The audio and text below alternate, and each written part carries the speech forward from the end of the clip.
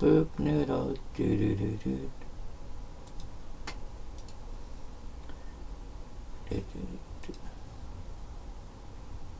Huh.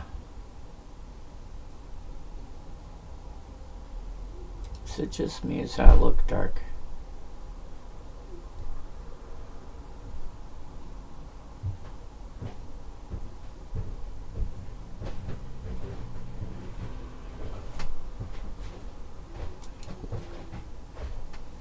Wonder if I can do something about that.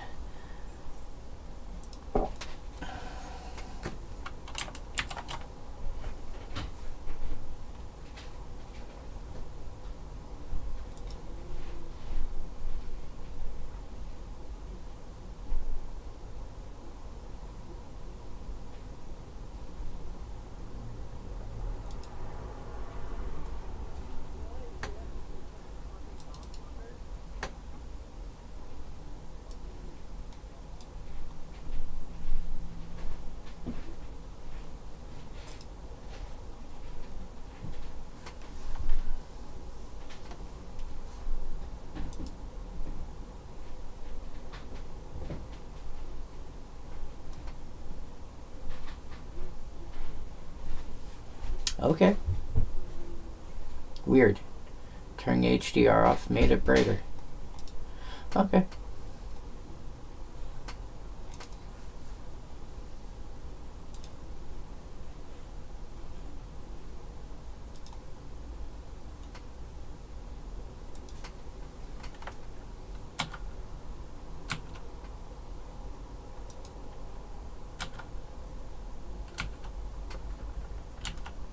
Oh yeah, and that one.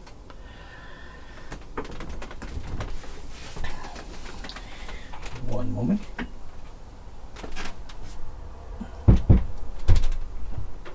There we go. I know I do not look professional in terms of a stream setup, but I don't claim to be a professional streamer. I have never claimed to be a professional streamer. I might in a few years. Yeah, whatever. Probably not. Can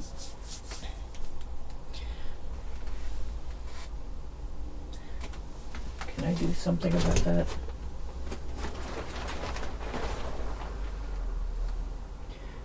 Not easily, not usefully. And not that it's going to matter. Right. Start a minute and a half early. Wait, starting early? Yeah, why not?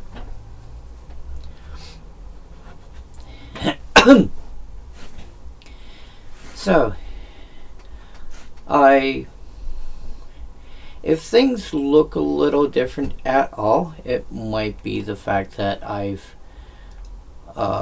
tried porting this machine over to Windows 11.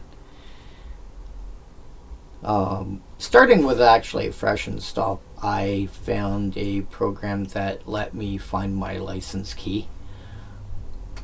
And then I had a drive that was basically empty.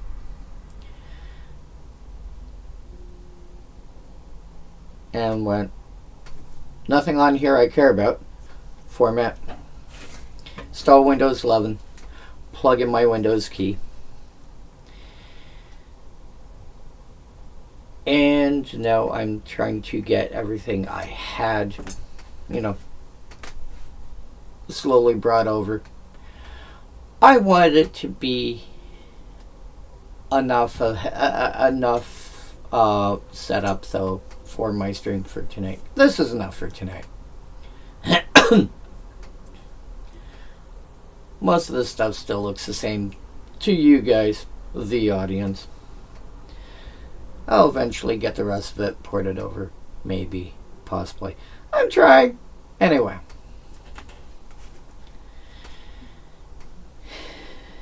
So, tonight we do Stronghold. Again, this is for those that have not been around for 20 plus years in terms of playing the game, or actually in this case I guess would only need to be about 10 odd years.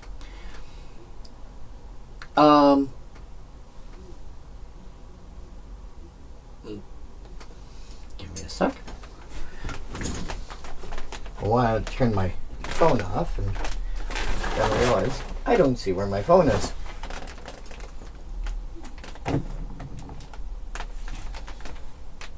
Oh, never mind. Found it.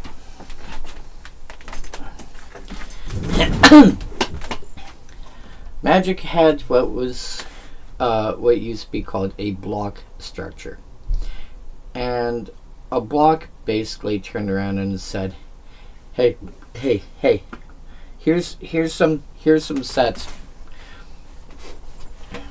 Here's initially 3 sets. They're all going to have the same setting, and instead we're going to tell the story of what's going on here over 3 sets."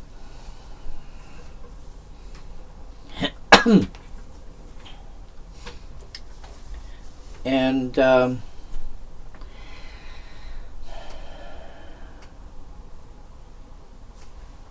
Ice Age kinda did that.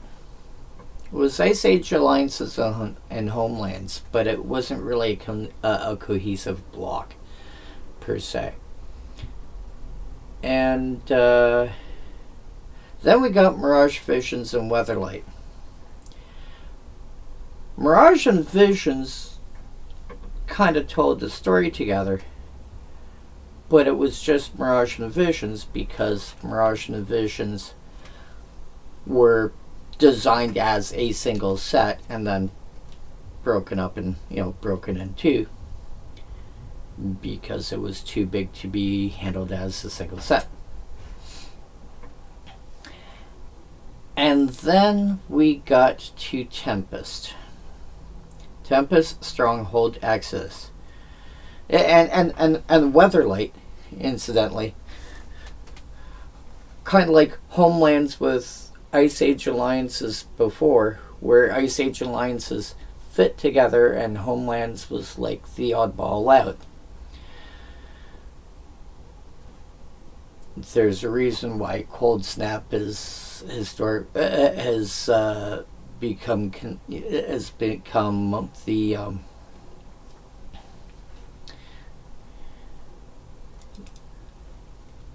become considered the 3rd set in that block because it was actually designed to follow along with Ice Age and Alliances, and Homelands didn't fit. And then Mirage Visions and Weatherlight. Weatherlight started telling the story of the Weatherlight crew. Gerard and Miriam Kovacs and Hannah and Sasay and so on.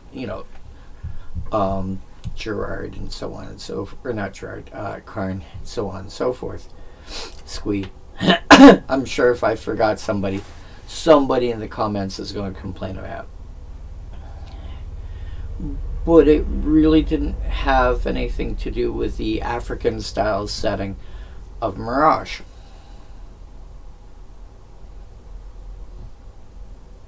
So Tempest was the first time we actually started getting a block that actually felt like a cohesive block. It actually felt like it worked together. And so this is the second set of the block. And so this is supposed to carry on from where from where Tempest left off. And then I think around, I want to say Battle for Zendikar, they dropped the block structure down to 2 sets. And then they eventually just dropped it all together.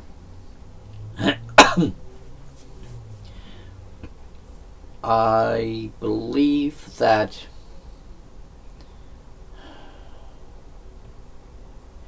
Guilds of Ravnica and Ravnica Allegiance was the last time we technically had a 2-set block, and War of the Spark was it felt like it fit with those two, so it was like the 3rd set in the block. But then after War of the Spark, it was just everything was, you got the entire storyline happen in a single set. Which I think is a mixed blessing. If they can find enough different places to go to and so on and so forth, I think it'll be fine. I feel though that it would generally be, and this is personal opinion, if they open back up, hello, what do I call you, Garog?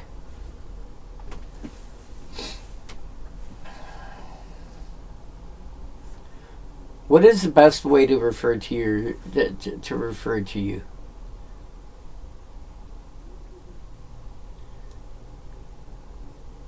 That's probably my best first question.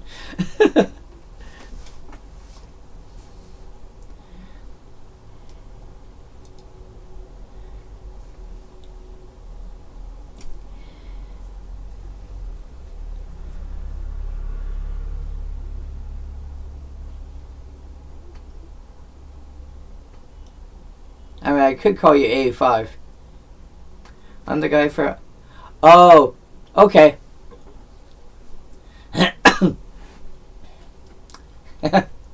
Yeah. Yeah, that... Lightning Bolt is...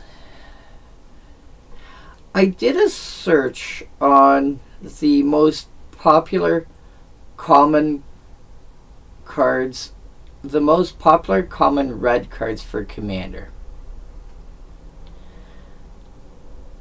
And I'm like, wait, what? I mean, like, we're looking at like over 1,700 cards, I think. And I had a bit of downtime when I was at work.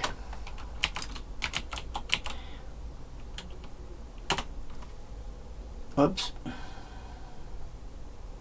I should take this out too. Let's see if that works. Nope. Did not pull this one.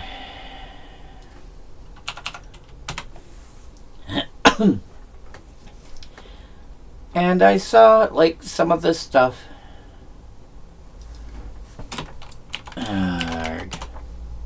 There we go. Some of this stuff makes sense. Like cards like Faithless Looting, Thrill Possibility. Okay, sorry. 1691. You know, Big Score, Unexpected Windfall, those all make sense. Impact Tremors, okay, yeah, I can get that. Get behind that. Mana Geyser. But I see cards like Lightning Bolt, and I'm like, yeah, but these are the most played red commons in EDH. Because you're talking about Lightning Bolt. And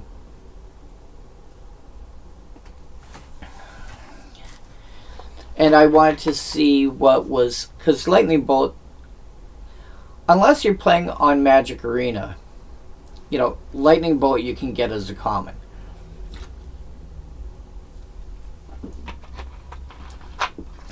Having to spend a rare wild card on Arena to get Lightning Bolt is... I mean, again, coming from somebody who's been playing over 30 years, it just feels wrong. But, like, I even... You know, I went to the checklist because I know what a lot of these cards do. And I'm scanning it over, and I'm scanning it over. And I'm expecting to see... Like, cards like Shiny Impetus, I get. You know, Ritual effects I get, but I'm seeing some of these cards and I'm like, why is this like shock?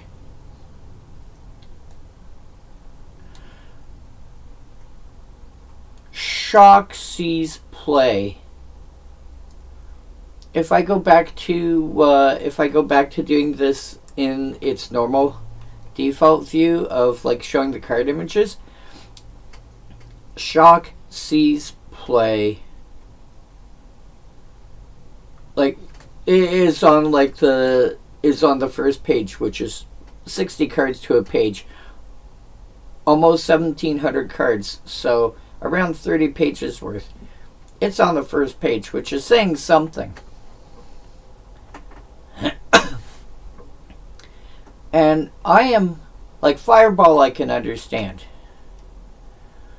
But I'm expecting somewhere, maybe I'll see some kind of mass remove, or not mass removal spell, but like some kind of out and out removal spell. Something that doesn't care about the size of the creature. Oh yeah. Oh, same here. Somewhat Sprint I kind of get when you're looking at cards like Feather, for example. But, well, it's not on the first page. I don't know where it fits.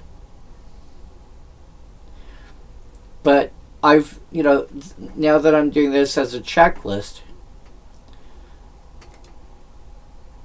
it's instead of as images, it's 175.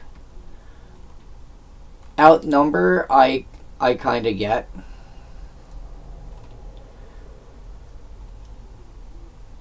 But I mean,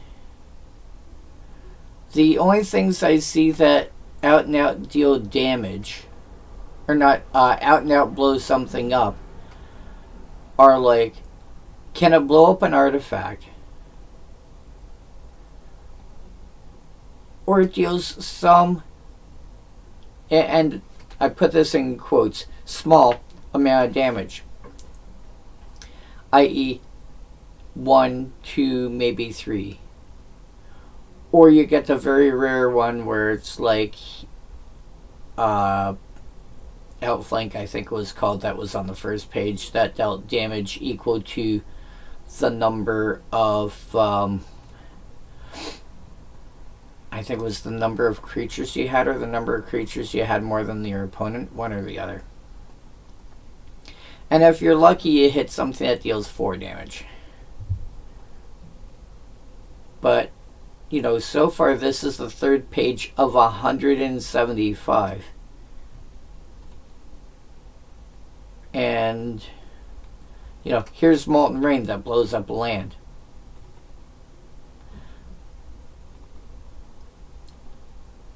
Like, there it is. This is what, the third page?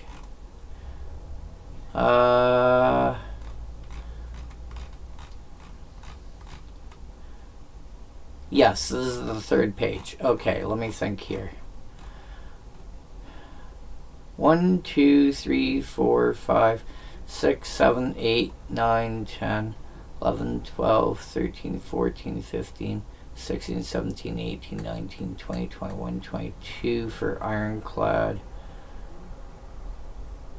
23, 24, 25, 26, 7, 28, 29, 30, 31, 32, 33, 34, 35, 36, 37. 525, 488.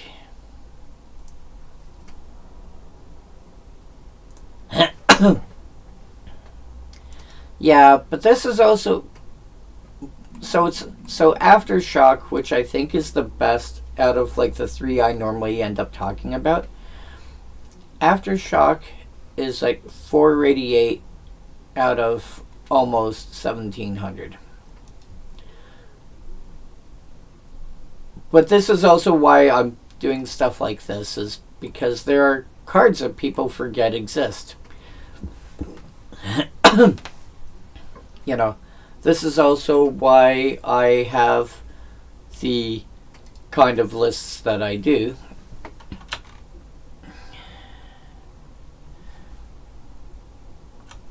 Where, you know, if you look at like my commons only decks are using cards that people forget, like you're what?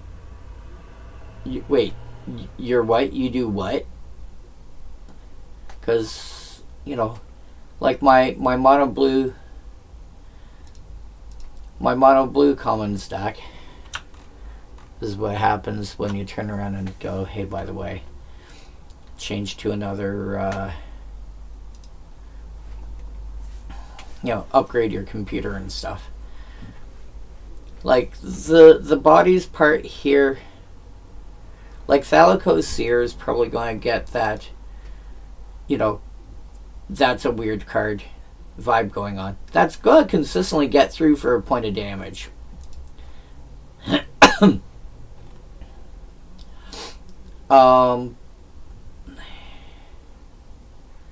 You know, throwing that on somebody else's creature is going to be like, cool, you're going to do some extra damage, but you're not attacking anymore. Wait, what?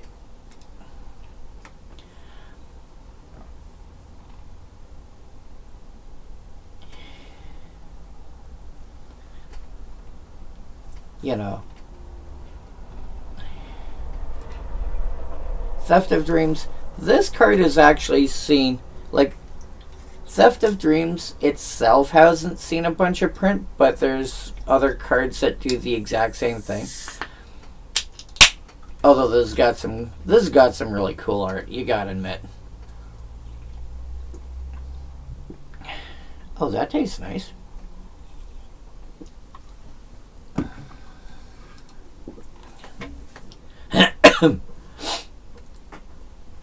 Some counter spells that draw cards.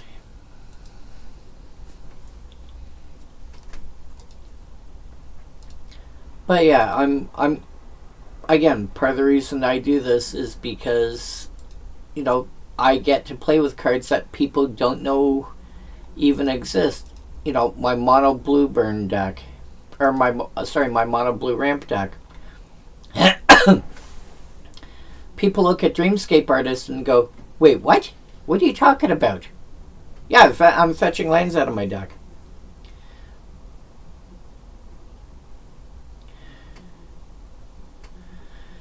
I mean, I wouldn't call that group hug because it's you draw, it's not target player draws. But if it's target player draws, I mean, that can be lots of fun and all sorts of decks. But yeah. Whoops. Get back here. There. Dreamscape Artist, fetching more lands out of the deck, or Sea Scrar, which is a card that, unless you've been playing a long time, or unless somebody like me points it out to you, this is a card that people do not realize exists. And Sea Scrar is really, really good. Sea Scrar is one of those cards that needs to get more attention.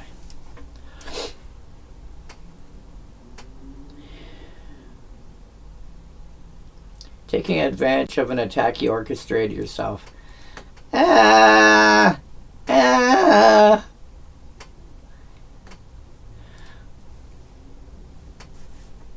yeah, that's why I like, you know, that's why I like making these decks, is because, you know, especially when you throw some kind of weird restriction on it.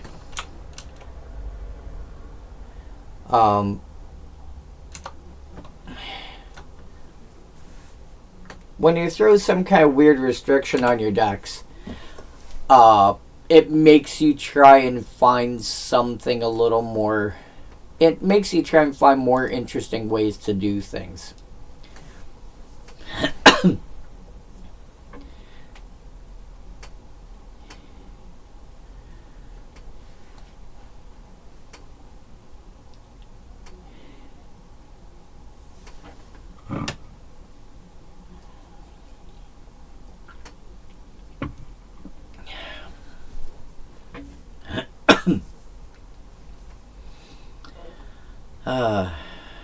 Speaking of, oh yeah, and so now now this week I'm starting to look at Stronghold, and it caught me just as I was starting my stream, which was yes.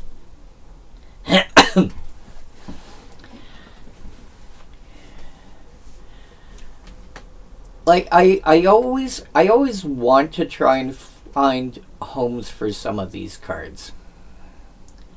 You know, and sure, maybe it's I'm playing a Toughness Matters deck, which is why Honor Guard would be interesting. But maybe I'm playing Toughness Matters and I'm on like, what was it, a couple months ago, MTG Goldfish did a Commander Clash where everybody's deck had to be like $15 or less, and then I think it was last week or the week before. Yay! Last week or the week before, Card Market did their version of, $15 is like, because they're based out in Europe. I think they're based out of Germany. It's like, okay, €10. And so if you're building a deck that's, on a theme, but on like a strict budget, Honor Guard you can get for, according to this, 2 cents US or 3 euro cents. And if you're building a deck around Toughness Matters and you can find cards to make it work that, for like a general or whatever to fit that theme, this is going to be a good card for that.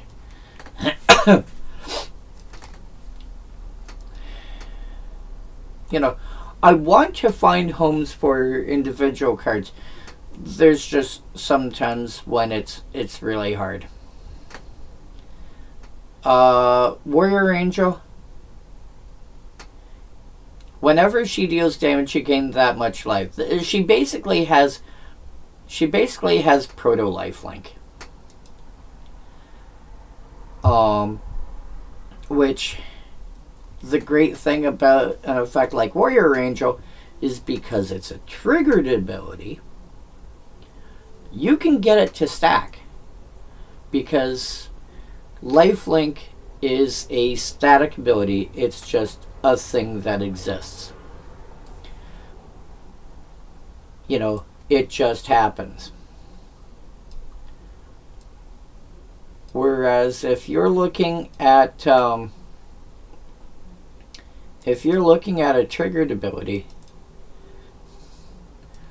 you can get the triggers to stack.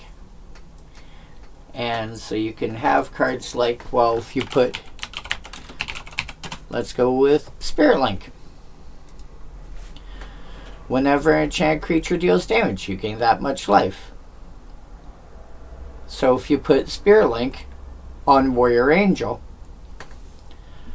you're going to have 2 triggered abilities that say whenever this deals damage, gain that much life.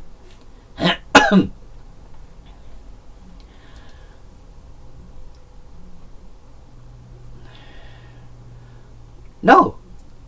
It's because lifelink just whoops.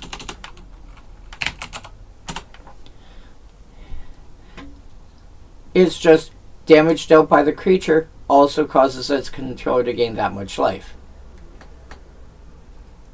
It just happens.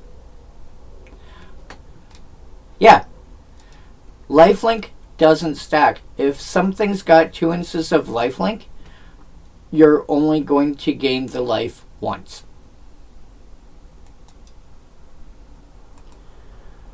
But Spirit Link on Warrior Angel, for every point of damage it deals, you'll gain the life twice.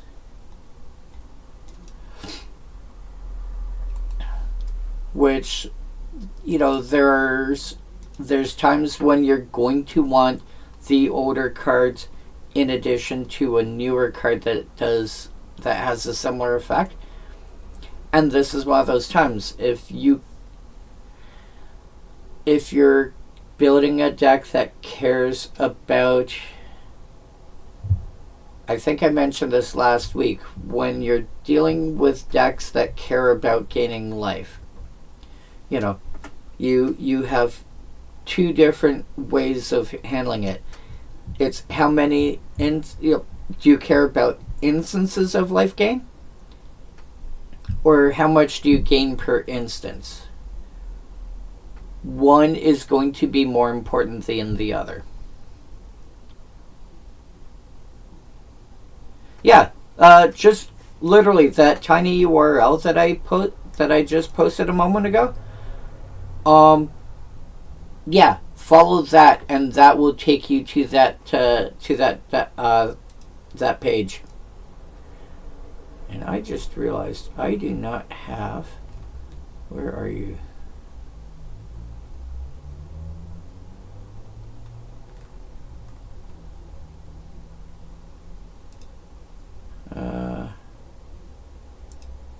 That's what I'm looking for.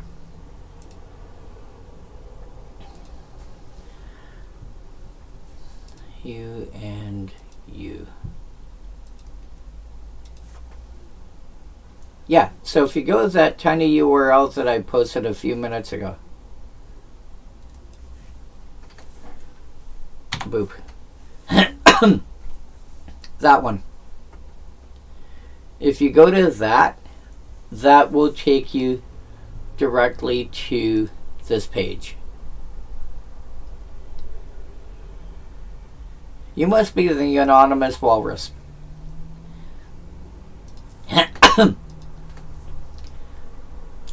But yeah, so for decks that care more about instances of gaining life, a card like Warrior Angel is going to be more important. Because you can put other stuff on it that also has triggered.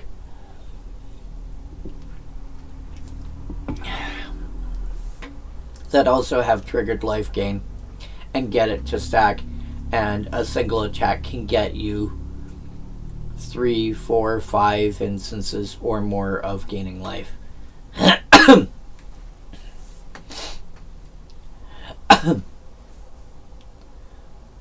Yep.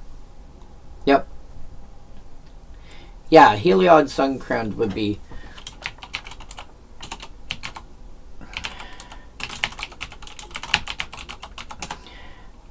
Yeah, whenever you gain life. So you have something like Warrior Angel and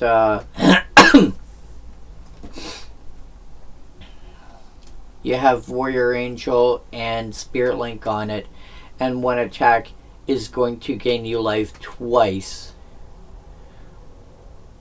which means you suddenly get 2 triggers with Heliod. I have Heliod in my mono white combo deck because it is part of my mono white combos deck. Is the one that's listed as multi-balls up near the top. Is basically every mono white combo I could think of jammed into the same deck and basically no tutoring. I'm really tempted to throw like a copy of Ring of Three Wishes or something of that nature in that deck, just so I've got a bit of tutoring, but like it is a big temptation. The problem is, if I do put any sort of tutoring in there, then the games are going to start feeling, all the same. Especially once you get a second tutor in there, it's like, consistency for a competitive deck is a great thing.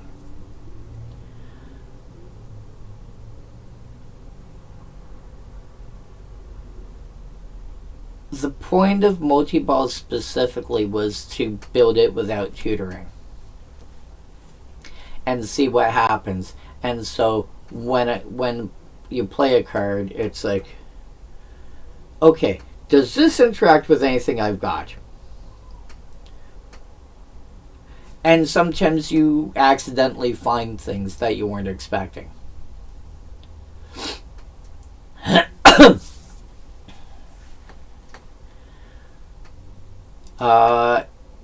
Heliod is specifically there to combo with, I think it's Walking Ballista. He does combo with some other things as well. And the fact that he can put +1 counters on any creature, you know, you combine it with things like, well, you've also got cards like Triskelion in there, which are a similar effect. I think you can combine it with, what's the other one? There's that spirit thing. Oh, what do you call it?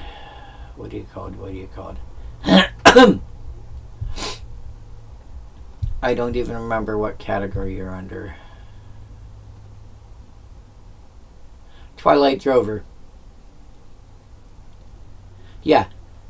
Heliod is kind of like the linchpin of this, of most of this section, realistically.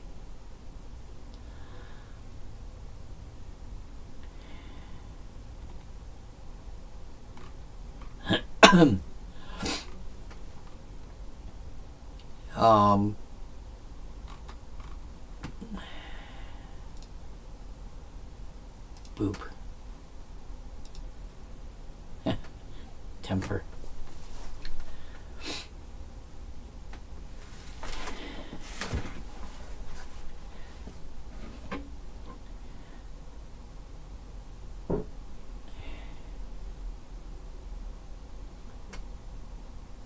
Huh.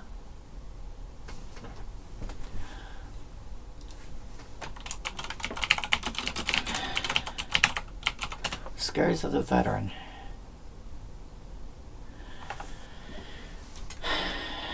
Okay, Scars of the Veteran prevents the damage now, and at the end of turn, you get counters.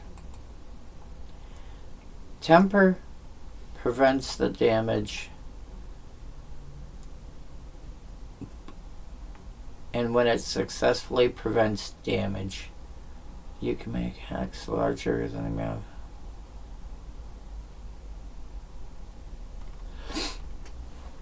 Yeah, well, I mean, when we're, like, this goes back to Alliances. The game was 3 years old by then. You had +0, +1, +1, +0, +2, +0, +0, +2, +2, +2. I don't think you had any counters that were bigger than +2.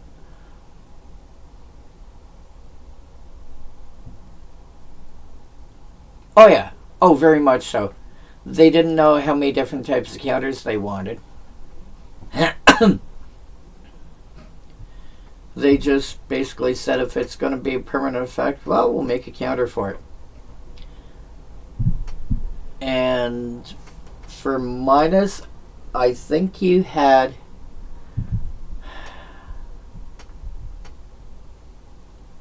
I don't remember any -1s. Like, apart from -1, -1. I don't remember if there was -1, -0, or -0, -1. No. There was -0, -1.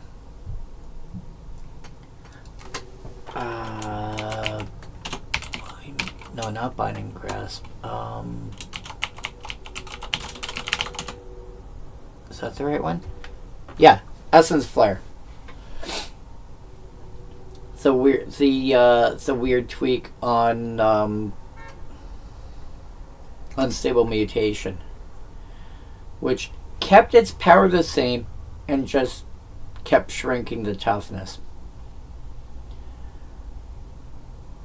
So it did have -0, -1. I don't think it had -1, -0. It had I think it had -1, -2, -0, -2.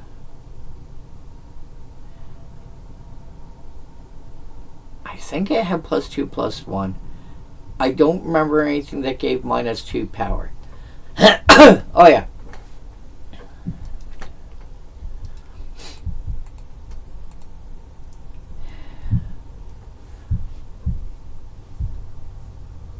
But after, like, this is what, 1998 now? Yeah. So the game was out for 5 years. I think by then they finally decided they're going to start consolidating counter types. You didn't really see, because the thing is, nowadays, if we want to give something +2, +2 as permanent effect,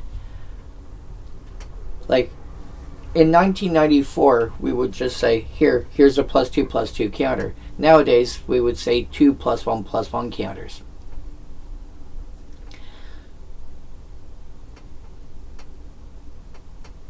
But if you've got something that gives +2, +2 counters, and you proliferate it, that's one additional counter that is that much more of a boost. And as I've said in the previous episode, they don't annihilate each other like +1 counters and -1 counters do. Oh yeah. If you want to care about what kind of counters are on your, yeah. If you care about what kind of counters are on your stuff, start taking a look at the ancient cards, or what kind of counters go on your opponent's stuff. If you want to do more than just +1, +1 and -1, -1 counters, look at the ancient stuff and you'll get some really, really big, you can get some more interesting counters. Let's go Frankenstein's monster. Which I handled when I covered the dark a couple of months, probably 3 months ago now. 2 black +X zombie. As it enters, you exile X creature cards. If you can't exile that many creature cards, you bin the monster. But for each one you did manage to exile, so you get a +2, +0, a +1, +1, or a +0, +2 counter. You could exile 5 creatures and end up with a 0/11. I wouldn't recommend doing it that way. You could also exile 5 creatures and have an 11 power and 1 toughness. Sorry, 10 power and 1 toughness.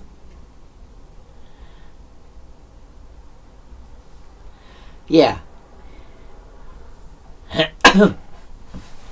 Oh, sure. But in a toughness matters deck, there's like, I know you can get 0/12s and 0/13s.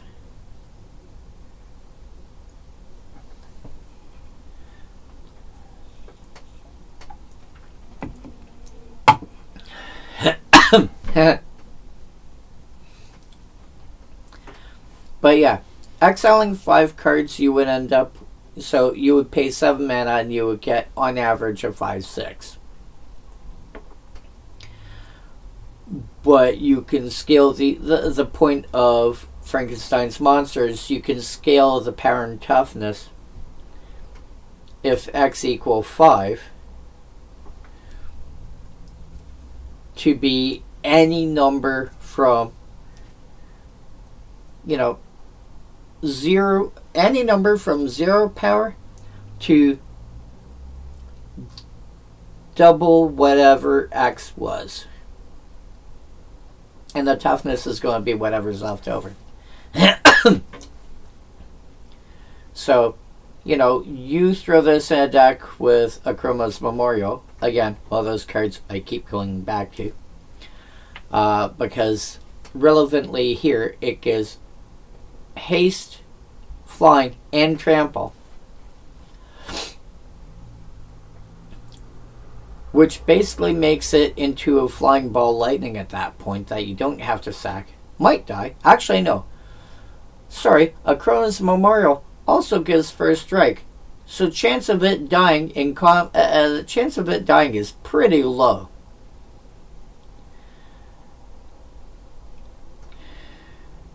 X equal 5.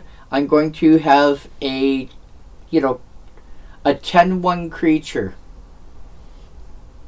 Here, take 10. Thunk. Yeah. But again, if you want weird weird counter types, +2/+0, +0/+2 counters on the same, available on the same card.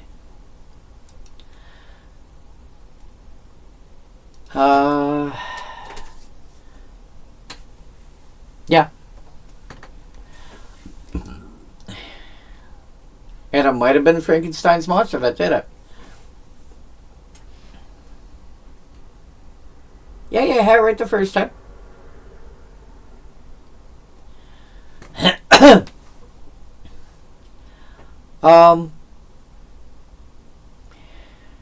That being said, temper, I like. If I am looking to. No, but this time you spelled thought wrong. You forgot the H after the first T. You got nowhere right. You got thought wrong. Womp womp. But yeah, temper is a card that I like. This kind of card. If I'm looking for damage prevention of any sort, like this gives me an actual viable reason for playing some sort of damage prevention.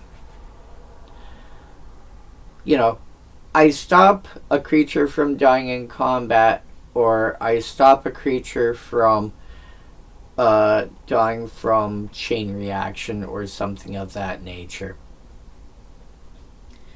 And what do I get out of it? My creature gets bigger. And depending on the kind of deck that I'm playing, cool, I'll prevent 7 damage. I get 7 +1/+1 counters on it. Well, the creature I happen to prevent the damage to is Walking Ballista. I'm going to start throwing ballista bolts at you. What?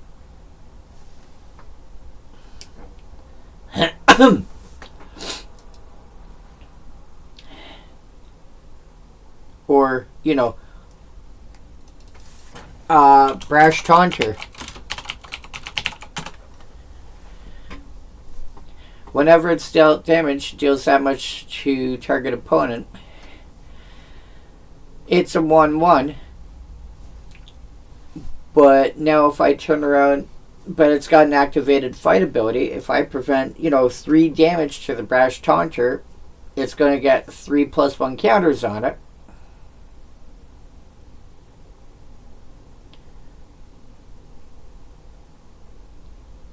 Yeah.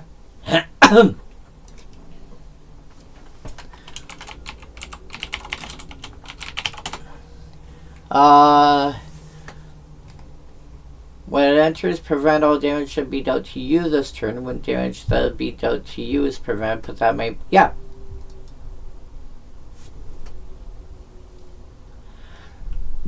And again, one of those cards that would be... Oh, put that many +1 counters on itself. Oh!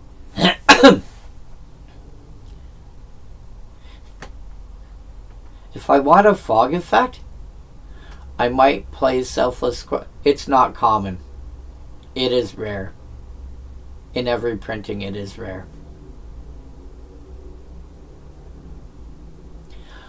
Unfortunately, the coloration from the one at Karloff Manor looks... it's hard to tell. Because the way the set symbol is designed. It's easier to tell on...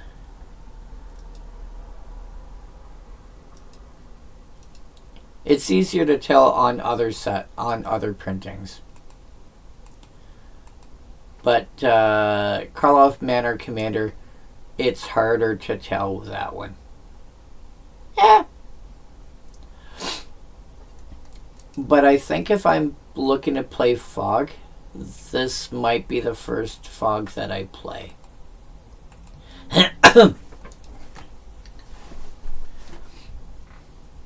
But yeah, if I'm looking to prevent damage and make creatures like this, gives me a reason to play damage prevention, because playing damage prevention in and of itself is meh. This saves the creature and makes it bigger, which, you know, and they're +1/+1 counters that can combine with a lot of things.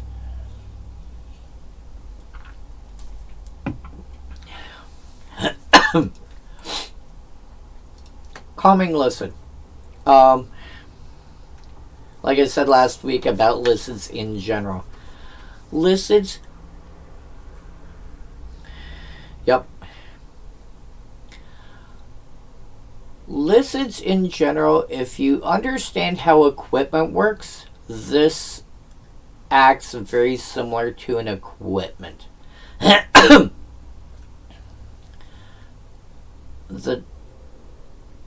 What you have, or maybe a creature with reconfigure from whatchamacallit, Kamigawa Neon Dynasty is a better example. It starts off as a creature. You can pay a cost to turn it into a creature enchantment. Attach it to target creature.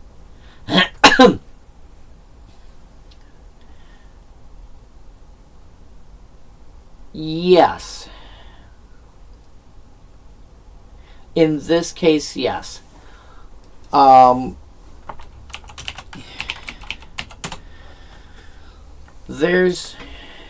going to sort these by color. There's 12 licids. You know, one of them's brown, 3 of them are blue, and there's 2 for every other color. They all do different things. Some of them were from Tempest, which was last week. Stronghold tonight. And then Exodus, which will be where Dominating Licid is, for example, would be next week. And there's, let's see here, Tempest. It looks like there's 1 for each color from Tempest, 1 for each color from Stronghold, and then an extra blue one and the artifact one next week for Exodus. And they all do different things. And so, but in general, they all kind of work like equipment-ish. You attach it to a creature, and then you can pay. It's always, you can pay 1 mana of whatever color the licid is to make it fall off and become a creature again. I believe if you don't pay the cost to make it fall off, or to make it revert back to illicit, I believe it's just treated like any other enchant creature at that point.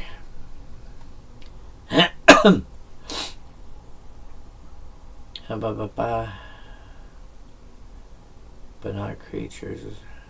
After.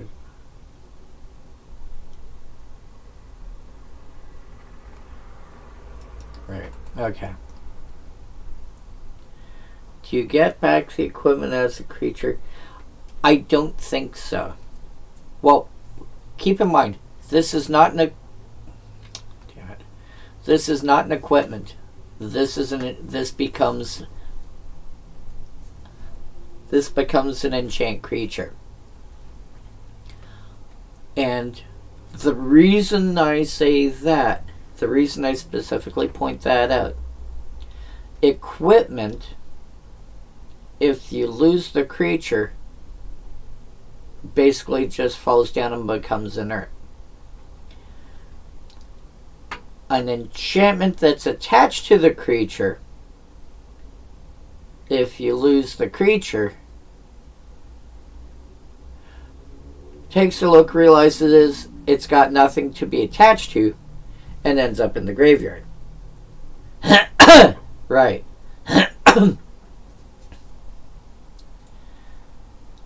So, I do believe that lizards, when it's attached to a creature, goes to the graveyard as well.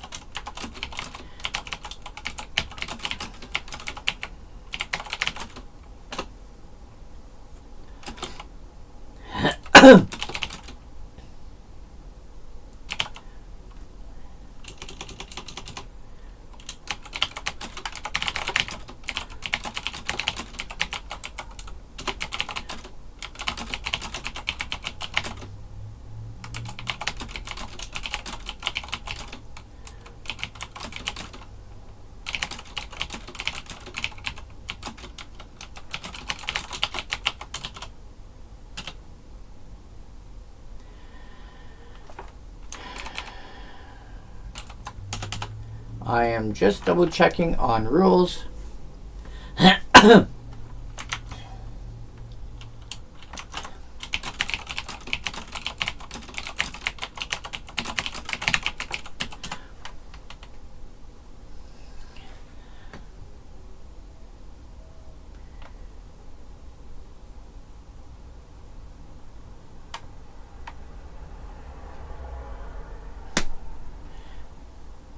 Did I get it? I think I missed. There's a mosquito flying around in here.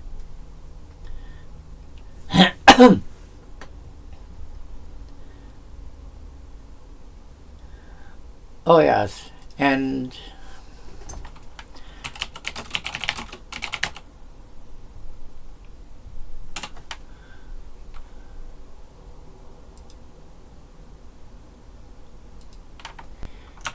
this, for reference, this is where I end up going to get the rules checked.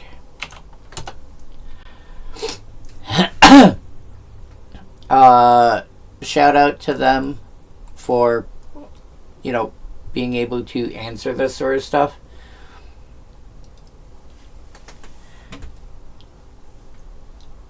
Anybody that populates that to help answer rules questions, I mean, they don't go there because they have to. They go there because they want to, and they like answering rules questions. It is not a paid thing or anything like that. So it's not paid from either side. It's like you don't pay to use that service, and you don't pay to. You're not getting paid to give answers back. It's just these guys are, and they've had to change servers a couple of times. As far as I'm aware, that link has been legit for probably like 10 years now, or something of that nature. So, shout out to the guys in the rules chat for helping out with whenever I have weird oddball questions like that.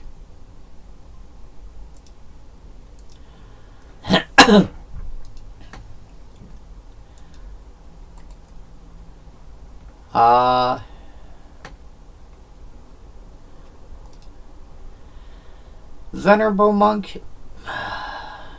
Venerable Monk, I tend to find my problem with the fact Venerable Monk feels like it's costed about right, but I always feel like there's better now. I know, for example, you've got like Impassioned Orator, which is like a 2/2 with lifelink for 2 mana. And so the option there is, life that can be gained consistently versus one shot.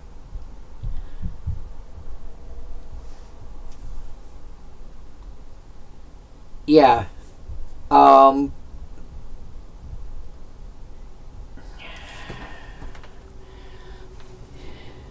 MTG Companion, I think, gets their you're talking the one. If that's the one put out by Wizards of the Coast, I think that just gets whatever the rulings from Gatherer are, and whatever feedback people have thrown in there. If you're ever looking for an answer to a weird interaction, for example, or what you think is a weird interaction, or the rules have changed. There's going to be a lot of cards where, well, this card used to work this way back in the day, and then suddenly and you go into the rules chat, and you'll find out, yeah, it doesn't work that way anymore, and hasn't for, maybe it's a recent rules change, or maybe it's maybe it's something that changed, 5 years ago or 10 years ago, or yeah. So when you go to somewhere that has just static responses, the rules and the rulings are going to be legit as of when the ruling was issued. Yeah. Which is kind of a reversion back to the way it had been for a long time. And I can say that because I've been playing for 30 years. And ordering combat never really seemed to make much difference. I understand why they did it that way, but it didn't really seem to make a lot of difference. And now with, being able to split split things up the way you can now. Yeah. Because you also have to remember, cards have been designed for the last 10 years or so with the, with one style of combat. With one style of combat being able to be, combat working a certain way.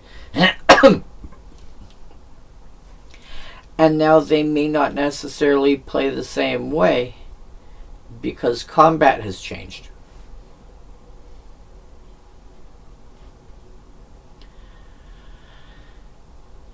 Yeah, it's always been.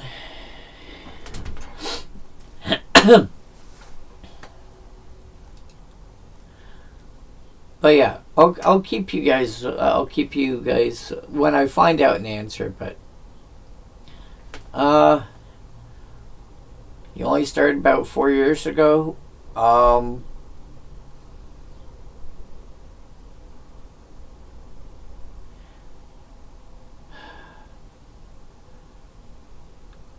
If you attack and I block,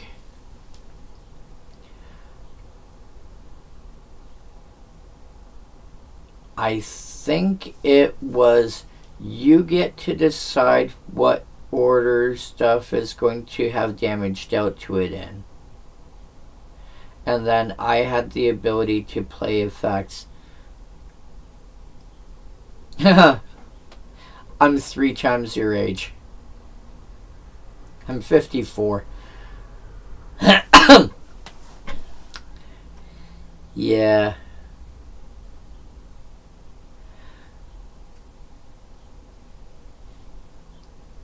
Yeah, this game came out, you weren't alive yet. This game is older than you. God, how long is it going to be into? I think might be a couple of, might be. Oh, hold on. This is 25, 18, 2007, 4.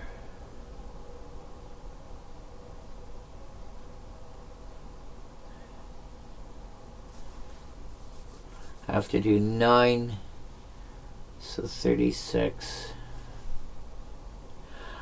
I think if I'm doing this every year, or every week, I think it might be next year by the time I hit cards that came out the year you were born. Correct. It will be an unattached aura, and the effect doesn't end itself automatically. It goes to the graveyard. Whoa! It does work the way I thought it did.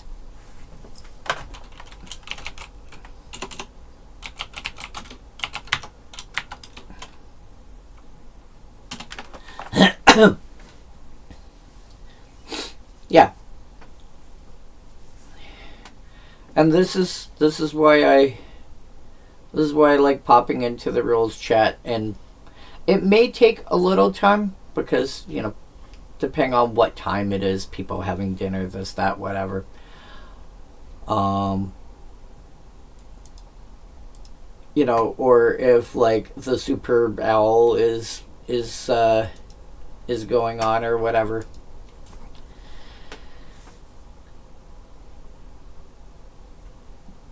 But usually you can get some kind of answer in some not unreasonable amount of time. And and in this case, the list does work the way I thought it did.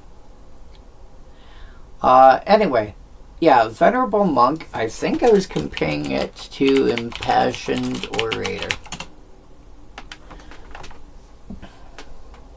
Oh, Impassioned Orator is frickin' is the Soul Sister. Daybreak Chaplain?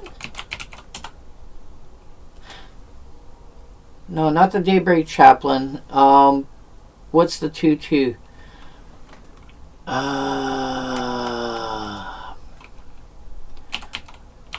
Power equal to toughness equal to lifelink.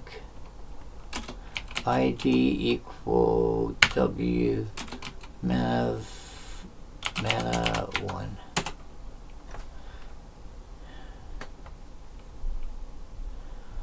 Bishop Soldier is the one I was thinking of. I'm pretty sure.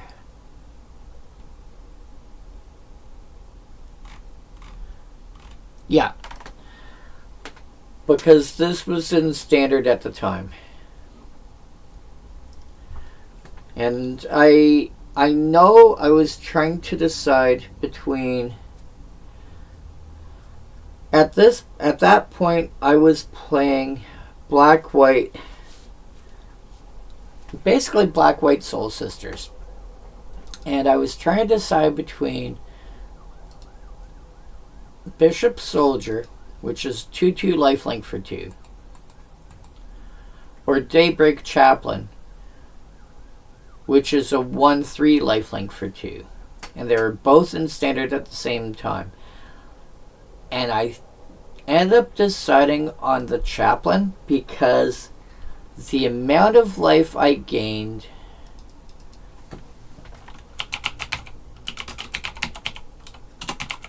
because you had cards like a Johnny's Pride Mage and similar effects at the time.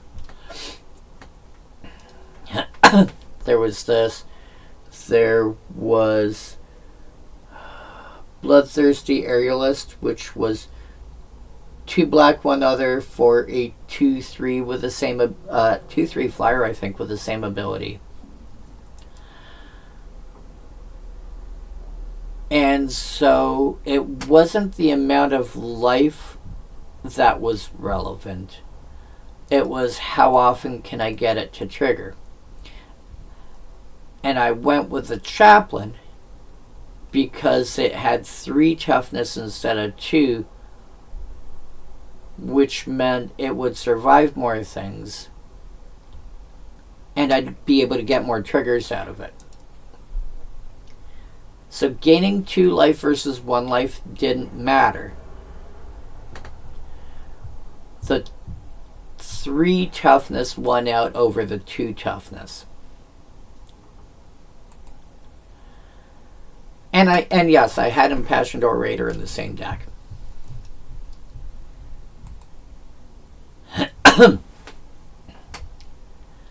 So, all of that is to say, going back to the Venerable Monk.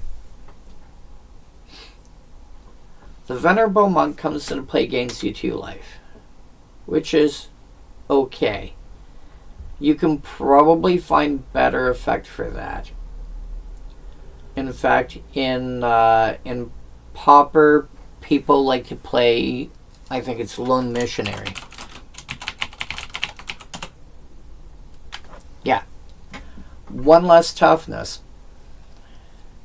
but comes into play and gains you 4 life for 1 less mana. So, same power. They're going to die to the same things. Comes in play, gains 4 life. If you have to play this kind of effect, you probably want you're going to want an effect like Lone Missionary first. Otherwise, you should be looking at cards like Impassioned Orator, your various Soul Warden effects.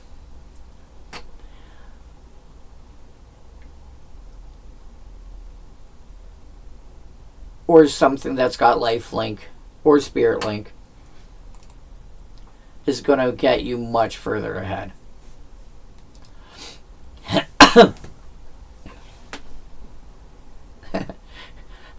Lancer's Encore. The next one damage, so 5 mana for a 3/3 trample, which sounds eh. But the next damage that would be dealt to this creature this turn is dealt to target creature you control instead. So, you can redirect damage from Lancer's Encore to any other creature you have. This kind of does part of what banding used to do back in the day.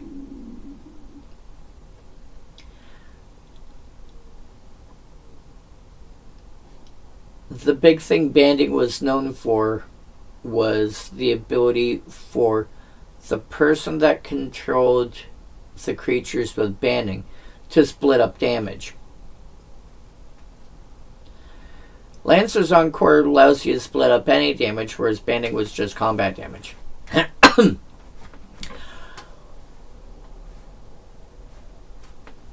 Yeah, Yeah, there was. I can't remember what it's called, but there is. And the fun thing about the fact like Lances Encore is you can combine, like, it's better nowadays. It was back in the day, but nowadays you've got creatures that have indestructible,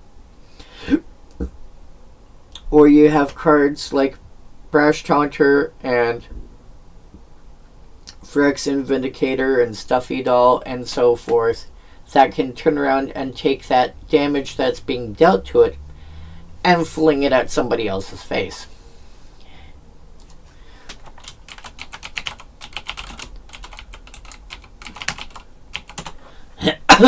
If damage would be dealt to this creature, prevent that damage. When damage is prevented this way, this creature deals that much damage to any other target. So you can take all the damage, have it thrown down, have it all shunted down to the Lancers. Then split it to effects like Stuffy Doll and Phyrexian Vindicator and this, that, and whatever else.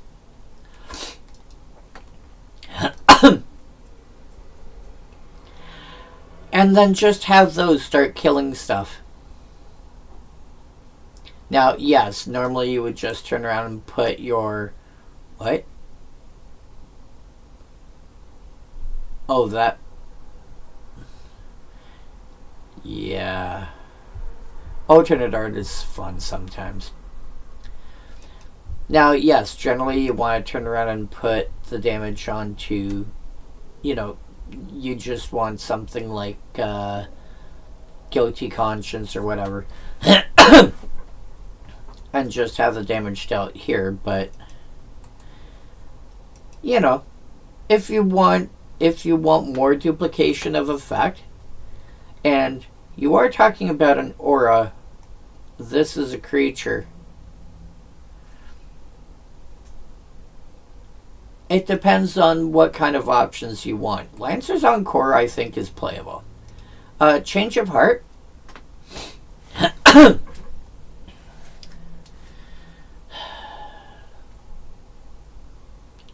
I think the first reason people want Change of Heart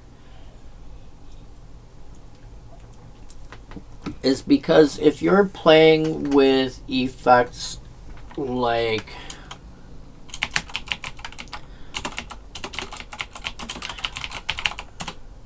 Stormscape Familiar, or Pearl Medallion would qualify just as well. This reduces the cost of your white spells relevantly here. You have enough of those effects. You can make it so that because if you have 3 of those kind of effects in play, then it only ends up costing whatever the white part is.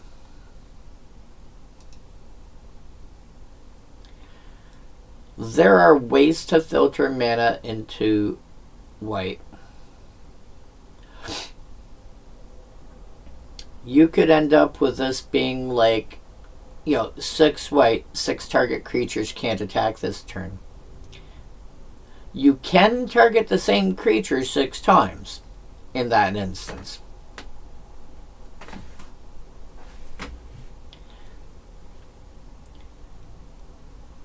And there are cards that care about being triggered. And I think Nadu was one of them.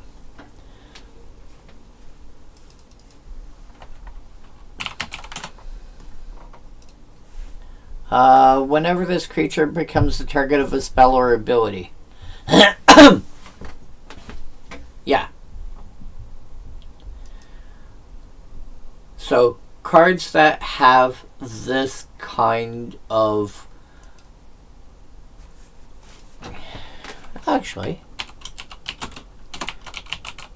whenever this creature becomes the target for whenever becomes the target.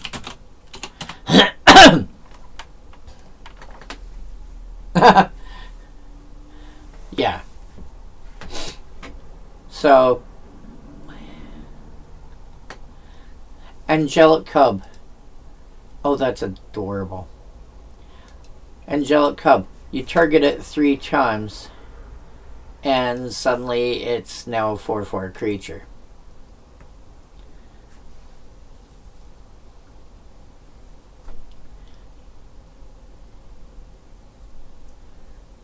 You know, Cephalid Aristocrat.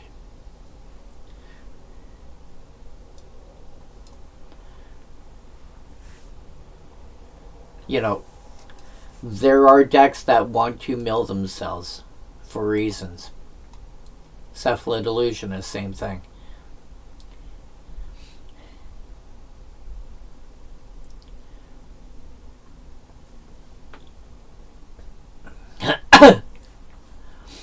Emberheart Challenger, with an ability that people forget is a thing. The first time you target it each turn, exile the top card of your library, and then you can play it.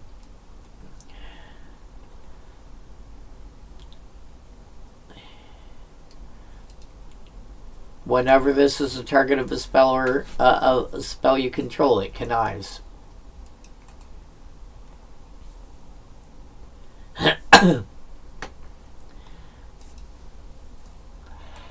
You know, there's a lot of, yeah.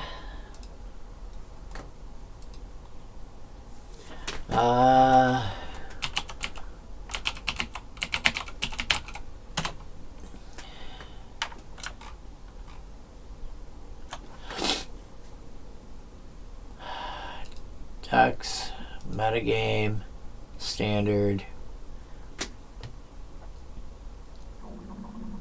Standard is actually relatively inexpensive. Keep in mind we are talking about a constructed format.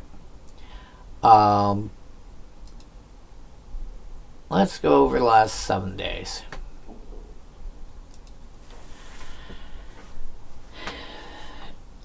A deck for a competitive format, even if it's only standard, being under $300 is actually very affordable.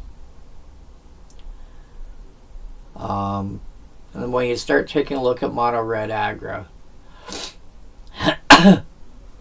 like $178, the bulk of that is coming from the 4 Screaming Nemesis, which is 88 of that.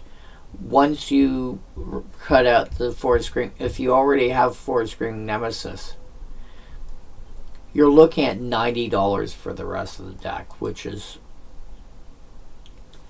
and to be fair, that's not an uncommon statement for a lot of decks. It quite often ends up being like one particular card ends up being like the really expensive part. Then you can take a look, if you scroll down to the budget decks, where Seth tries to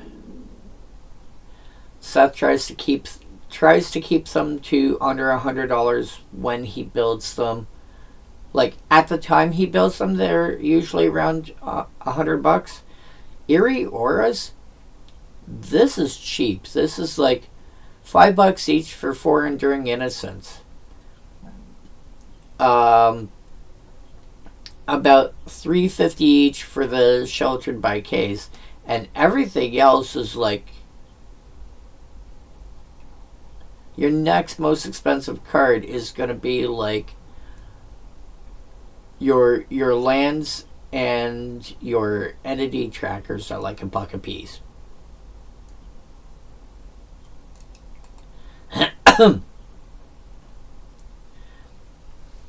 So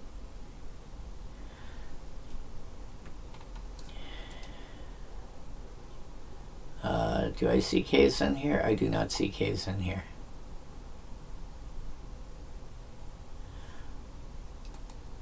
Unless caves was another format. Might have been another format. I don't remember. But yeah.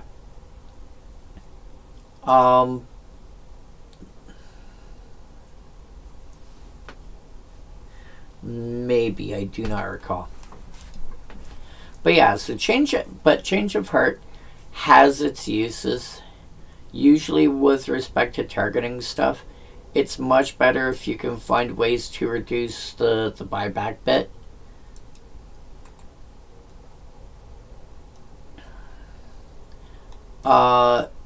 Sky Shroud Falcon, by now you should be able to find a 2/2 Flying Vigilance for 2. Or I think you can get what Sky Shroud Falcon is for 1 by now.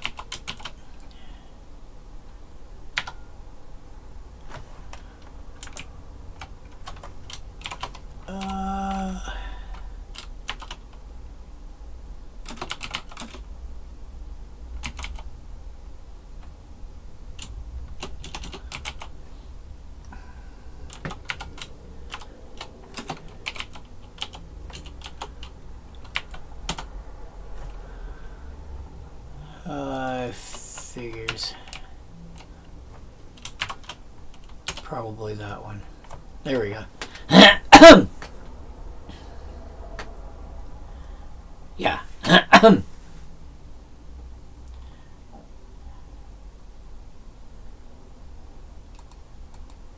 So Sky Shroud Falcon is a 2-mana 1/1 Flying Vigilance. So anything that's better than a 2-mana 1/1 Flying Vigilance.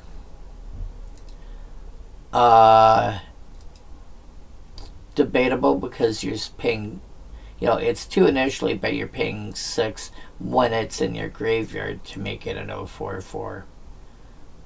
So probably not here.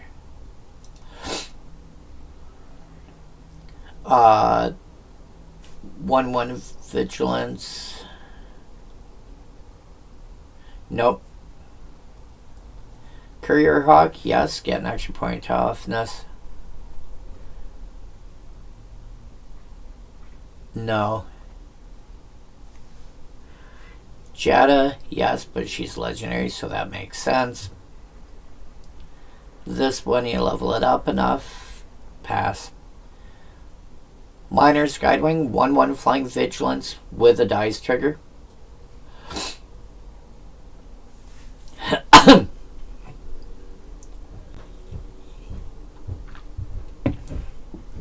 When you hit Threshold, this is which is like 7 or more cards in your graveyard. This becomes a 2/2 Flying Vigilance. This does not exist. 1/1 Flying Vigilance. So again, wow.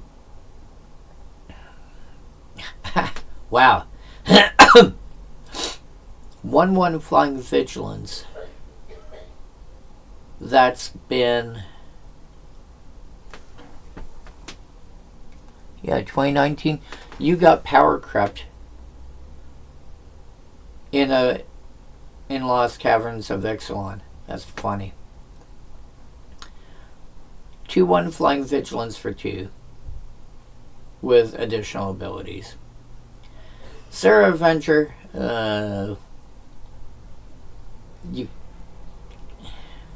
Speaker of the Heavens, Vigilance, lifelink, taps to make a token if you've... Oh. Only if your life total is higher. this can potentially be... This is 2/2 vigilance that can potentially have flying and other abilities.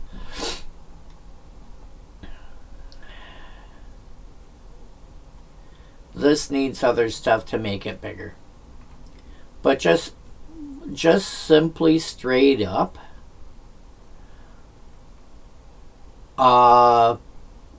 just simply straight up, 1, 2, 3, 4, 5, 6.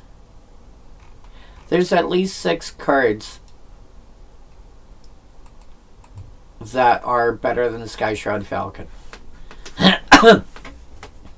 Without needing extra hoops to go through. The hoops might be easy. The hoops might even be something you want. I'm just saying, no extra something involved. There's at least 6 cards that are Sky Shroud that are at least better than Sky Shroud Falcon. You know, being the same at half the cost, or being the same cost but bigger.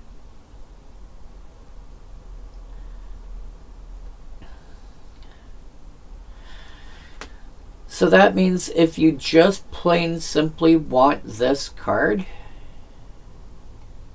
there's 6 other cards you should be looking at first. Semite Blessing. The next time a source of your choice would deal damage to target creature this turn, prevent that damage. Oh, that's cute. So it'll prevent all damage to one creature. That's always cute.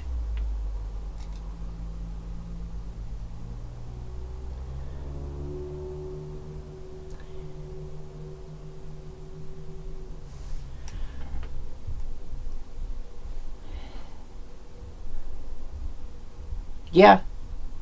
Again, if you're looking for damage prevention, the problem with damage prevention in general is that you're usually better off with something that will just not care about the damage, period. So giving a creature indestructible till end of turn, giving it protection from a relevant color till end of turn, etc. Damage prevention,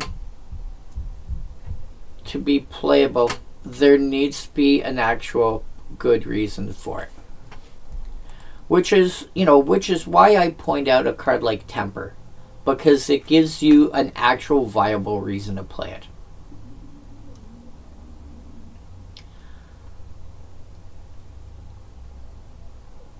It's not bad at what it does. The question is what it does relevant to your interests? If somebody's playing a mill deck, Semite Blessing doesn't do that much. Now, there, mill isn't that big a deal. This is also preventing damage to a creature. It's not going to do anything to you. So if somebody throws a fireball at your face, Semite Blessing won't help. It doesn't mean that it's bad. I think it's probably going to be the best card at what it does. The question is what it does relevant to you? Spirit Encore.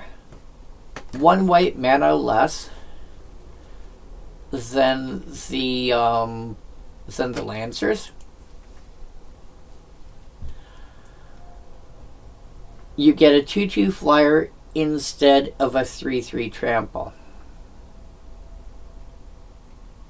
but with the same damage redirection ability. I would probably be likely to play... I would probably want to play both.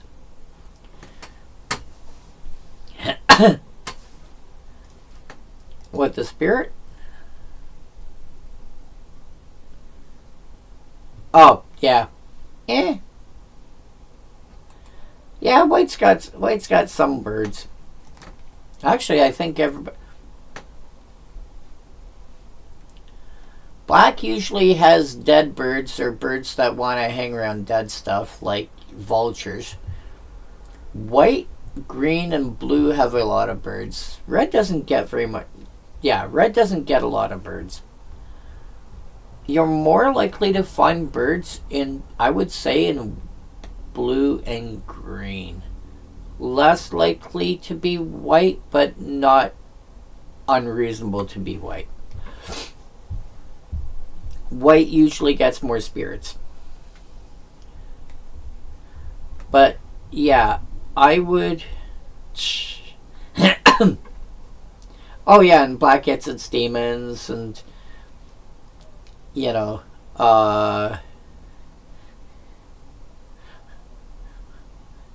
blue gets its sphinxes, white gets its angels. Green is the only one that really doesn't have anything, and that's the only time it gets something is when everybody else gets it. So, you know, stuff like dragons. But red has got the market on dragons. But yeah, Spirit Encore, there are ways, yeah, but the thing about flying is being able to attack and not be blocked. And green doesn't have something like that. The closest green gets to that is either reach if you're looking defensively, or offensively it gets like trample. It doesn't really get flying per se. I think I agree with the way this is written out though. I think I would probably play the Spirit first over the Lancers because it is 2/2 flying versus the 3/3 trample. Yeah, but that's alpha. You know, cards that came out early in the game kind of buck the trend.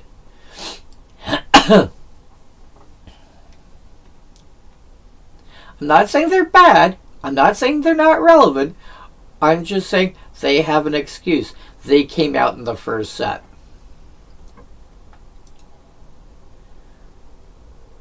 Prevent all damage that would be dealt by target instant or sorcery this turn. Oh, this is cool. If you've got a deck that ends up drawing a whole bunch of cards, Hidden Retreat just turn around going... I think I would only want one card like Hidden Retreat in any given deck. Because people... that would be dealt by target instant or sorcery. What I would really want to prevent damage from is a card like Chain Reaction, Starve Extinction, etc. Yeah, Plasma Sack.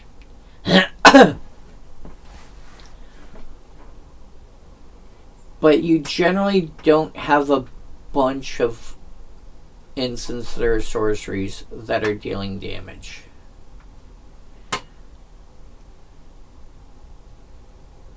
I think I would only want one in any given deck. This is not the sort of effect I'm looking to duplicate.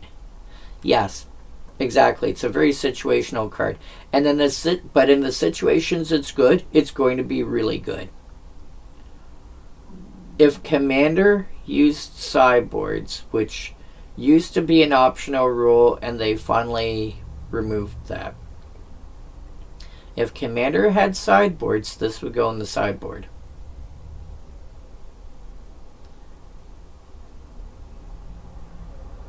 But in a main deck, I would not be adverse to having a single copy somewhere in the 99. I wouldn't want it in every deck. but I would be okay putting it in the occasional deck.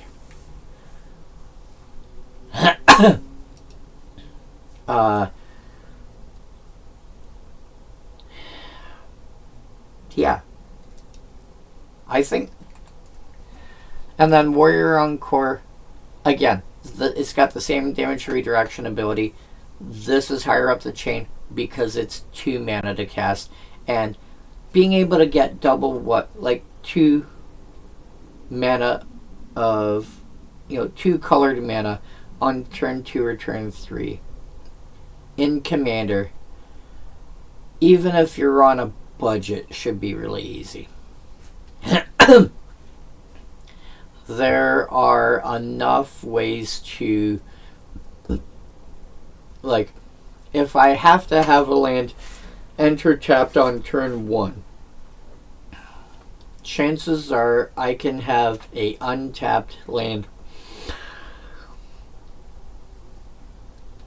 that's fairly inexpensive on turn 2. Even if you're talking basic planes or something, you should be able to do that on turn 2. Alright. Let's go for blue.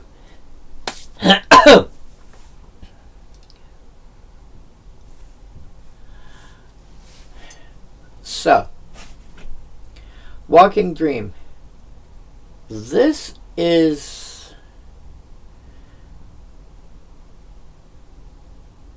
Well, sure, but you're playing Commander. People tend to be a little more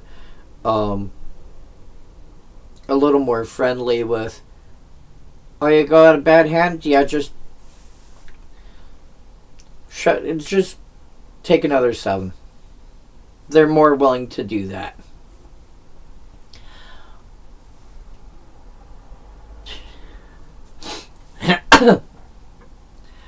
I used to play a bit of Vintage back in the day. And the worst hand... there's certain cards like Soul Rings that often get considered part of the mana base. Because Soul Ring is incredibly cheap to cast. And it makes more mana than it costs to cast. So in Vintage, a card like that quite often gets considered part of the mana base. The various Mox and Mox Jet, Mox Ruby, Black Lotus get considered part of the mana base as well. So, you might consider, you might think about having 24 mana slots in your deck, but this could be 15 land, Black Lotus, 5 Mox, and so that brings you to 21. Your Soul Rings, so 22. And then maybe a couple of other, you might have Mana Crypt and, and something else. Mana Vault, maybe. Which all create more mana than they cost, and all are incredibly cheap in terms of how much mana it costs to cast them. But the worst start that you can have for your mana base is Soul Ring.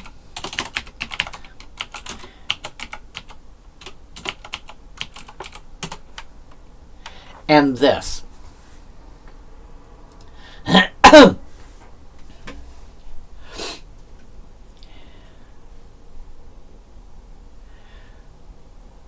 Imagine having this and Soul Ring in your opening hand and no other ways to generate mana. You cannot tap Tellurian Academy for mana. You cannot tap Tellurian Academy for mana and cast your Soul Ring.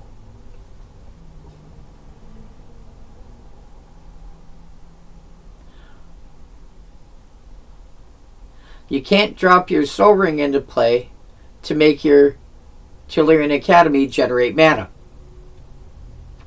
So those are the only two... Yes. Yes. great, amazing, powerful cards. You need a third mana source of some sort. Hey, Holly, get your adverbs here. Yeah, I'm not going to stop that. I don't think ever. Yeah. No, you need something better than that.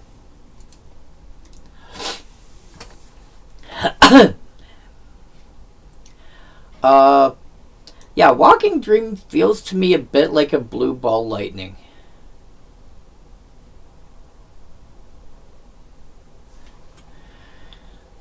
It's 4 mana for a 3/3 unblockable, but it won't untap if you have if any of your opponents have more than one creature in play.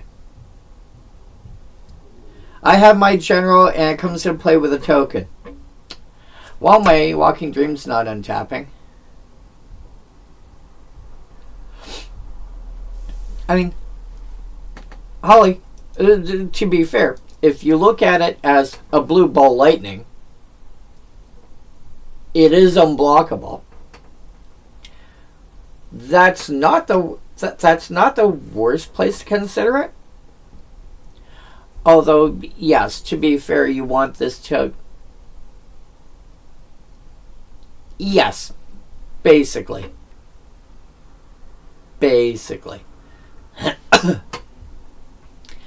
This is one of those times when... Yes, but when you have a creature that's unblockable... See, the difference here is Ball Lightning dies at the end of turn. This only doesn't untap. This is going to stick around. You can throw auras on this. And then, of course, you can also have the fun thing of, I don't know, you're playing blue, add Intruder Alarm. I don't know if that's a card. Because you said you've only been playing it like 4 years, so this may not be a card you're familiar with. Creatures don't untap during the controller's untap steps, which is already kind of the same drawback that what's called Waking Dream? Walking Dream has. But whenever a creature enters, untap all creatures. So some plays a creature, everything untaps, but your guy's unblockable.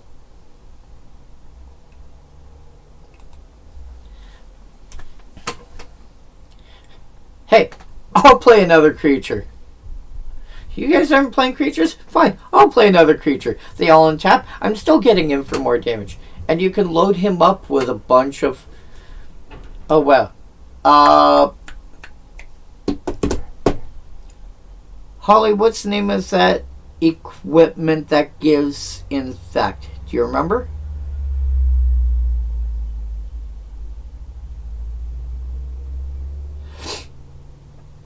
Yes.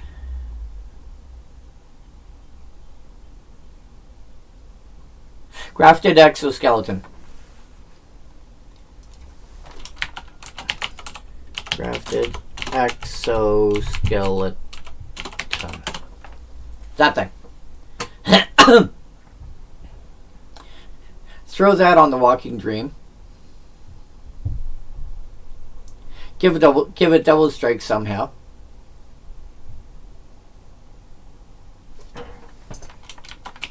Unstoppable plan. At the beginning of your end steps on tap. Ooh.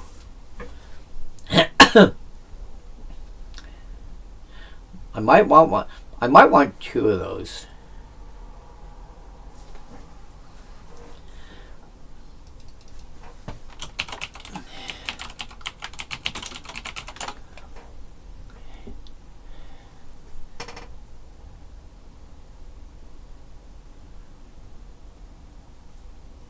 Oh, yeah.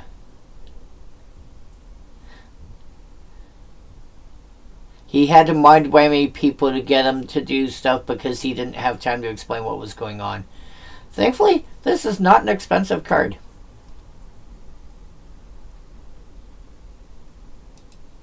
I would not be adverse to getting like 2 copies of that for various decks.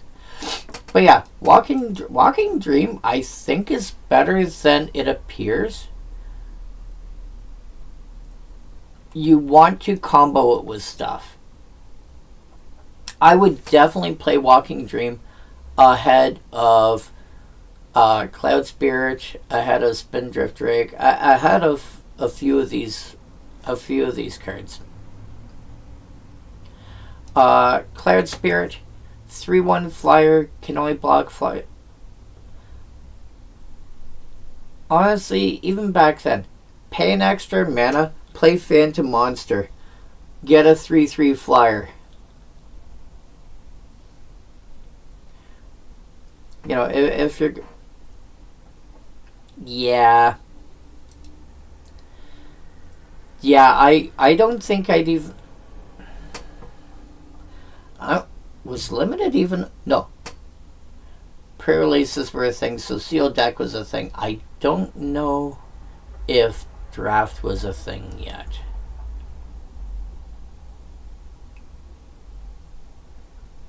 Oh, would have been like Rochester Draft or something like that. Back when everyone got to see all the cards at the same time and you went, I want that one, I want that one, I want that one, I want that one. Yeah, but Cloud Spirit? Okay. See you, Garog.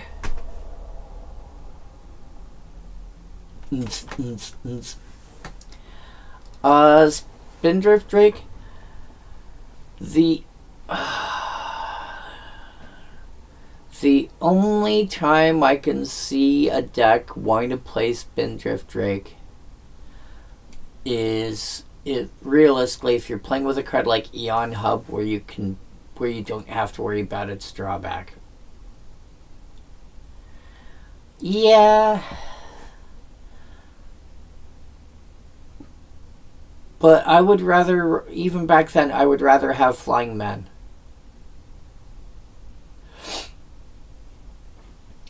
One less power, but, I mean, you don't have to worry about paying an upkeep every turn. Dream Prowler, basically, if you can... Man, Richard Kane Ferguson is crazy good for... Like, Richard Kane Ferguson has got the kind of art that just makes you go, wow. 4 mana for a 1/5, which is basically, what was that card?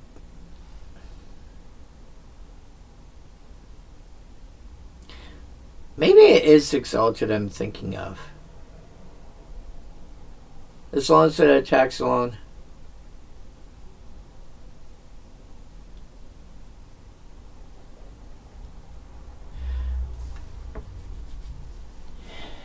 Yeah, because, well, again, can't be blocked as long as it's attacking alone. It's a 4 mana creature, so roughly works out to a 3/3. 1/5 works out to roughly a 3/3. You throw some auras. If you have 2 in play.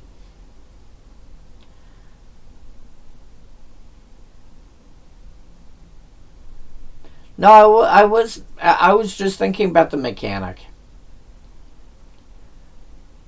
That because there was a mechanic that wanted you to attack alone, and I think that might have been Exalted I was thinking of. But yeah, this is basically a 3/3 unblockable.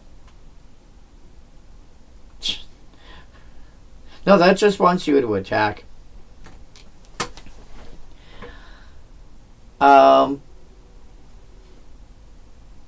Oh, you're talking about on the Dream Prowler. Yeah.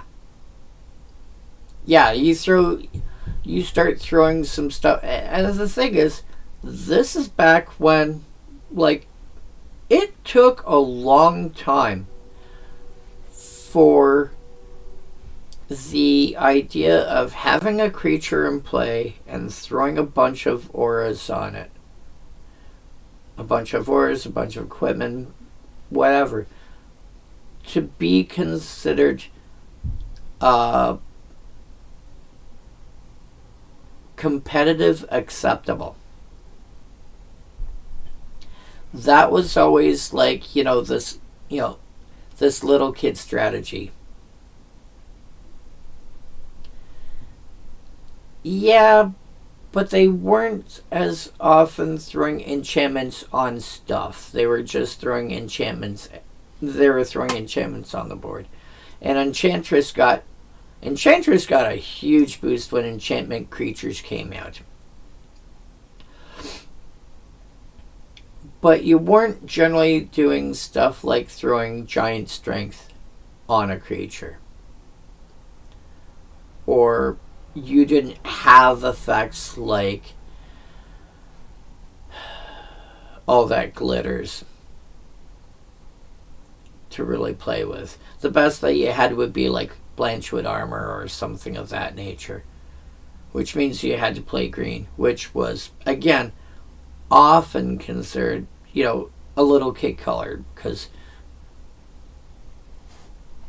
oh yeah, that's just dumb. I mean, to be fair, Eldrazi Conscription makes a lot of stuff dumb.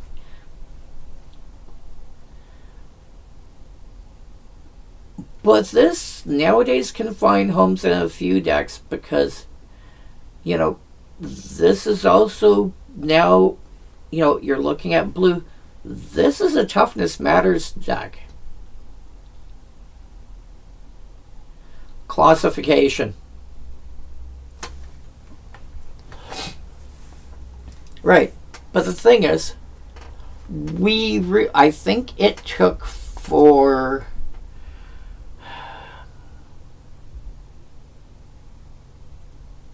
I think it took basically till Boggles came out for people to realize that throwing auras on, like, it was sort of kind of acceptable in Limited, because in Limited you're restricted to what you can play with, but as far as an actual constructed deck is concerned, I think it took Boggles coming out and actually doing well at, I can't remember if it was a Grand Prix or a Pro Tour, but like, top 8 sort of thing, for people to realize, wow, throwing auras on a creature is a viable competitive strategy. That feels right to what I remember. And so now you get cards like Dream Prowler, which back in the day was... people didn't do that competitively. And now in Commander, this is, again, it is not an unreasonable creature. And it's the sort of thing that you can load up with stuff. And just... I'm going to get 3 for damage. You're not stopping me. I'm getting 3 for... barring a Maze of Ith effect.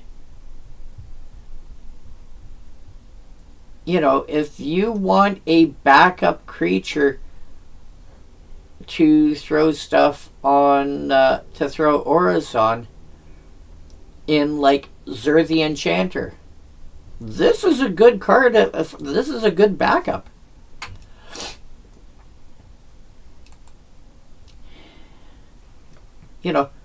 Zur has to deal with the fact that it's got flying. You throw... this is unblockable.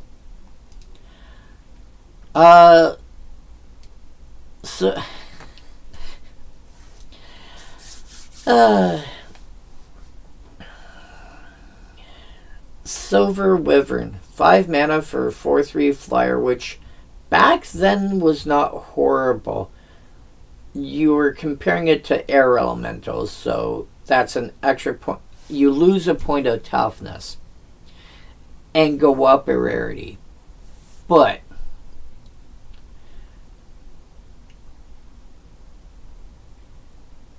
this allows you to take a spell or ability that would, that's targeting the Wyvern and go, hey, send it over there. Oh, yeah.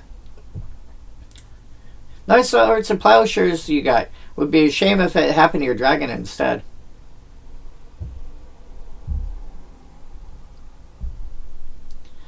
Yeah.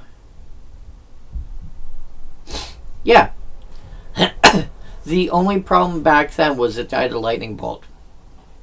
Lightning bolt, chain lightning, incinerate were all fairly easy to find at that point. Yeah, hashtag dies to removal. Nope. Shock existed at this point. Did not die to shock. Aw. Womp womp. But yeah. Nowadays, reasonable sized body that can let you shunt stuff that's, that's targeting it elsewhere. You want a decent sized blue creature that can protect itself. This is actually fairly decent. Gliding Lizard. Whee!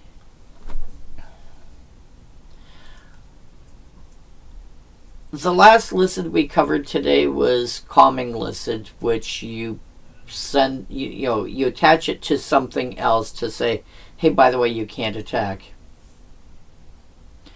This is generally something that you want to attach to your own creatures. However, there are times... Oh, yeah. I was actually comparing them to equipment or to reconfigure.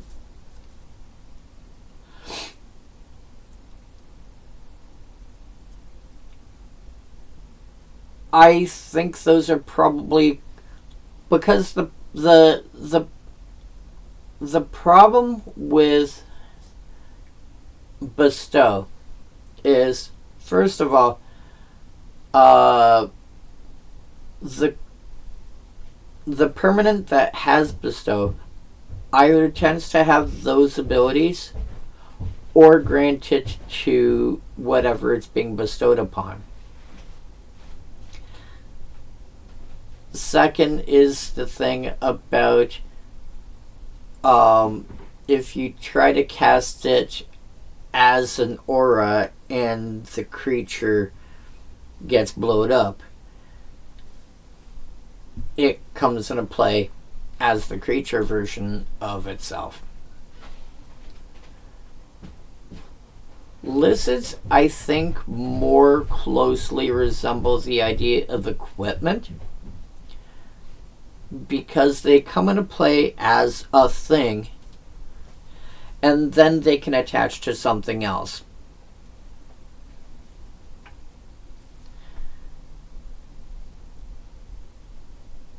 So I think equipment is probably a closer comparison.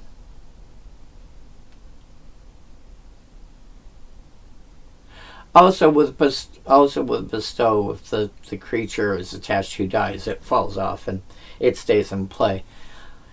Lizards, if you don't pay the mana, if you don't pay the cost to end the effect, creature dies. This is a creature enchantment, which also falls off and finds nothing attached to and ends up in the graveyard. So I disagree with comparing it to bestow.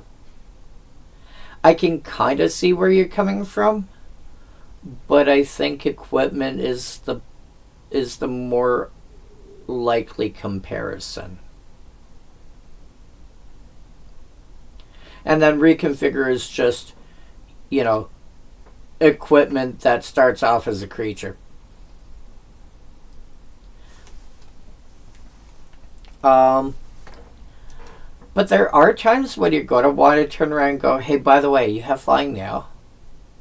Cool, now I can kill it. Or destroy target creature with flying. Wait, what? You know, fun stuff like that. Usually, though, you're going to want to throw it on your own. Actually,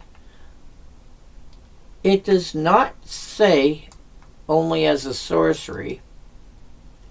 You can do this at any time. You can do this before blockers are declared. Okay, I'm attacking with all these guys. Alright, Holly, I'll do you a favor. Here. Your giant ocean beast now also has flying. Kill his dragon. Wait, what? Blocking kill his dragon. Okay.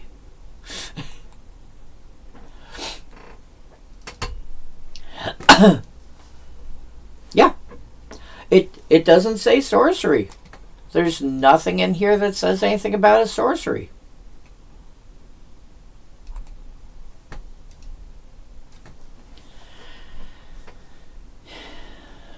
Ransack. Oh! Okay. Look at the top 5 cards of target player's library. Oh, yeah. Oh, yeah, that's what I was saying. It's better than I thought, too. Put any number of them on the bottom of that library. So, this is basically scry 5 on an opponent's library.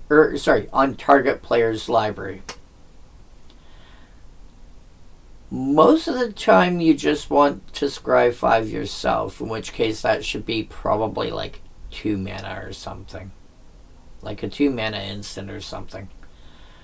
But if it's target player's library, oh, the amount you can mess around with them, or you can help them. Well, I can't tutor for you, but I can do the next best thing.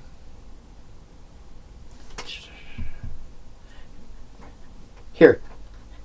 I've got rid of some chaff and set up your next couple of draws for you. What? Yeah. If you are the kind of person who is good for playing, political, if you're up for making, if you're the kind of person that is really up for the kind of, what will you do for me if I can help you out? If you're up for that kind of shenanigans, you should be looking in a ransack.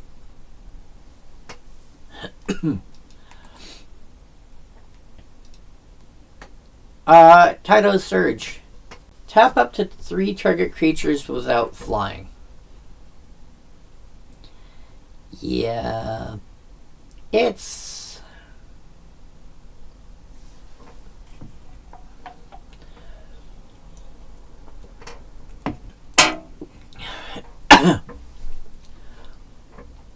I think Tidal Surge would be...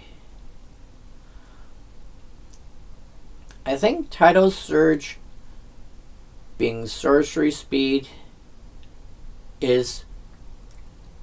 I'm tapping down your 3 biggest guys so I can attack more profitably.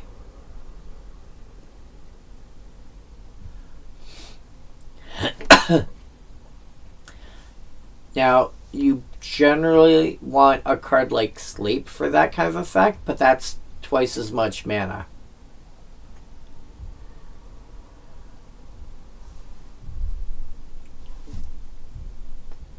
How dare you be bad at this? Whoops.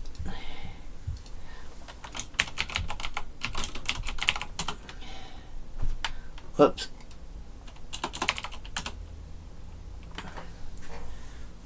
It's not even twiddle. It only affects creatures.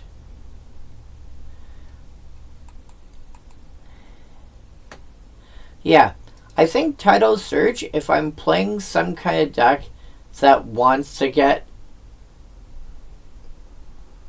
Are you thinking of Twitch or are you thinking YouTube?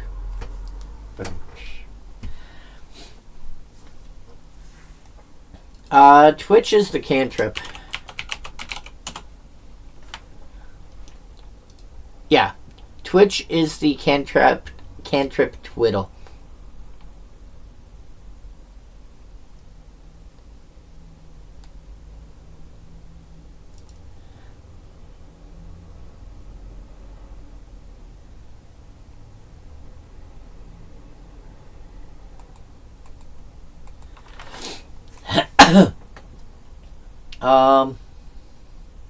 But yeah, Tidal Surge, I think if I'm trying to push through damage, I think if I'm playing some kind of aggressive deck, I want Tidal Surge. I want cards like Tidal Surge, I want cards like, Tidal Surge, Sleep, Cryptic Command probably, maybe one or two other similar effects. Oh, speaking of which, did you hear about the recent Commander unbans?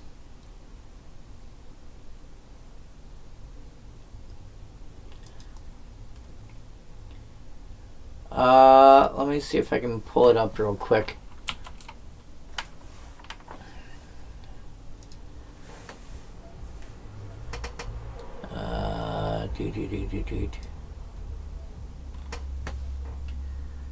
Gifts Ungiven, Sway of the Stars.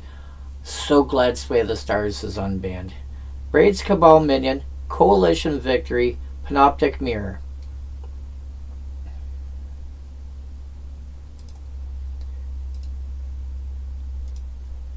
Hello, Zero. Yeah, no, I'm happiest about Sway of the Stars being unbanned because I hit... You know what it's like when certain packs you keep opening the same rare all the time? Sway of the Stars was that card for me from that set. What was it? It's one of the original Kamigawa sets. I kept opening Sway of the Stars, and I'm like, I don't know where else I can play this. I'll play it in Commander, I guess. And then I found out it was banned, and it's like, are you kidding me? I think I had like 6 of them or something like that. And I had like nowhere I could play it that was remotely reasonable. And so now finally it's unbanned. I'm like, okay, cool. Maybe I can throw it in the deck somewhere. Maybe I should throw in my mono blue ramp deck. By the way, did you ever actually look at my mono blue ramp deck?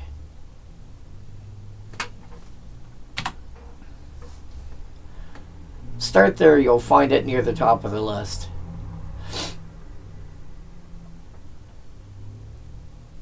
But yeah, Tidal Surge, I can see being thrown into an aggressive, a deck that's trying to push through damage.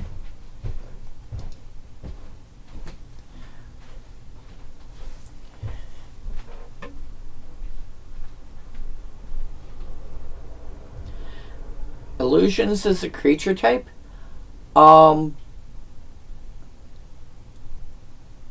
As far as like tribal synergies and stuff, I think it's reasonable. The one big card you're going to want in a deck for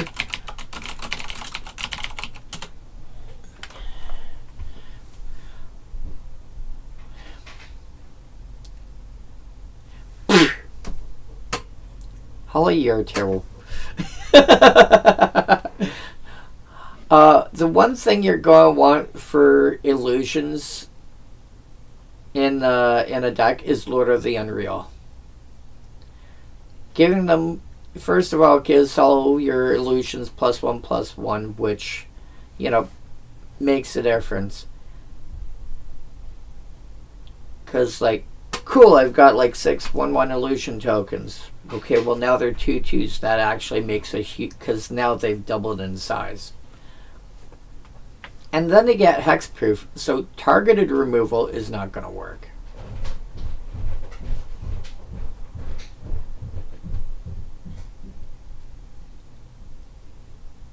The biggest concern with illusions, I generally find, bonsoir, hey Holly. Also, it's bye. The other thing to watch out when you're dealing with illusions is there's a group of illusions that are really big for their cost, but basically, if you target them, you have to sack them.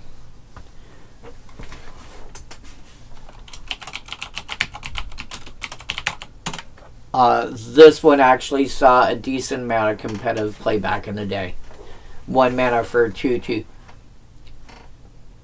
The problem is this dies to an effect like Giant Growth. And it's not, oh, Giant Growth on my own creature. No. I target the bear with Giant Growth. And it dies.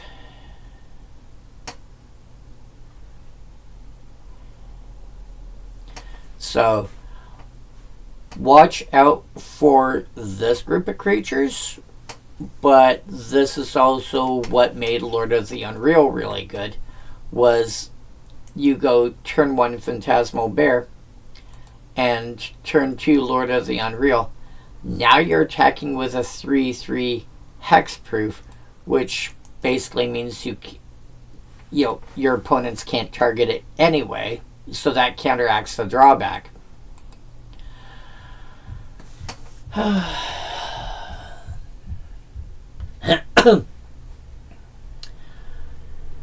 So intuition would say blue, probably blue-black would be my initial assumption. Oh.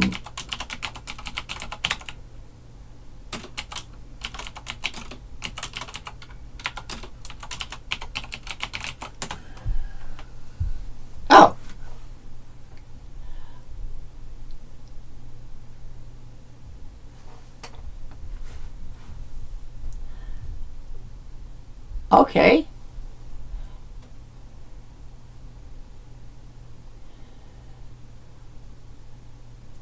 Blue-green is not unreasonable.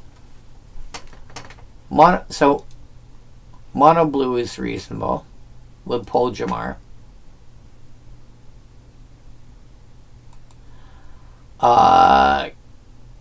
Kian, Corrupted Memory looks fun. And then Toothy combining with Pier.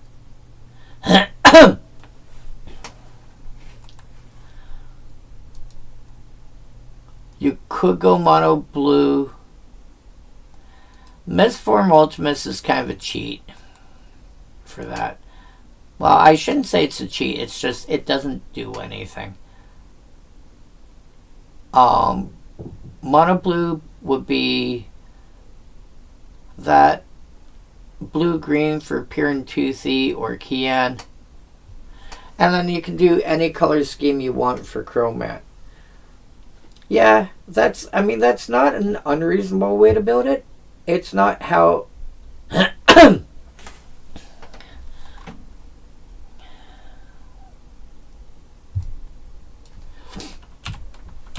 that's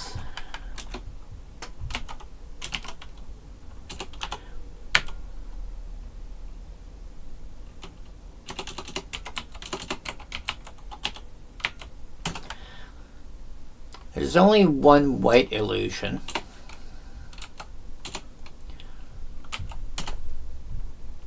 There's no green illusions.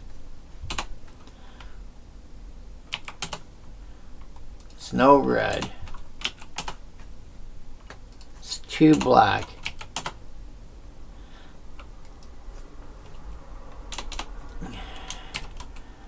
Alright.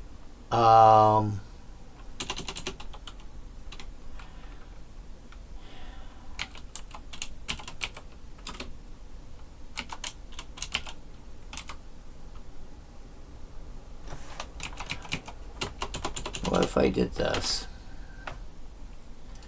Black, blue, we're going to find a bunch. Green, red,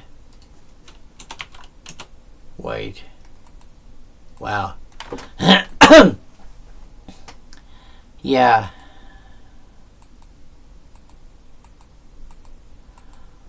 I think... yeah. I think if you don't count changelings, mono blue is probably the most realistic way to build it. Assuming you're actually going for like illusion tribal. If you do count changelings,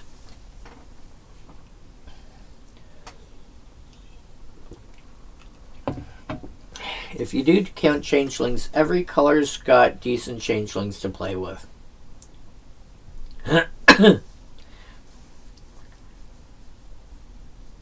I would...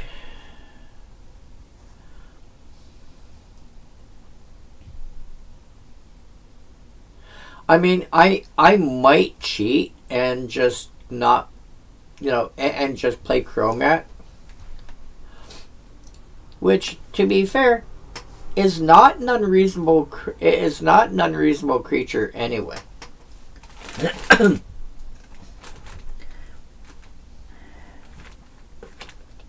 need something. I'll grab one of these for now. Chromat is not an unreasonable creature. You just have to keep an eye on the reason for its design. This was during Apocalypse, which was very heavily based around two opposing colors, which is why the activate abilities are the way they are.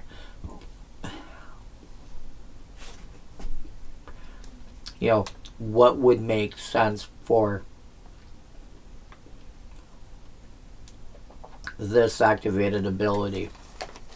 And hilariously, it actually gets two protective abilities.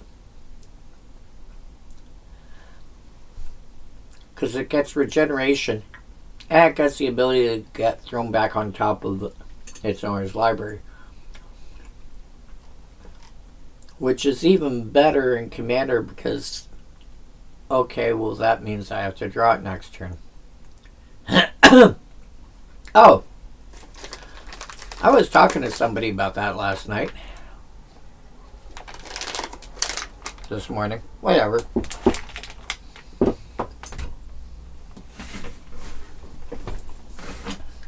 So.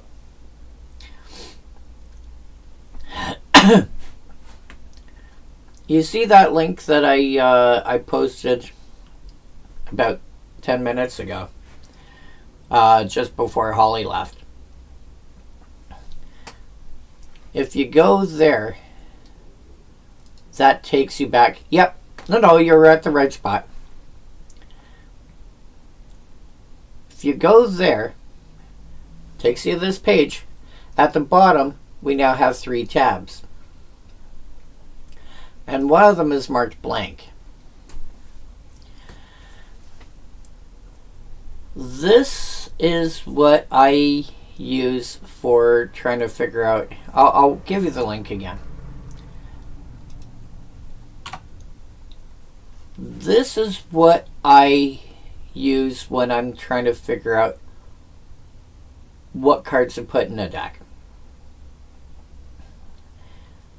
And I can show you an example of a deck that's currently in progress. Sometimes it takes me a while to actually get to finishing a deck. Sometimes I can get through it fairly quickly. I've actually streamed a couple of, some deck designing and had it done in like, you know, had one done in like an hour or two from a blank like this. But this is one that I currently have in progress. So the only thing I really have left to do is the lands. But this is a mono green burn deck for Commander. And the first thing is what I have up here. Obviously, this is who my commander is. This is the deck type. I like to put both. I like to put that the deck type here, because if I ever get stuck and I'm going, okay, what am I actually? I can take a look back here and go, right. This is this kind of deck. Okay, that means I need more cards that do this. And this is designed for 99 cards. I have 5 columns here with 11 cards in each column. This is 11 here. And then 4 more columns with 11 each here.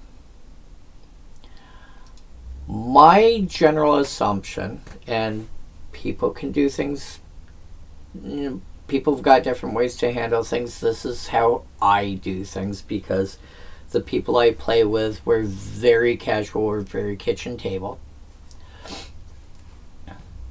This is 44 slots. This is about 38 land plus 6 pieces of ramp.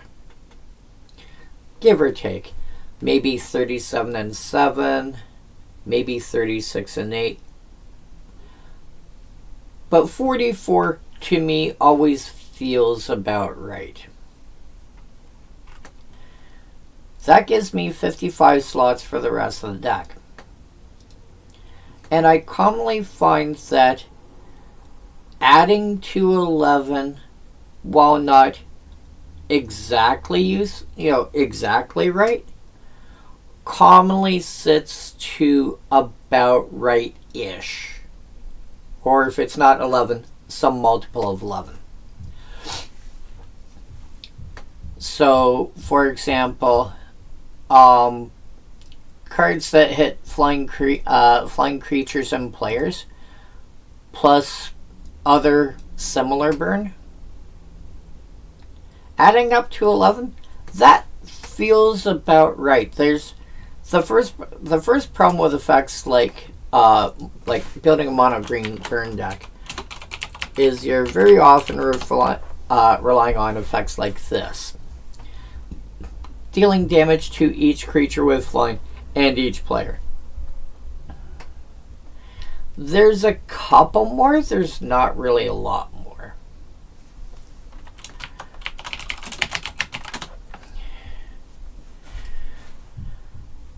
And the last couple of slots, there's might be 1 or 2 more, burns that might be worth playing in a deck like this. But I took Wingstorm and Cyclone because they felt like the best ones, and they fit.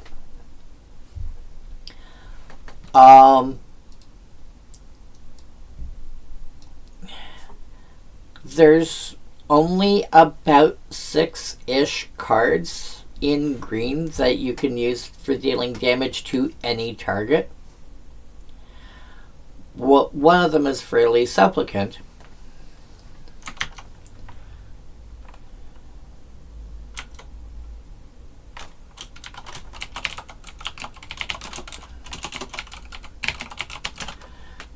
Which really wants you to have red or white creatures to make it work. Well, tokens work great for that, and you can make tokens of any. You can, green does okay at making tokens. So, 5 cards to do that. Yeah, okay, I think that's probably about right. That's about how many I want, 4 or 5 to support one specific card anyway. So that added up to 11. That felt convenient.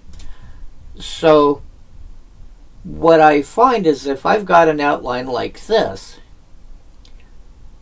it makes it easier for me to decide what cards to put in and what cards not to put in, because I can see I only have so much space to work with.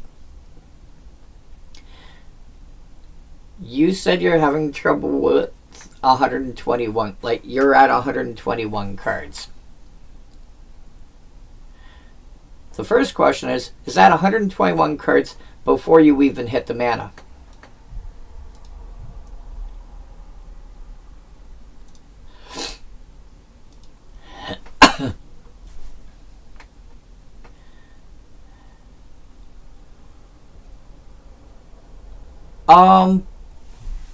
No, they are both okay after mana. Okay, so that's not as bad. Uh, Partner with, they can both be your commander.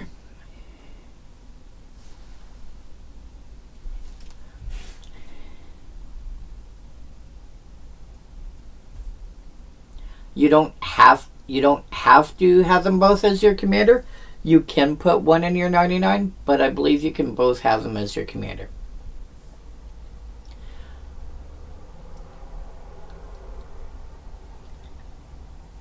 So when it comes to something like this, the first thing I always have to figure out is how many lands am I running?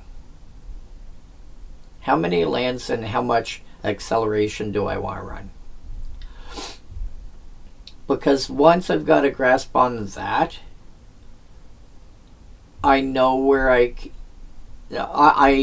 know I've got, like I said, I typically run around 44-ish. That doesn't necessarily mean it's right for, like, that's not always true for all decks. I think my mono blue commons only ramp, my mono blue commons only deck was like 34 lands and like 4 or 5 ramp, because it draws so many cards. So I was actually able to put some of the slots that I would have counted for ramp as other cards instead, to do other things. On the other hand, if I'm looking at something that's trying to, like if I'm looking at a mono brown control deck, maybe I want 44 lands, and then an entire and then an entire column of just ramp of some sort.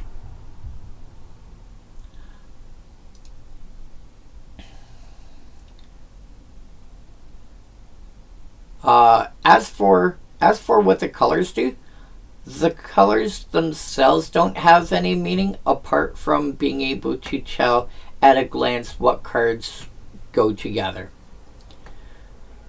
So, this stack of lighter green cards here. These are all creatures that can deal damage as though they were not blocked. If you block them, that's nice. You're still taking their damage.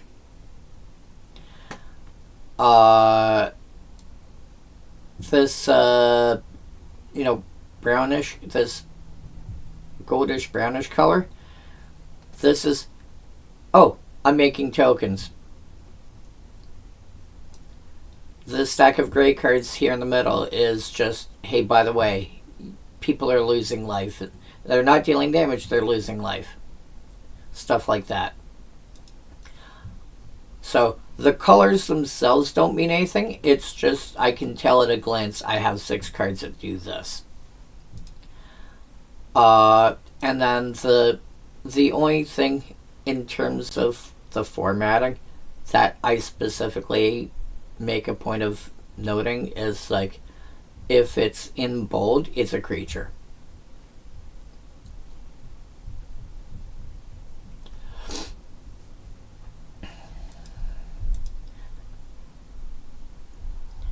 So if you want to copy, if you want to grab the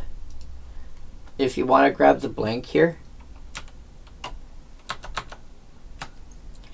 and use that as a starting point to help you plan stuff out easier, it might help. This might help you find some of your cuts, because now you're taking 120 cards and trying to put them into a slot that's designed for, maybe 100. And you'll be like, okay, well, I want like 10 mass removal. Do I need 10 mass removal, or can I get away with 8? Or I have, because you're working on what? You're working on Illusion Tribal. One thing you are going to want in a deck like that is a suite of abilities that can be passed around to other creatures. Obviously, Lord of the Unreal, giving all your creatures hexproof is going to be a big deal. You're probably going to want Wonder in there to give all your creatures flying.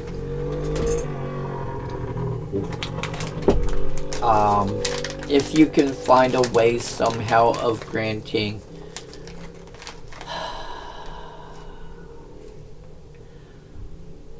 a lot... I think First Strike is going to be useful to you regardless of the size of the creatures.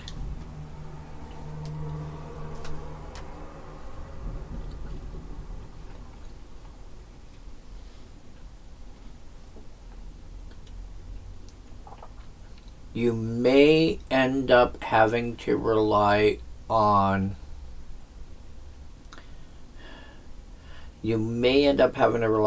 something like a Chroma's Memorial.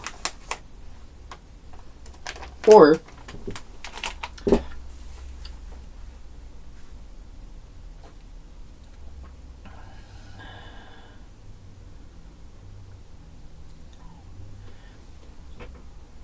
the blue one is flying, the green one was hexproof, I think.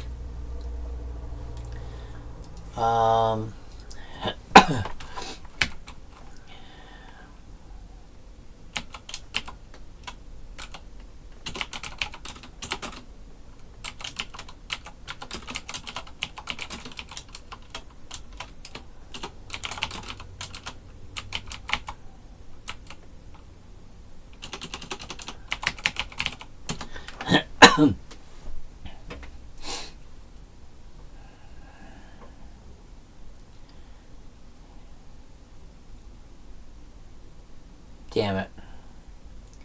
Yeah, the only way to give all your creatures First Strike in Simic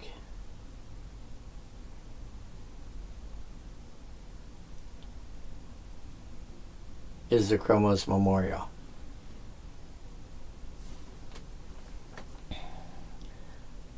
Unless... what about has?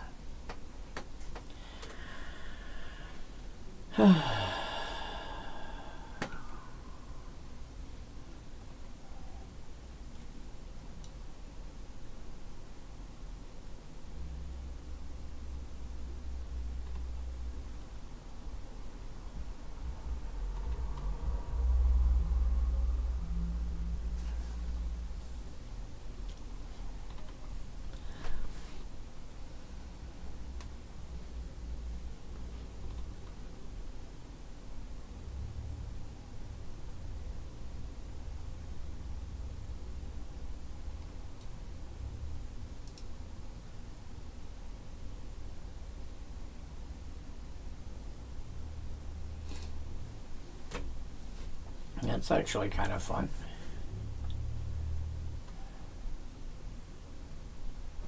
Oh, okay.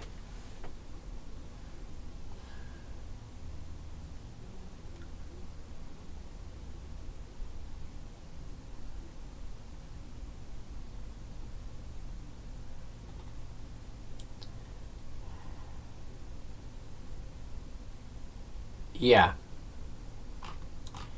So the only way to actually give all your creatures first strike is the Chroma's Memorial.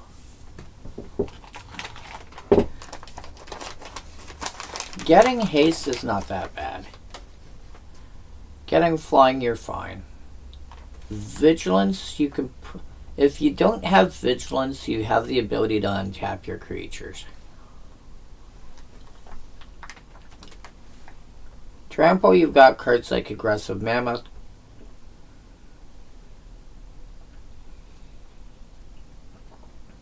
Color protection.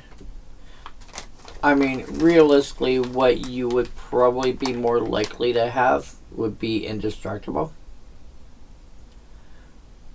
which is both better and worse than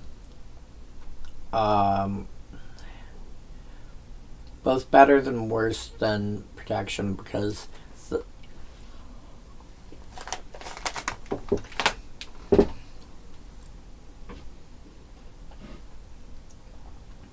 protection also means it can't be blocked by that color, or I should say that quality. And it can't be targeted by that quality.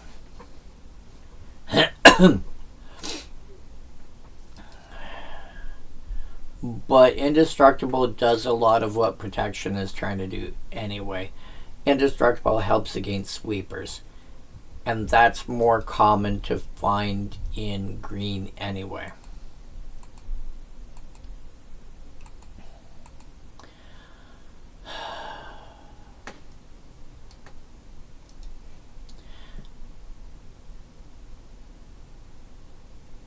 I think if you have, this is part of what this is why I end up doing something like this, is because I had been trying to do it. I remember trying to do it just pen and paper or jotting down ideas or whatever, and not seeing where it was going and not knowing how to stop, or like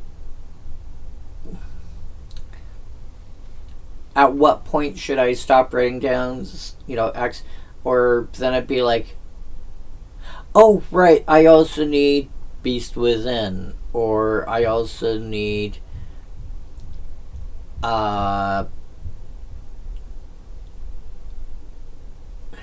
Raven form or something. And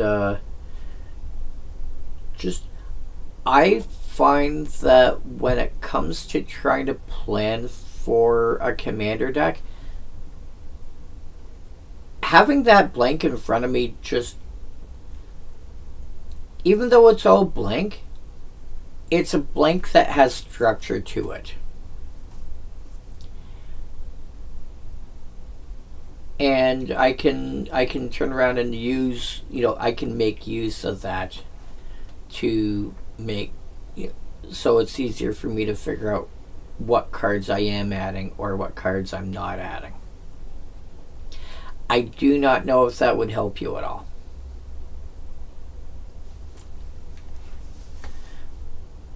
And also, I do realize I can talk a lot.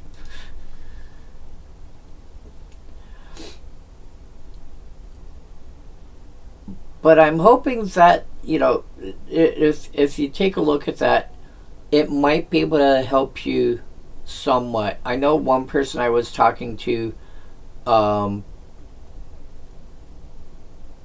within the last 24 hours anyway, he was saying he had like about 10 cards he had to cut down, And I showed him that, and it actually did help him figure out some of the cuts that he needed to make.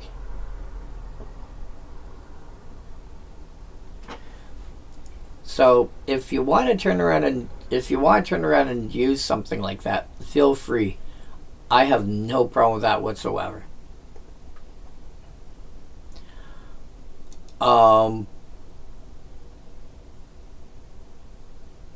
I just find it's easier when you've. I just find it's easier to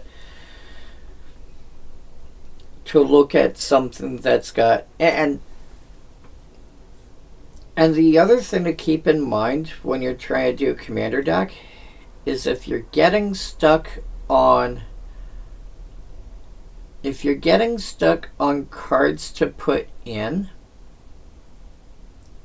or cards to cut, flexibility does a lot. There's a reason why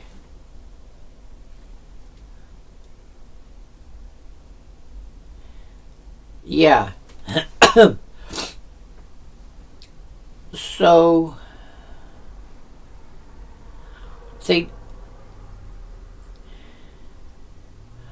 you can break them down into very broad categories. They don't have to be very specific categories, but very broad categories. The group of cards like Phantasmal Bears and what was it? Phantasmal Bears, and I think there's a Phantasmal Dreadmaw and Phantasmal Dragon and so forth. Those are in there to beat face. If I'm building a deck based on that theme, I'm going to have like a category of probably about 6 or 8 cards that are literally just there to beat, literally there to smash face.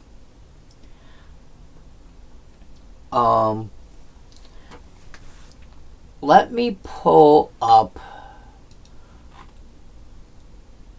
Essica for a moment. So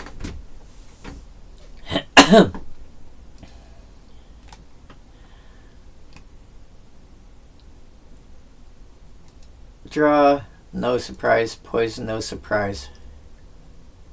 Abilities granted. I'm not turning around and saying, well, this one grants, this one grants trample, and this one grants the double strike, and this grants this grants that.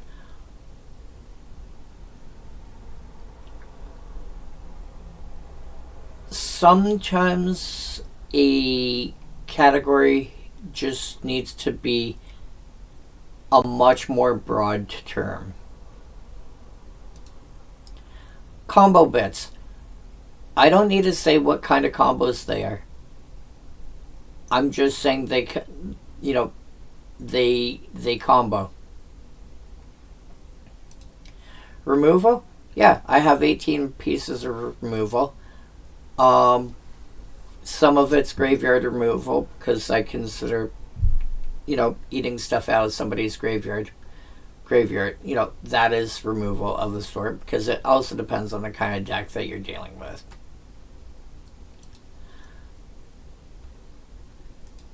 And sometimes when I'm down to like a handful of cards that don't fit one of the other categories because these first 50 cards are all creatures.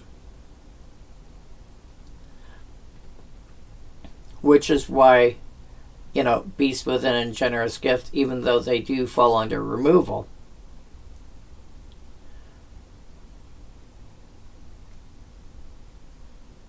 they're not in the same removal category because this section here, this top section before Zoo Staff, it's all creatures, and they're all, for the purposes of this deck, they're all animals. So you don't need your categories to be. You don't need your categories to be very compact categories. if the title is broad,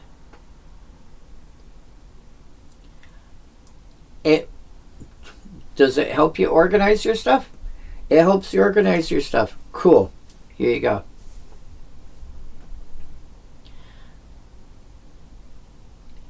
You know, you can put Lord of the Unreal in as, you can put it in as buff, or you could put it in as protection. In a deck like Illusions, I would put it in under protection.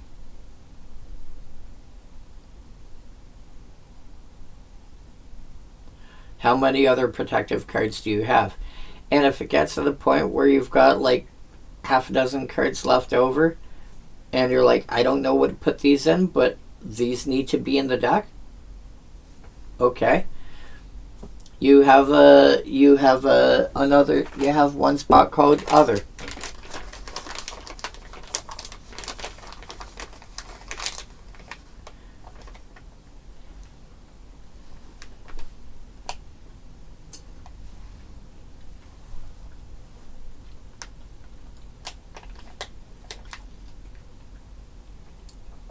Also, you might want to take a look to see how many cards you are running that all roughly do the same thing.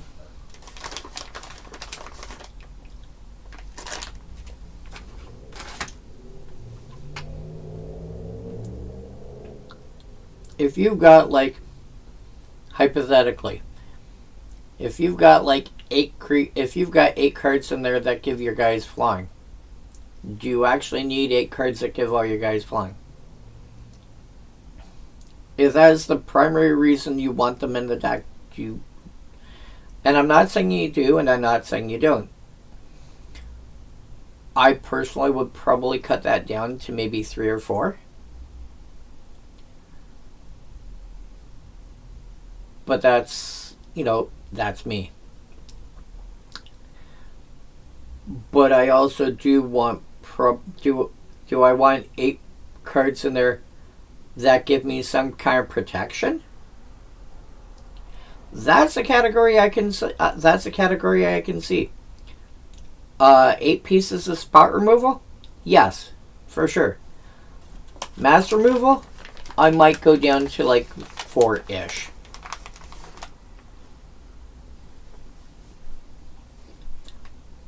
But that also depends.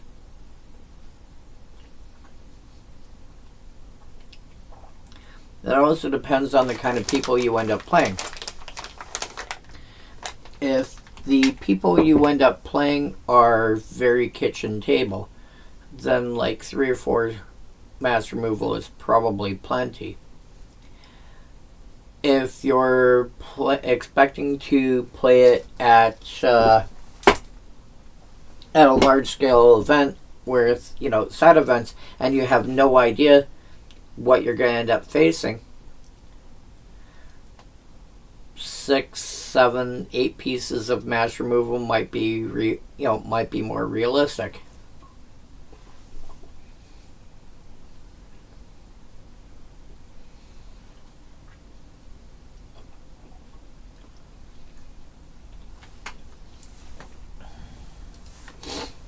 You know what?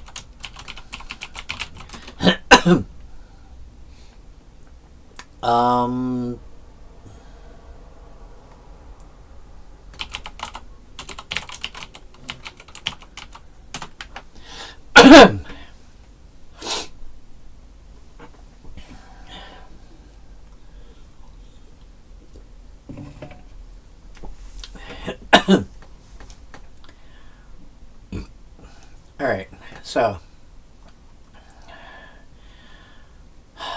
Oh, well, there's only 99? Okay.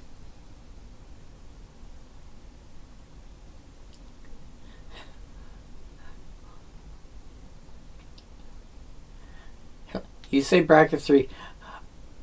I see kitchen table as bracket 2 personally, but that's me. Bracket 3 to me is more the kind of deck that I take to like a local game store. But again, I'm a less competitive player then I'm a much less competitive player than a lot of people. But yeah, like anything like this, I would put in as clone or copy. This I would put under draw. Whenever you draw, put a +1 counter on him.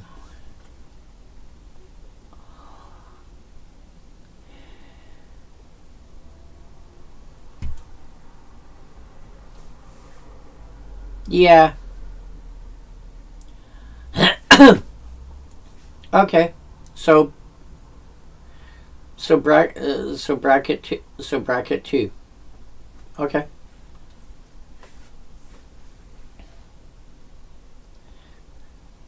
Then I would call that, because to me, the brackets are more about how the deck plays, how the deck feels, and how the deck plays, more so than what specific cards are in it.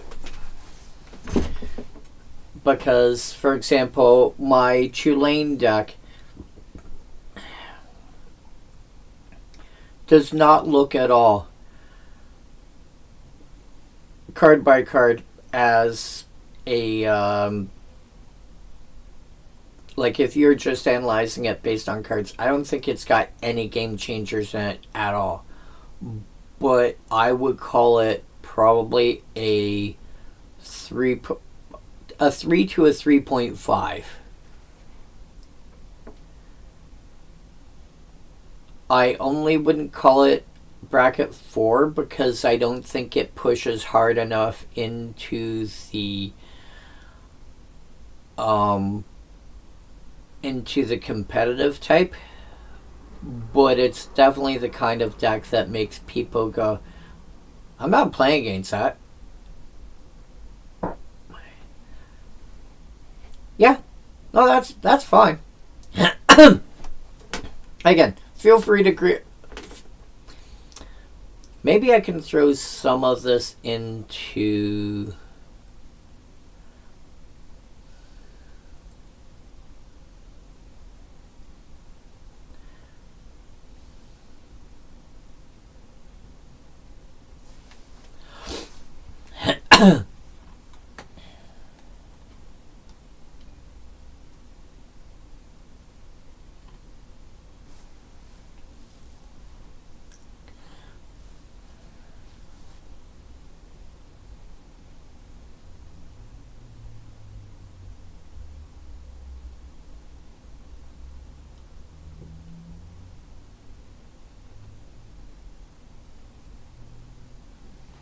yeah, Phantasmal Dreadmaw.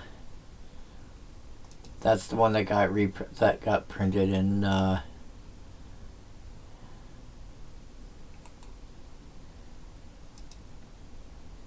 Modern Horizons.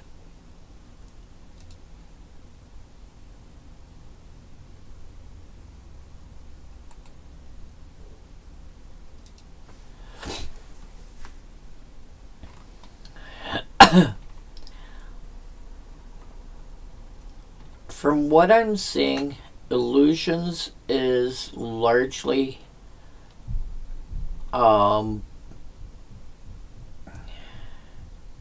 smashing in hard, drawing cards. Either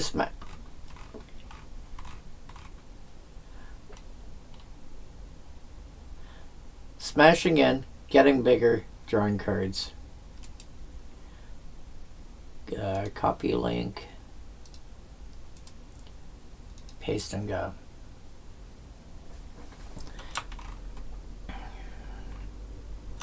All right.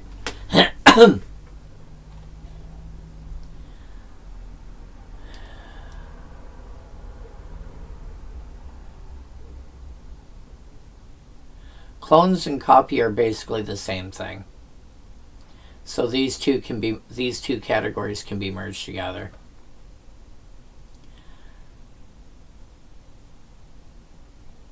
I doubt you need that much card draw.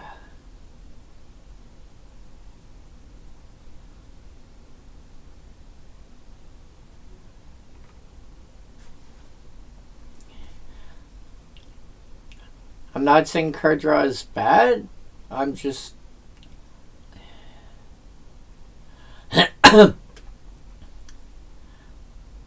This is not a mill card. This is just a creature that gets big. So I would put that under aggro. Anything that's there to basically be a big body to smash face with. Phantom Monster is fine. Krovikan Miss is actually pretty good. You mean what blocks are? Oh, that's blocking ninjutsu. Okay, that's cute.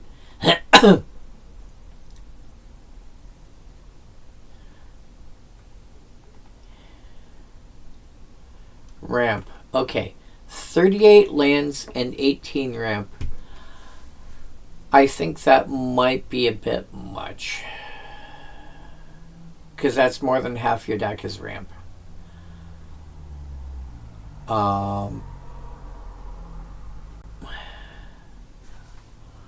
I could probably cut. I think in general,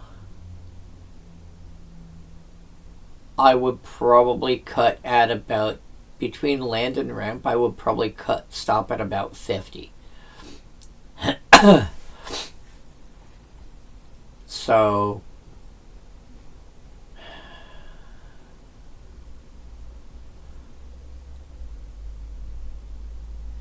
you do also have some green in here, and the way this looks, you want green for a ramp, which means you are going to want you should probably have some basic islands in here.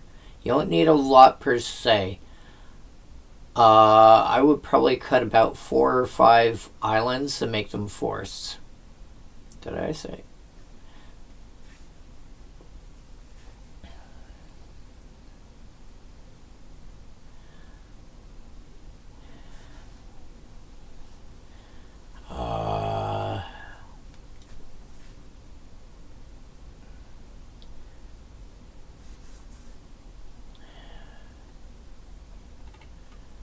Tokens.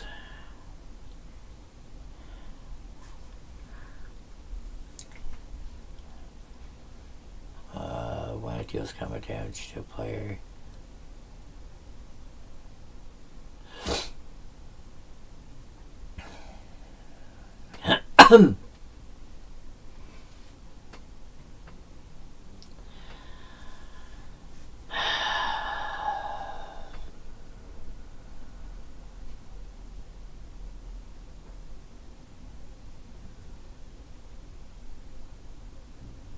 I'm not sold on the method.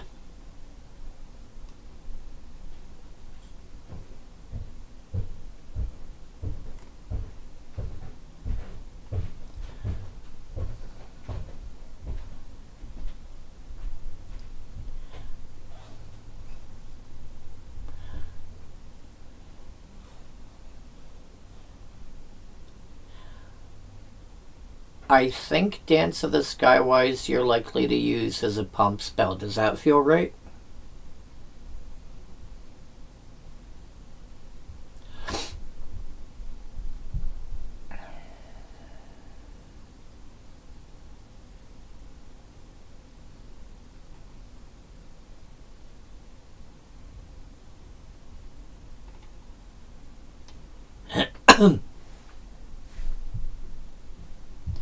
Right, but the point is you're more likely to be using it on your own. You're expecting to use it on your own creatures.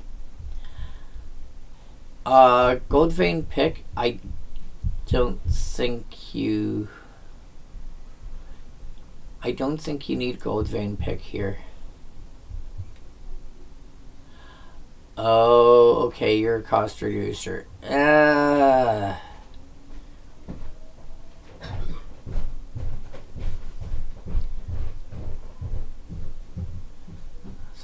so 3 visits.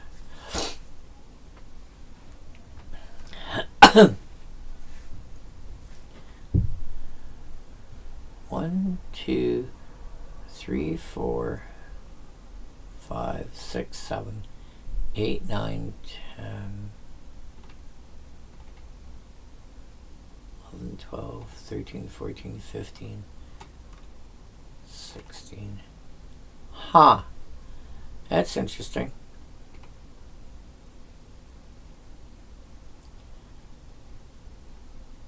By no means saying you should.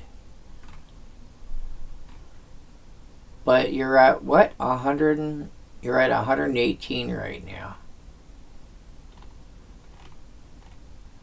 You could cut your green. And then just tweak your mana base and you'd be at like 102. Again, not saying you should.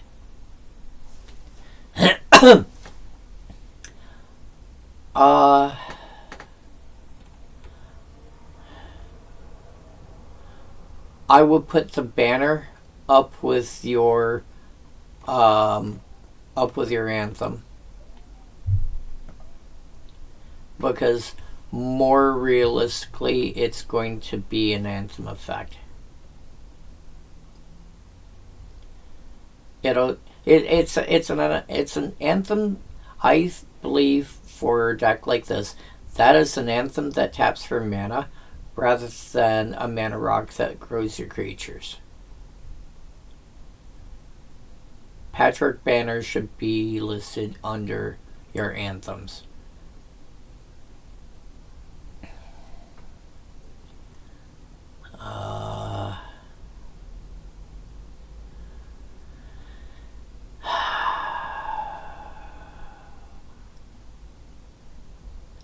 Vanquisher's banner is a bit of a tough call to figure out where to put that one.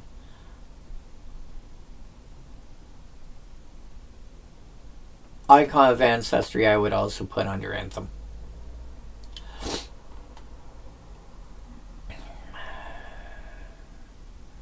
Removal. Summoner's Bane.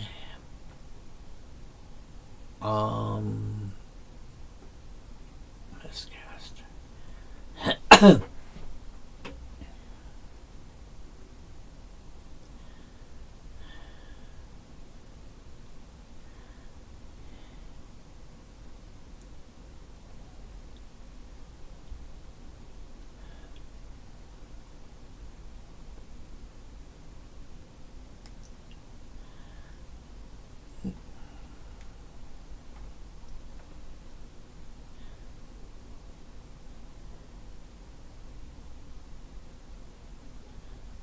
Yeah.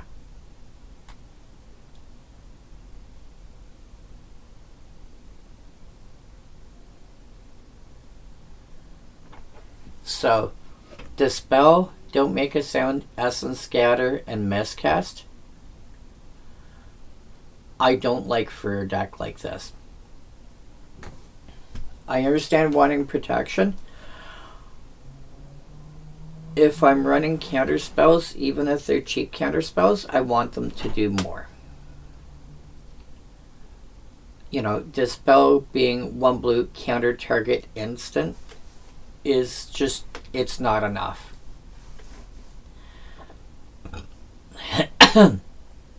You know, when you can get, for an extra mana, you can get Negate, which is counter target non-creature spell, which hits so much more, including wrath effects, or, you know, including a lot of stuff that has flash.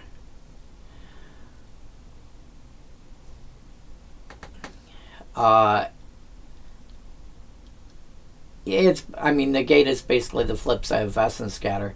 And yeah, Essence Scatter is going to have, out of the 4 of them, Essence Scatter is the one I'd be most likely to keep, just because somebody, you know, people are always going to be wanting to cast their general. But at 2 mana, you should be able to counter your opponent's stuff. you shouldn't be counter target X. You should be counter target spell. Or let's see here. You're playing Simic. Is there any good?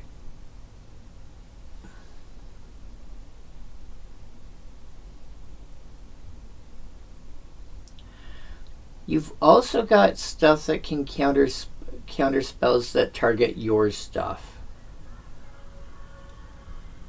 If I'm playing a green counter spell,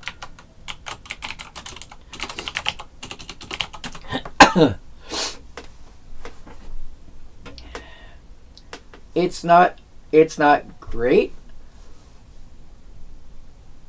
but I would probably play this before I play to Dispel.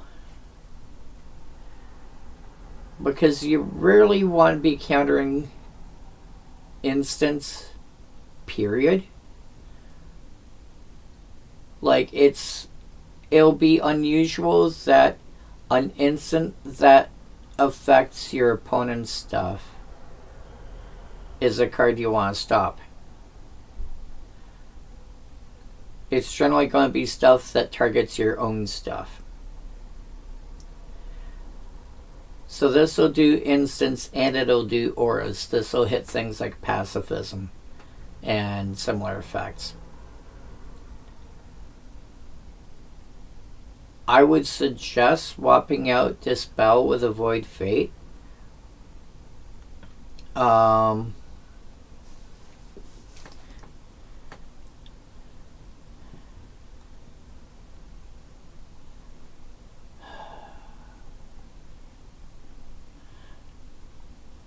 Miscast, I would just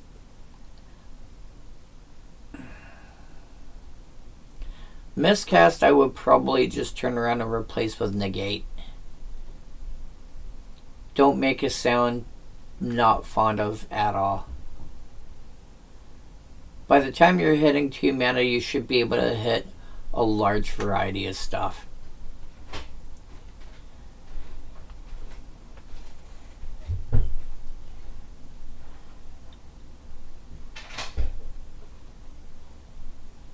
Talisman of Curiosity.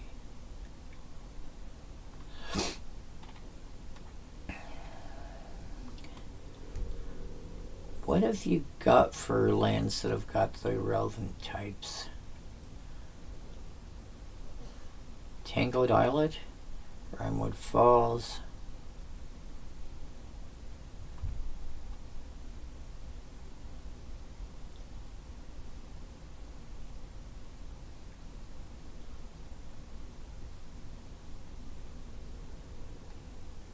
Breeding Pool. Should be at least another one.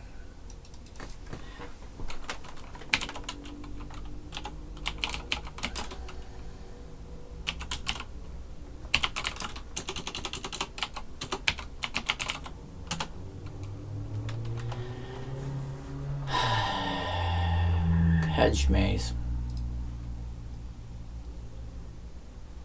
Okay, 1, 2. Okay, so you've got all 4 of them.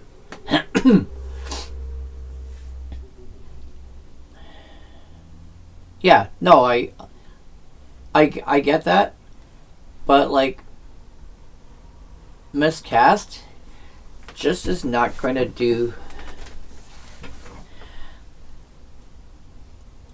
Miscast is so easy to bypass that unless you're getting this in unless you're getting this in one of the early turns, it's just not going to do very much.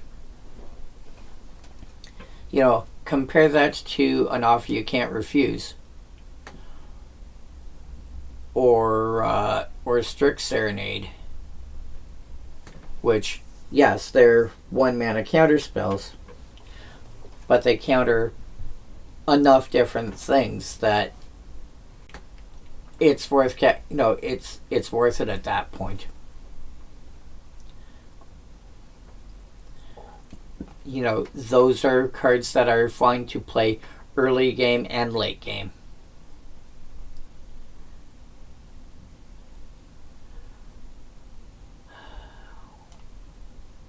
I don't know. I don't want to be trying to tell you to how to build your own deck. And I think I think I might be falling into that trap. I apologize. And just that is my reasoning.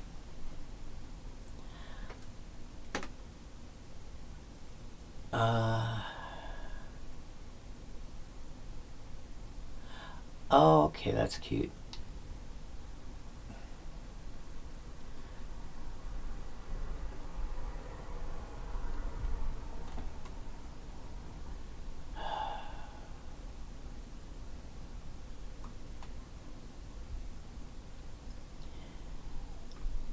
What are we at so far?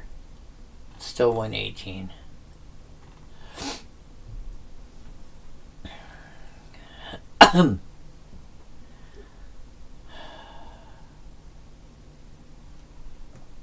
Still not sure you need that much draw. Also, apparently you've got at least two. Yeah, you've got at least two game changers in here. You've got Ristic Study and you've got Seedborn Muse.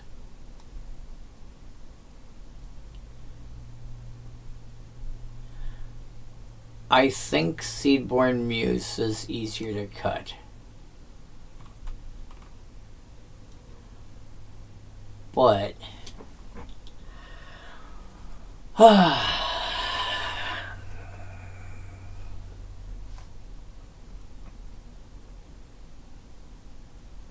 don't know. I think you could actually not unreasonably cut both of them.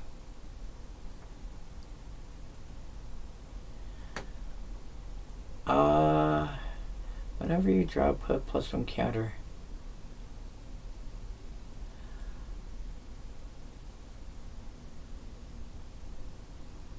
I think I would put. I think your category of quote-unquote in tribe is generally there to be it is generally your aggressive cards, like your cards that are in there to be there to smash face. I think if that's what they largely are, I would put Toothy there.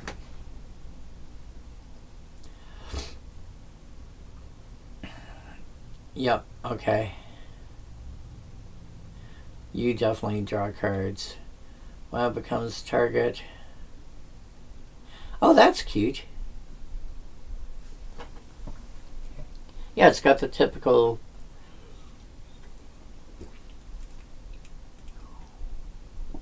Huh.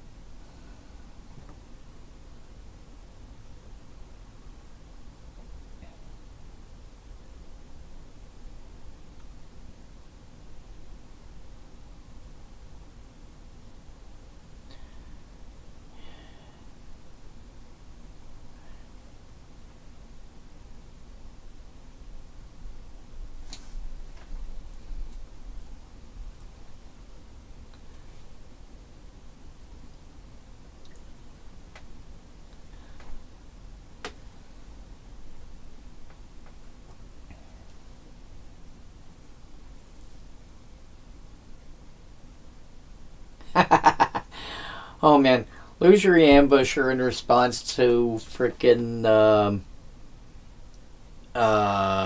Blasphemous Act or something is funny.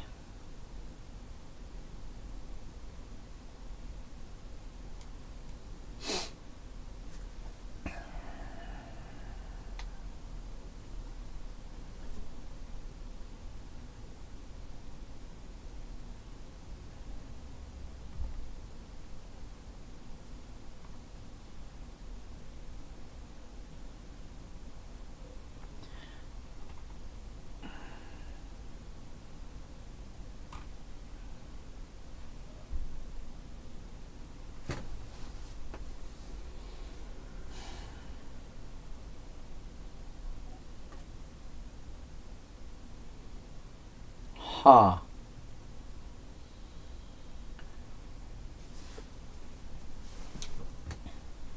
So we cut 1, 2, 3, 4, 5, 6, 7,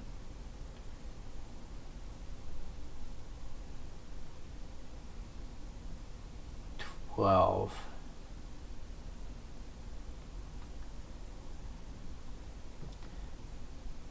All right.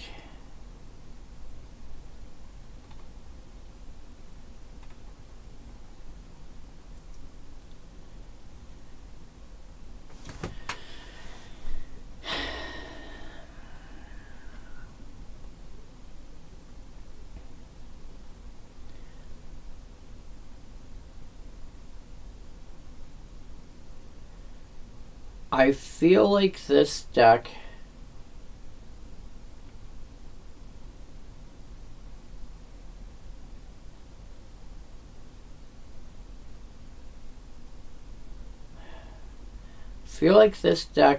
either wants medallions or it wants land ramp, but not both.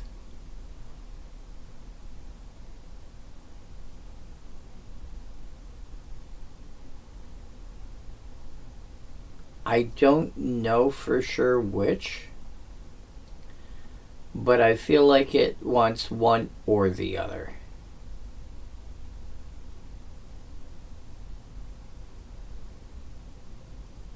I think you can cut the Emerald Medallion because you've got so little that actually wants green. And the bulk of your green that you realistically are playing, like,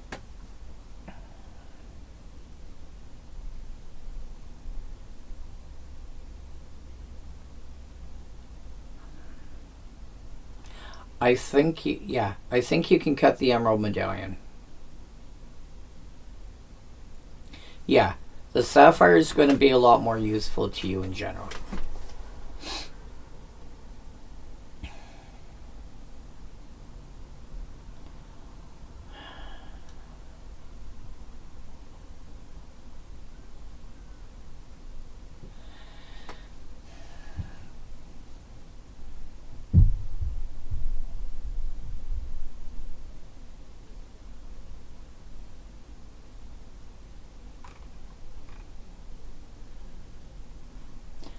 I'm gonna hate myself for this.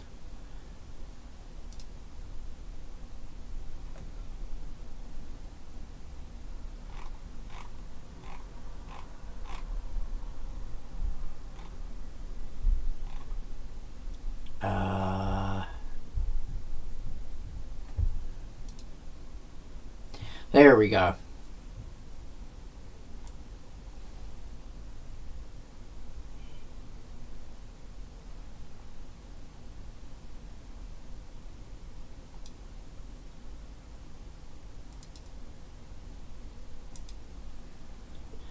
Oh no. That does not help.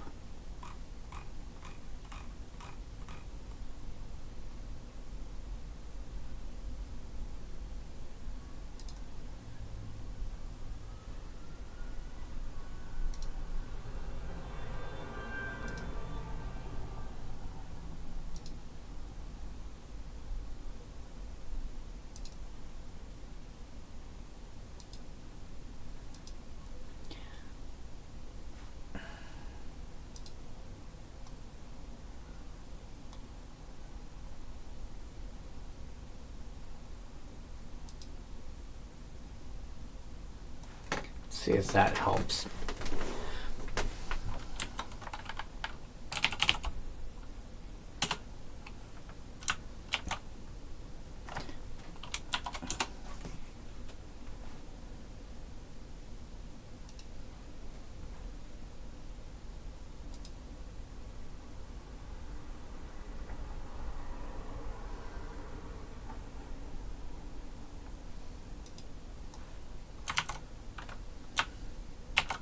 There we go.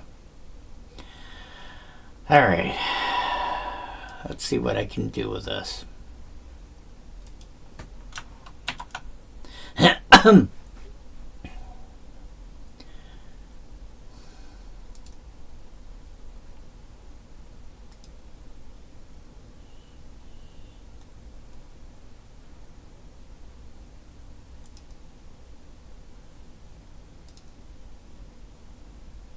There. Alright, let's see what I can do about this.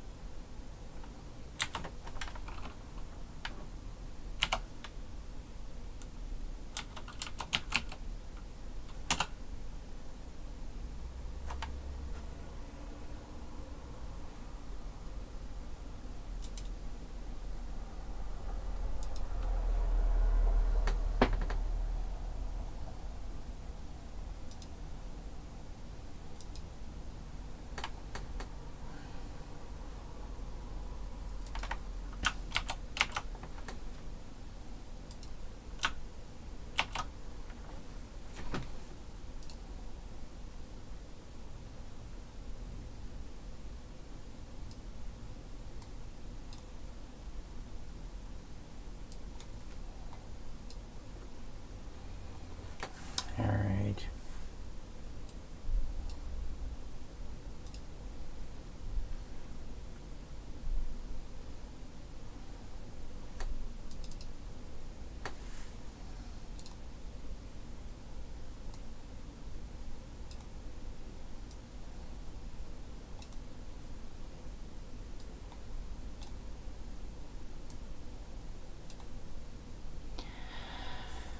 Okay.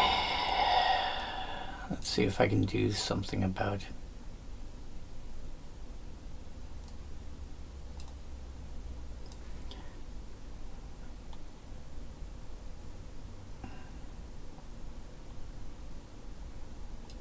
All right.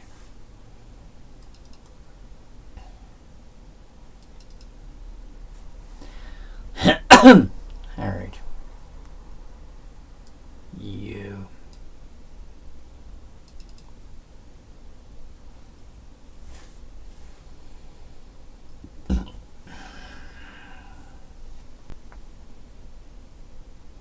Actually.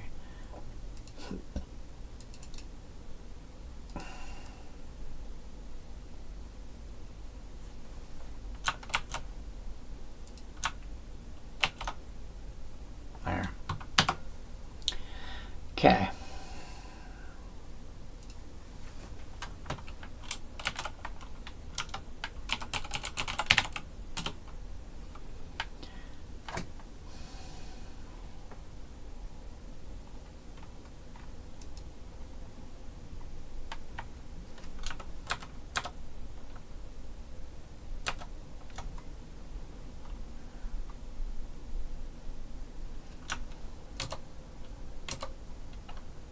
Yeah. Okay. Yeah, I saw that.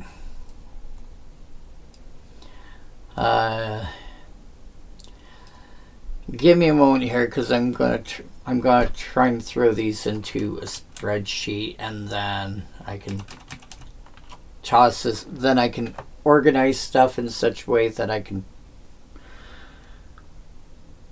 put things onto the blank easier and stuff. So, banner. Where the hell is banner? Actually, you know what? Ah, son of a Trisket.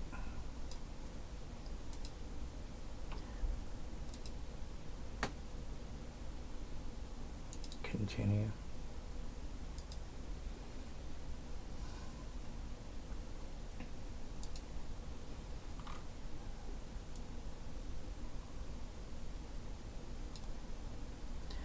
Data storage.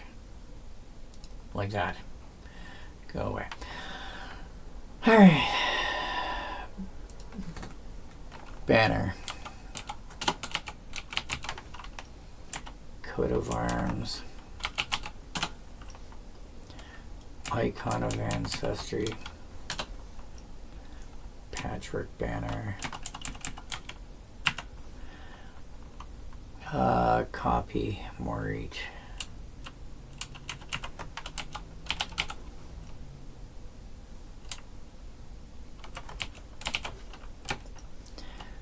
Orvar, Phantasmal Image, and Spark Devil.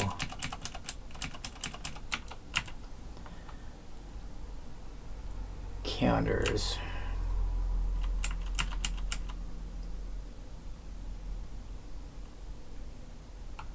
Yeah. Bloodline Pretender.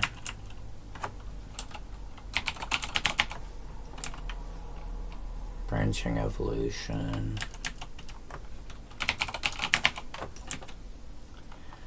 Forgotten Ancient. Guardian.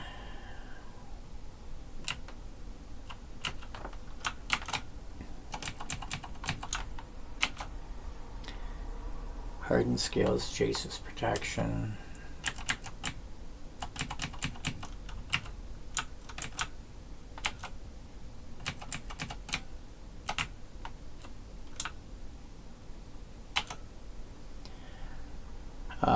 Litiara Kinseekers, Onerophage, Ozlith and Pier.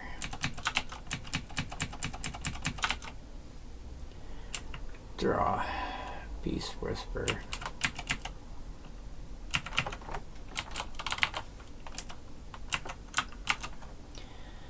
Garrick's Uprising. Oh, are you? Oh no, you're down here. Illusory Ambusher.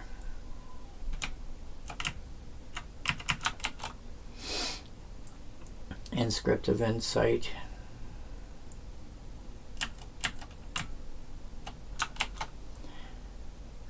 Jace Cunning Castaway. Mask of Memory. Morning Canaan. Yeah, I think you probably have too much draw, especially when a lot of the draw is consistent draw. Like Mask of Memory, for example. Phantasmal Form. So I'm pretty sure that's something that you can cut back on. Phantasmal Shield back.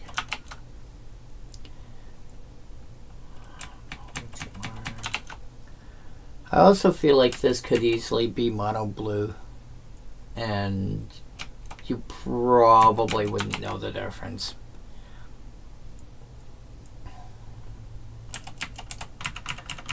Not saying you should mono blue, I'm just saying it would not be unreasonable.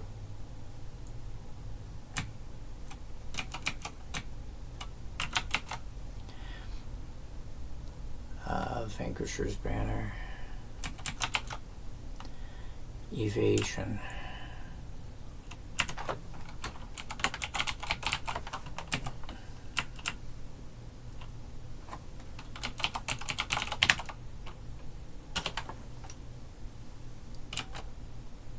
Oh, it just means you use somebody else as your commander.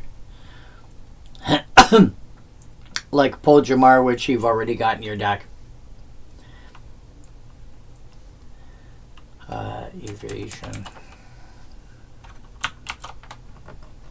Hunting Figment.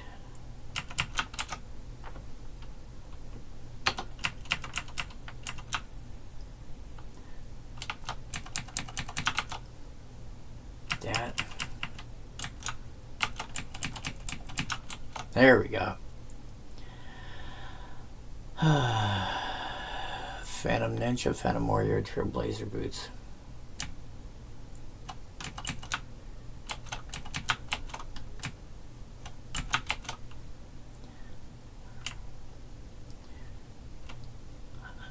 Etherplasm. Wait, what? Oh.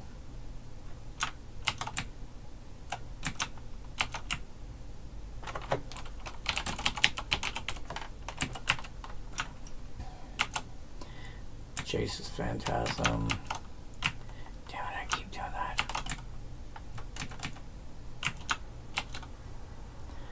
Krovikan Mist. Phantom Monster.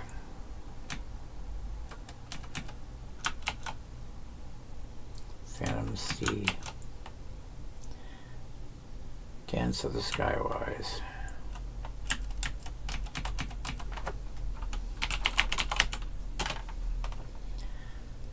Protection. Crawl Space.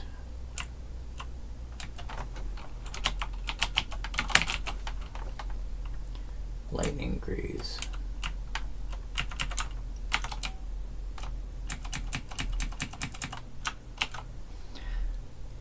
Lord of the Unreal. Oh, there you are. Swiftfoot Boots. Removal.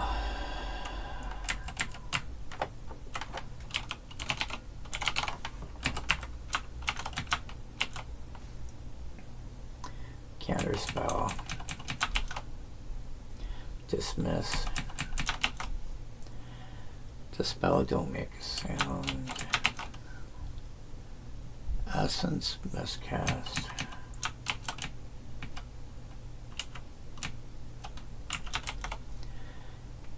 Strict Serenade and Summoner's Bane.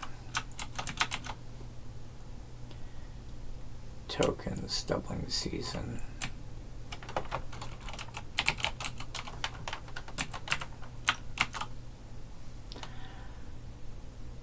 Mesmerizing Benthid. Min, Relationist. Moonblade Shinobi. Murmuring Mystic.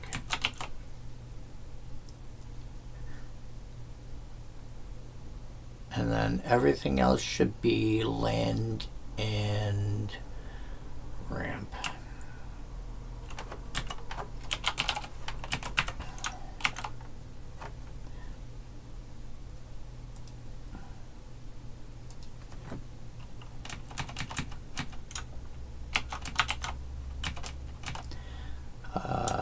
Herald's Horn.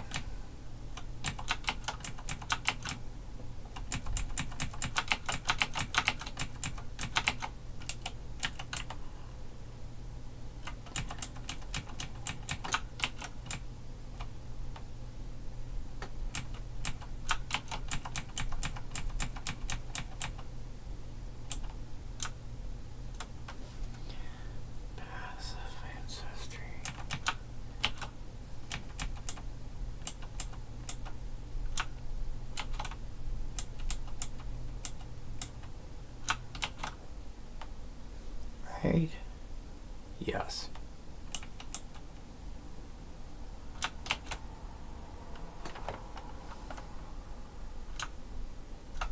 All right. And then nothing else in that column.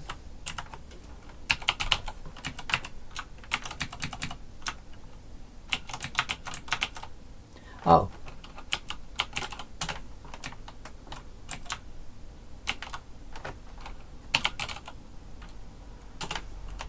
Right.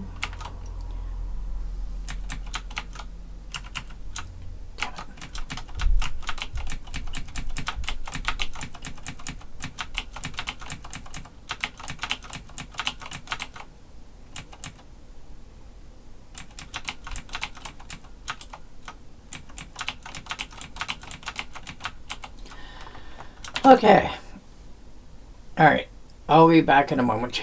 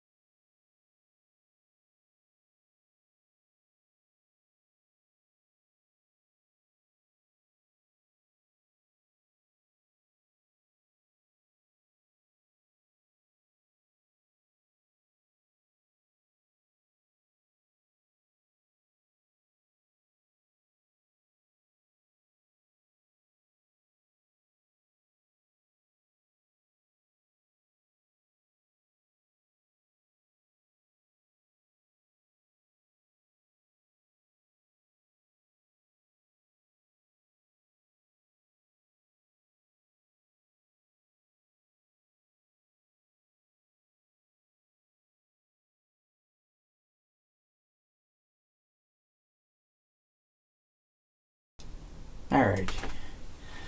So, now that I've got that done,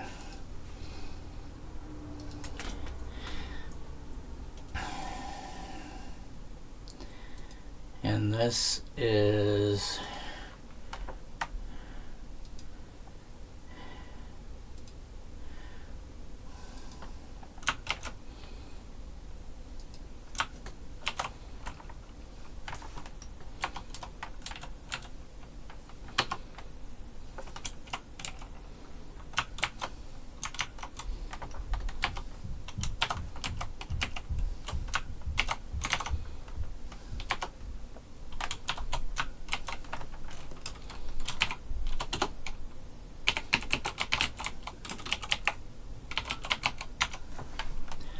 okay.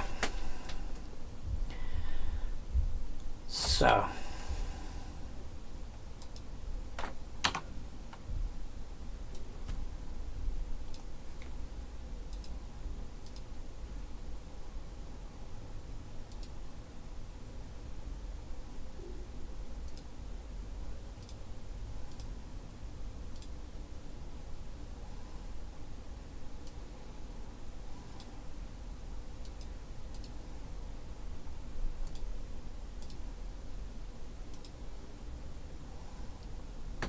alright.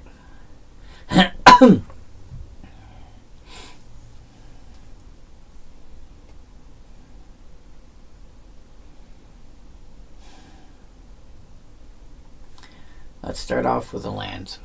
Just make things simple. You had 19 basics.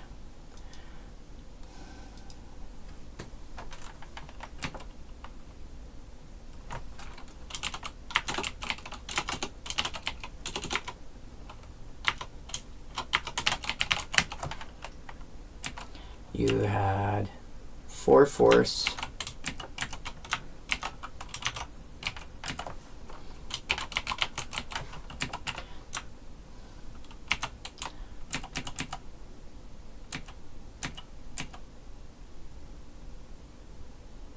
1, 2, 3, 7.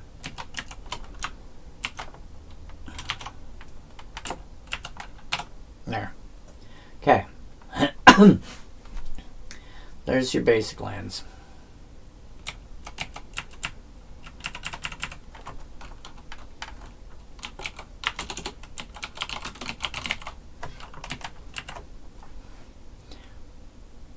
Boop, boop, boop, boop, bold, center.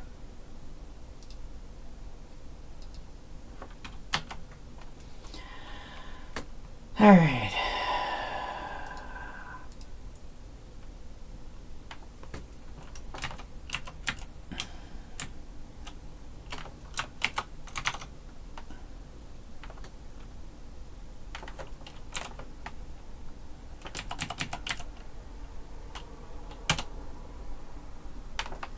Really?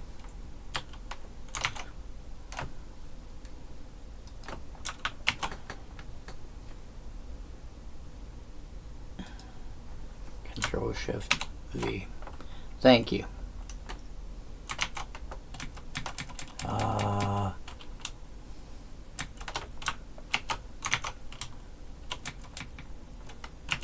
Control Shift V. Rhinewood Falls.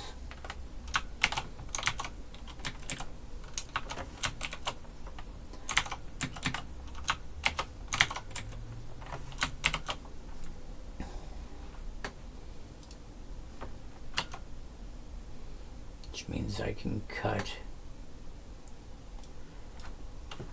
you.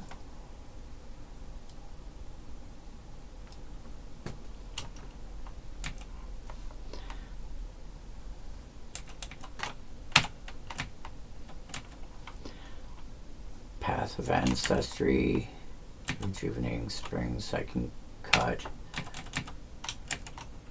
that one. Tango Dialect. 3 Tree City, I do not actually remember.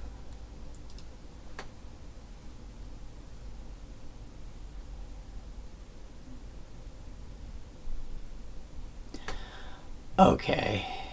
No. Three Tree City is your... Alright, and then these three.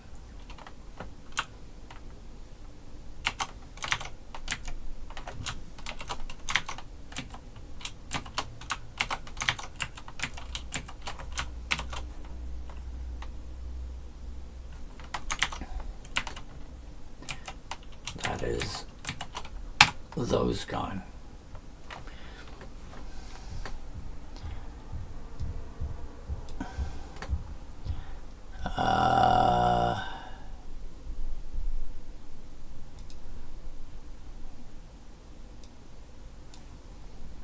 And then that one. Okay.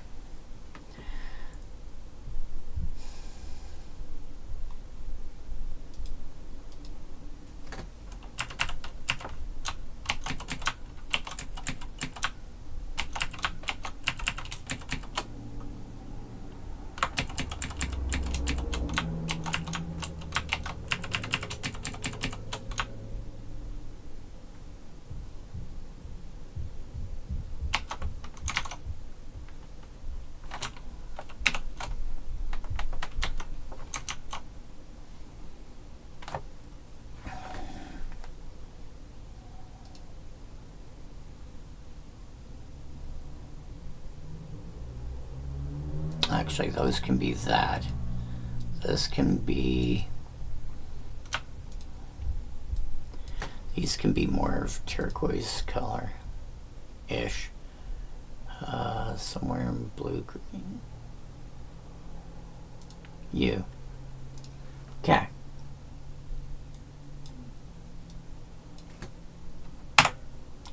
All right.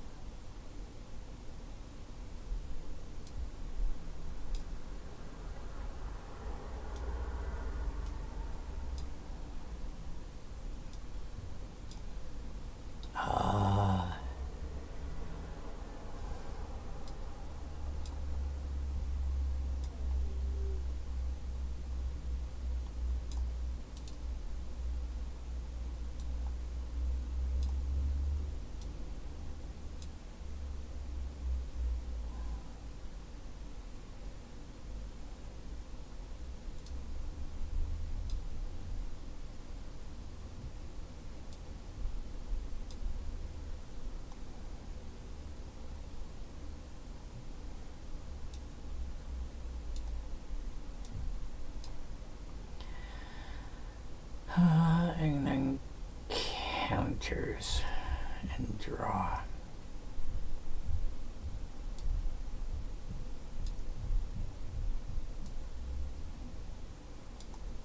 Okay.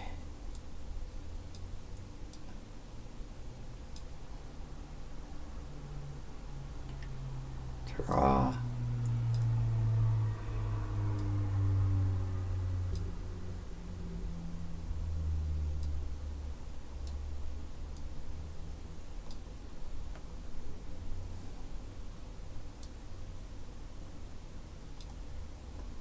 There.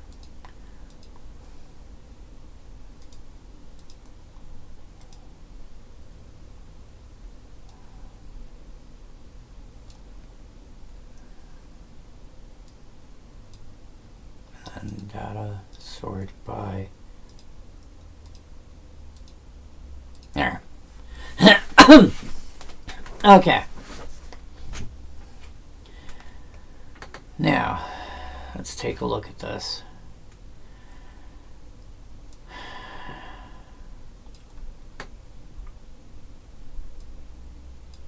What have I got here for ramp? 17 pieces. I see 17 ramp. Yes.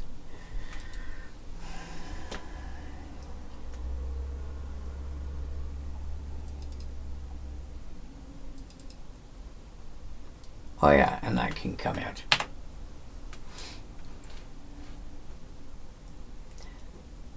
So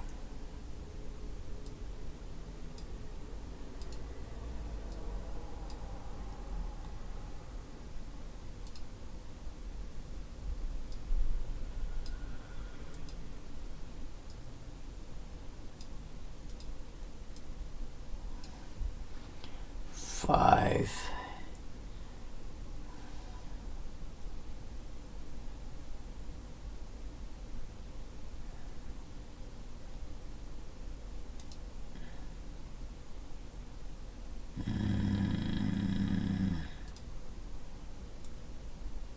That.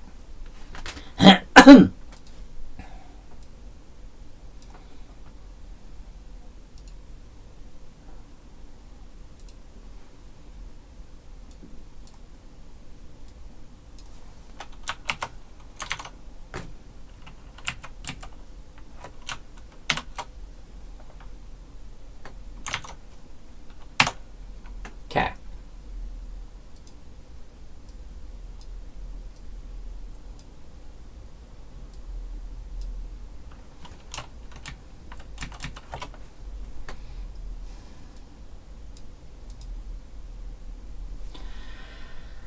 That was 6 out of 17.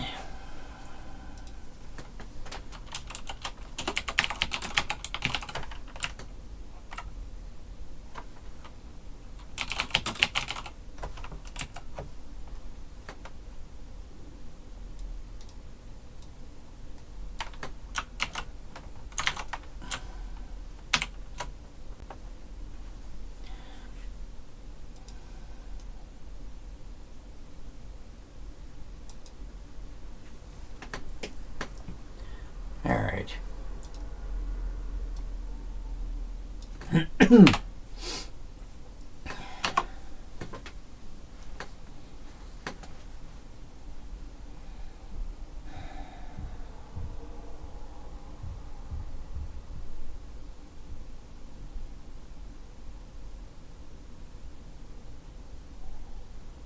Again, I'm not sold on Seedborn Muse here.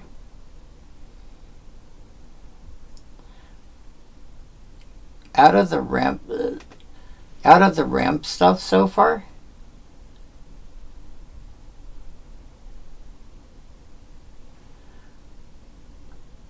Seedborn Muse, Emerald Medallion, Gold Vein Pick do not seem worth it to me.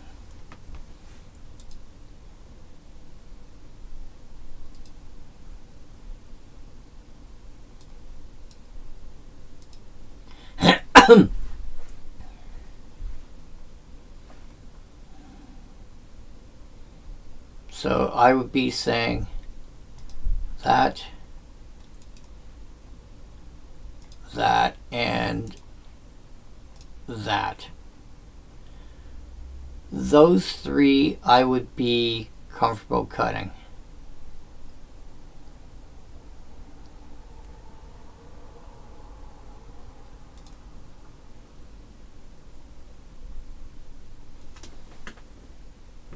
Aren't you like this?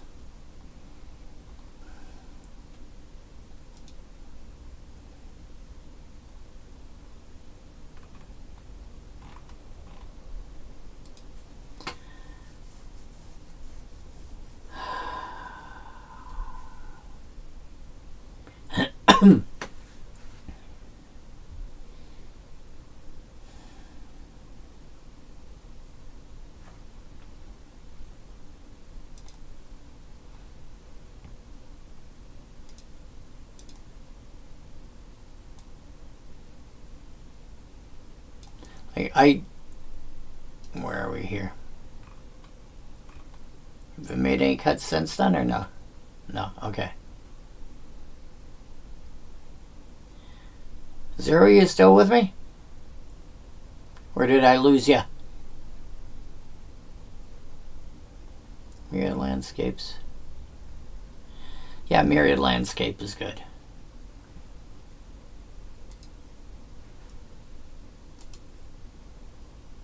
Where did I leave off anyway? Alright. Let me know when you get back. Oh. Oh. Okay. Alright. So, I basically took your list, threw it up into Excel so I could organize stuff better. And then I'm starting to post it into my blank here.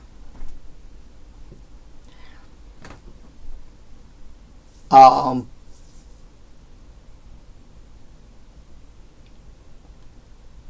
so I'm starting to port some of the stuff from your list onto here. The 3 that I have crossed out here, I think can be cut. I don't think Seedborn Muse needs to be in this deck. I don't think it's a bad card. I just think it's less useful in this deck. Because the only thing that you're really using Seedborn Muse for is either to fake giving your guys Vigilance, or making it easier so you can hold up counter magic realistically. I don't think it does enough here.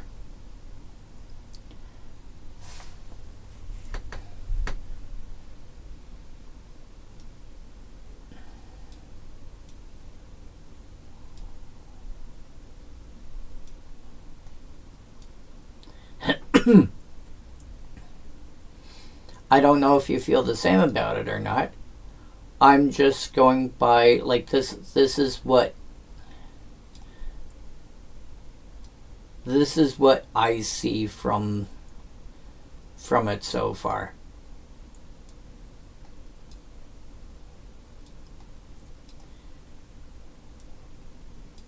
There, that looks a bit better.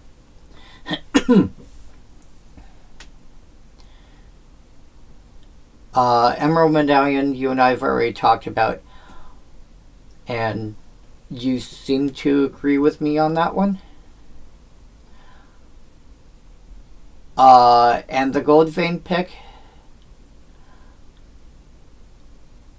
if you're looking to generate treasures, there's better ways to generate treasures.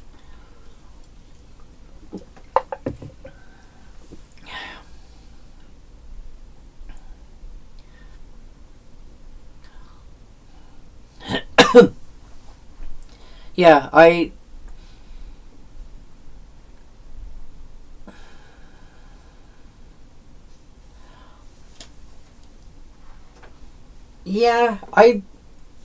I'm just not sure those are the game changers that I would be wanting.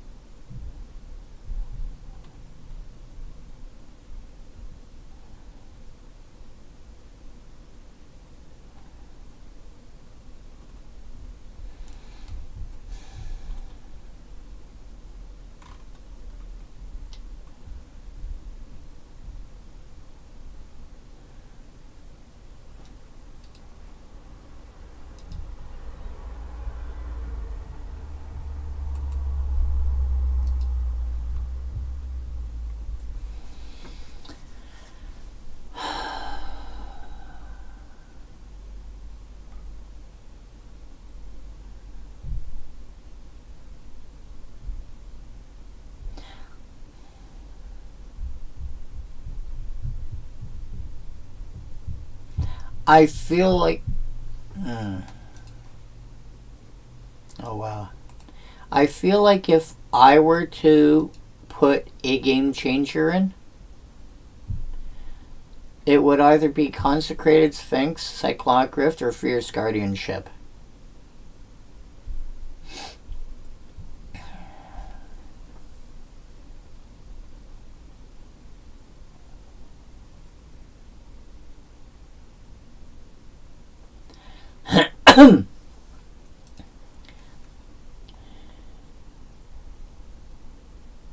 Again, if you disagree with me and you want to keep it, you disagree with me and you want to keep it.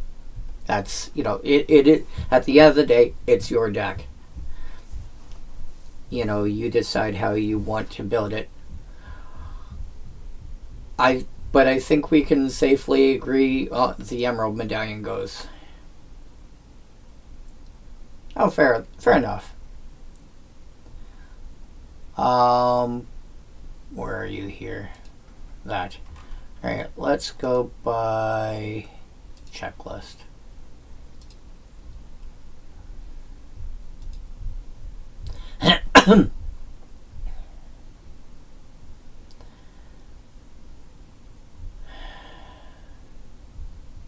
Hilariously, crop rotation is a common that's on the game changers. Guess I'm giving, maybe. Foreign Klex. Sway of the Stars would be fun to take for a spin. Fair enough.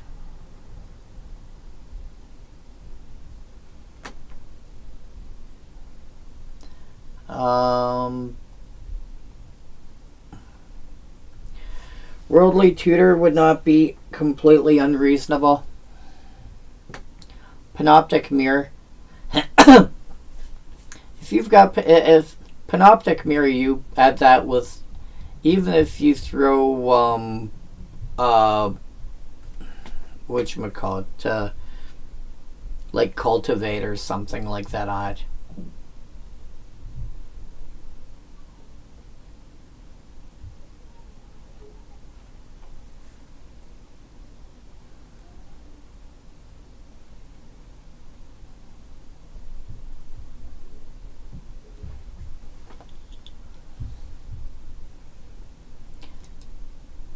But personally, I think that keeping Rhystic Study would be the better option between the two of them. One, it's a color that realistically you are heavier in anyway. And just the ability to draw an extra, like 3 mana, you'll probably draw at least an extra 6 cards over the course of the game. Not unreasonably.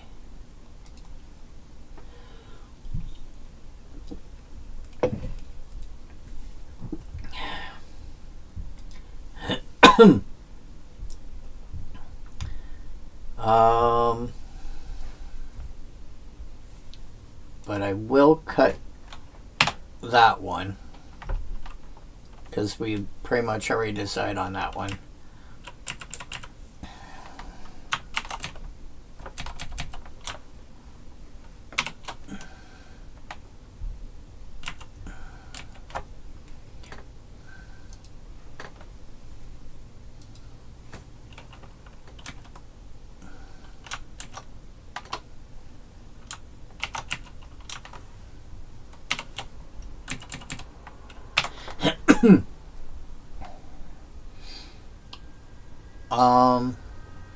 What's your opinion of the Goldvein pick?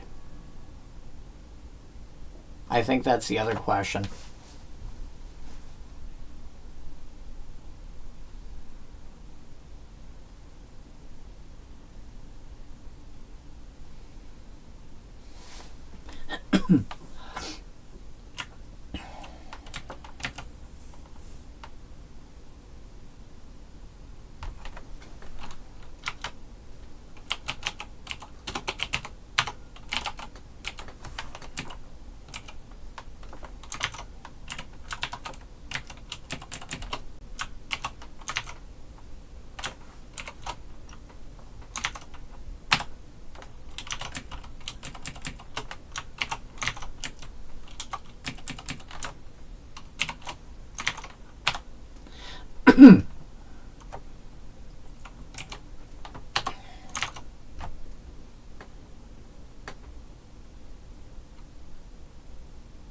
Okay.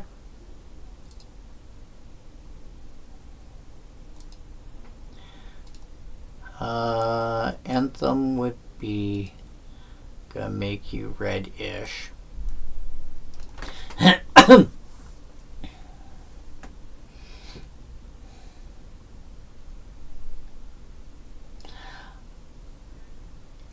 It feels like something that you will be able to find you can cut early on.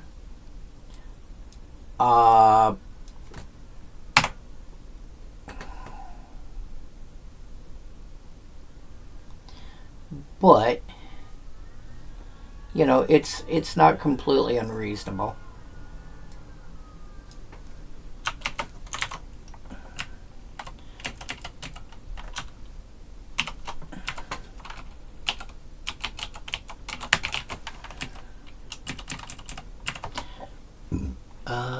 What to make you?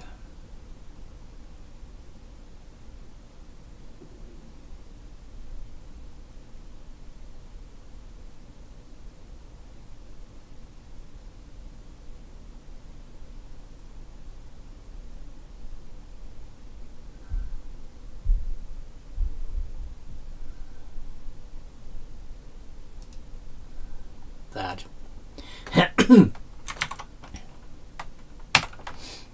All right.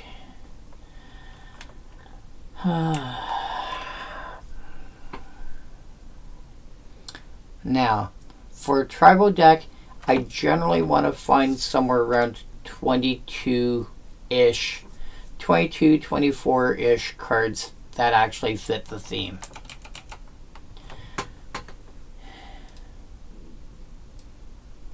Whoops. These 4 already count.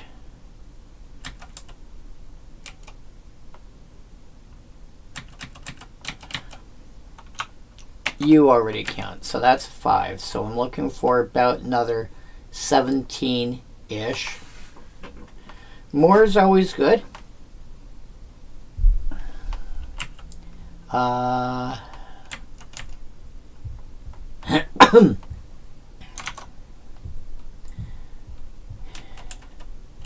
Let's go.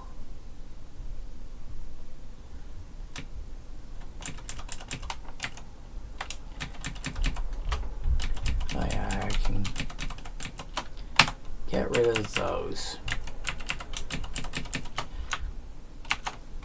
Let's add you guys first.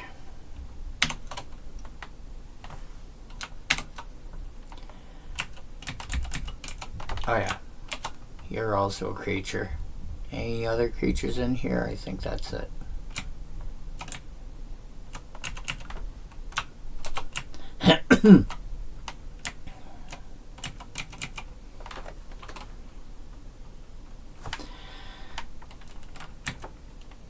Now, you guys are just here to be creatures. Phantom Monster is probably like flat out the weakest member here.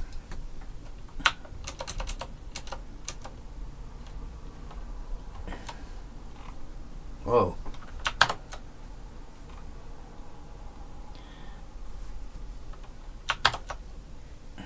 There we are.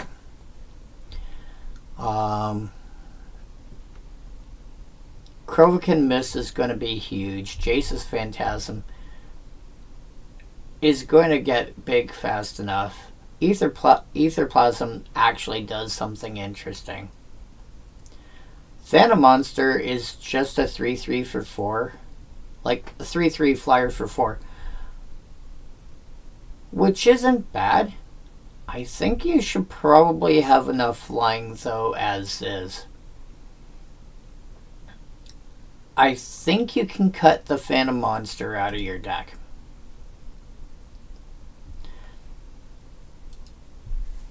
Which, you know, not a thing I like to think about saying.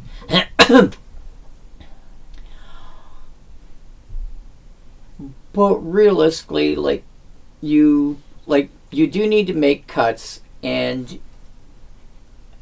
out of the stuff that's there, it is the worst of the lot. You know, and I don't see me cutting more than one card from that category. Jace's Phantasm, Crovekin Mist are both going to be huge.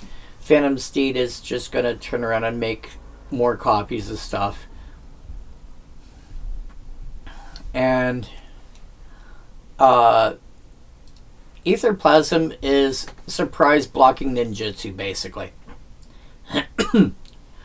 And can allow you to cheat on mana costs in all sorts of ways.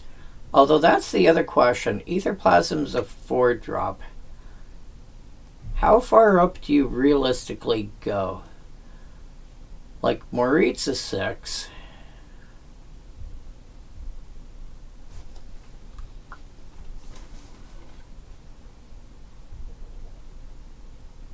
Yeah. You don't go beyond 6.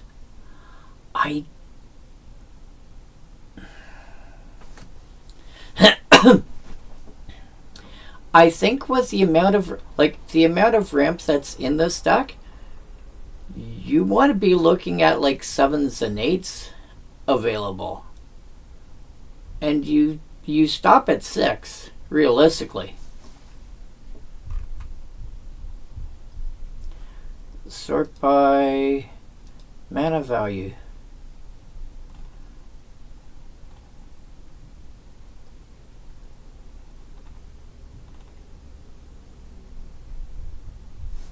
Dismissed in a Dream is a 7, but that's an enchantment. Yeah.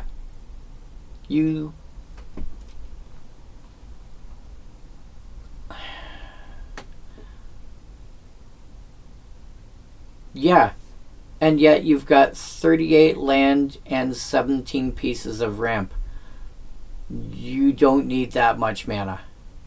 You stop at 6.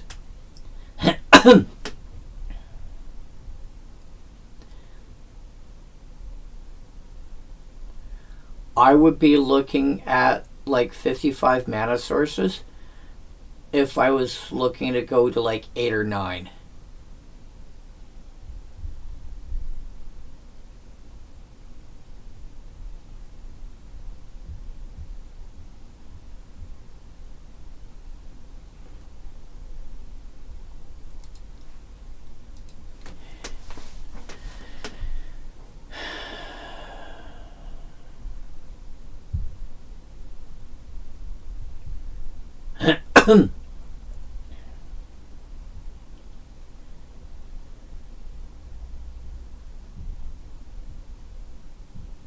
The War Chief is probably fine.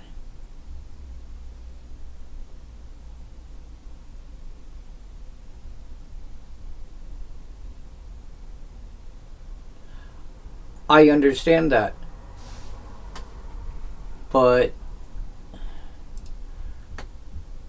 when you have, 100 cards and you want to be running like 55 mana slots, like, unless you are spending a bunch of mana every turn, you're going to be sitting there with and drawing extra mana and not having anything. Like, what are you going to be doing with the extra mana? And not only that, the lands that you're running are pretty stable. You have Myriad Landscape, which sacks.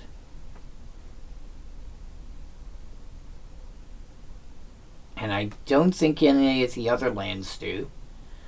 I think all your other lands stay in play. It's not like you're running. That's a Verge.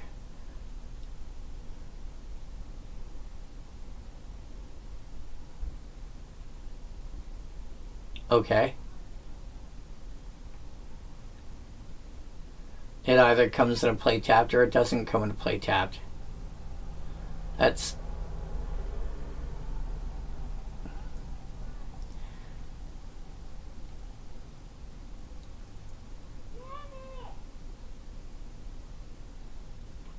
the only land that you have to worry about losing realistically, barring stuff that other people are doing, is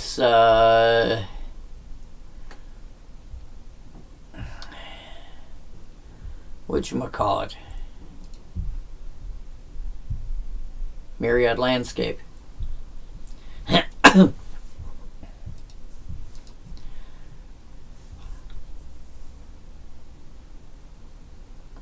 If you actually were...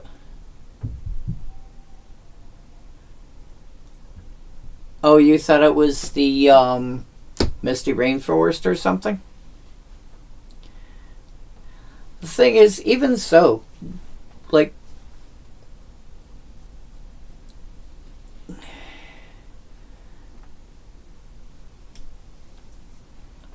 you really, like, that being said, the first land I personally would replace would be the Pathway, but that's also, I hate Pathways. But that's a me thing. But you see how I'm using the spreadsheet here now for this. You know, whether you agree with how stuff is laid out, whatever.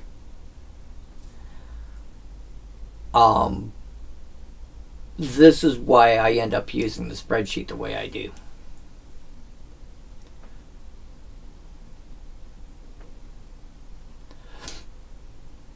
And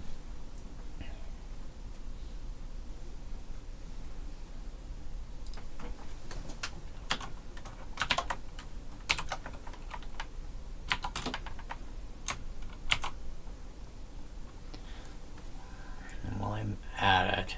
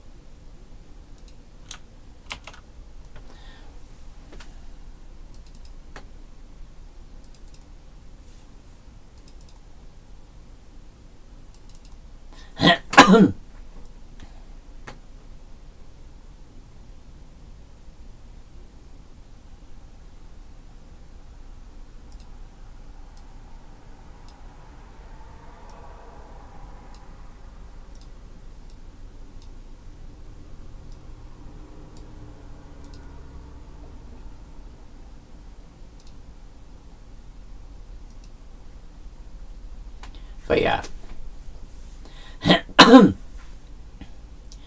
This is why I end up using a spreadsheet for doing this sort of stuff, because then I can see how much room I have to put other cards in.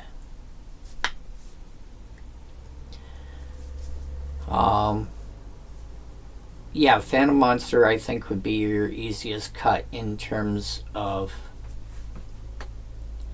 the stuff that's in there, just because it's a illusion. Stuff that cares about counters.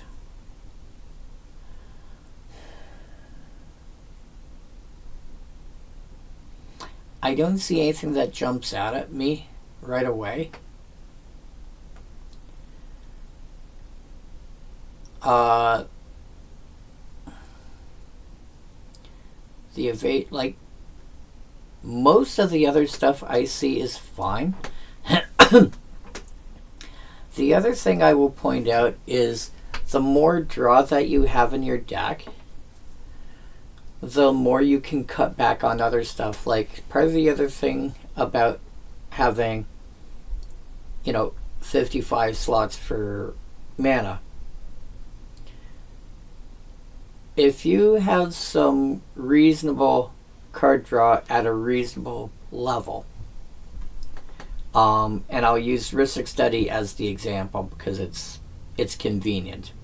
It's a inexpensive card, like it's a 3-mana card that will regularly draw you 5 or 6 cards over the course of the game, which will dig you into more lands, more removal, more stuff that cares about tokens or counters or whatever, which means stuff that you are less, you can start cutting back on other categories, because part of the reason you run, part of the reason that you run 38-ish lands in a commander deck is so that you've got a higher chance of drawing them when you need them. If you have a lot of card draw, you could actually cut back on lands, counter spells, additional creatures, whatever, because you're going to be drawing into more of them.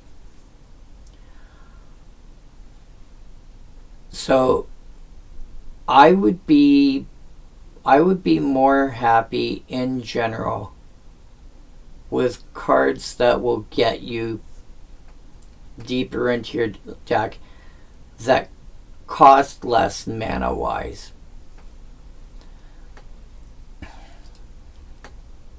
Let's see if I can find them here.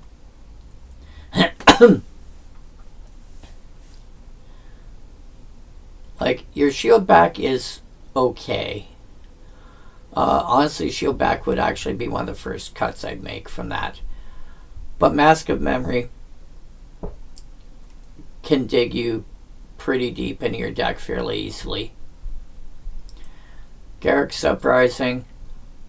Garruk's Uprising, the other thing that does for you is it also gives your guys trample, which is a big deal for your deck.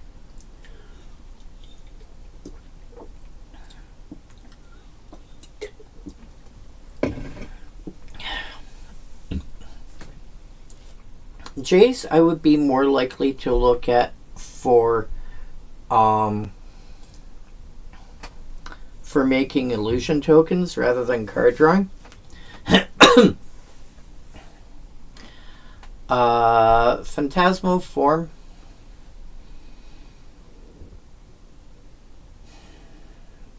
Actually, what was that funny card?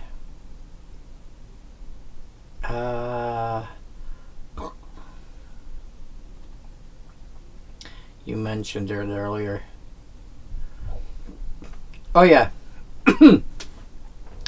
Dismiss in a Dream. The funny thing about Dismiss in a Dream is that you can then start targeting it. As I mentioned, I mentioned this before, and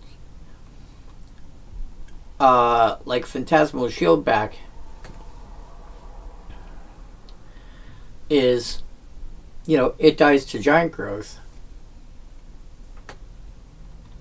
But that also means that, Dismiss in a Dream, you cast that, you have that out, and then your opponent's creatures start dying to things like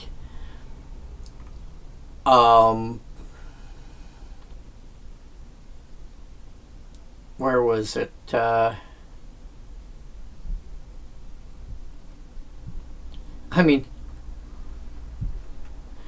You target two creatures with Inscription of Insight, and suddenly they don't end up hitting the they don't end up hitting the they don't end up going back to hand. They hit the graveyard instead because they're being targeted.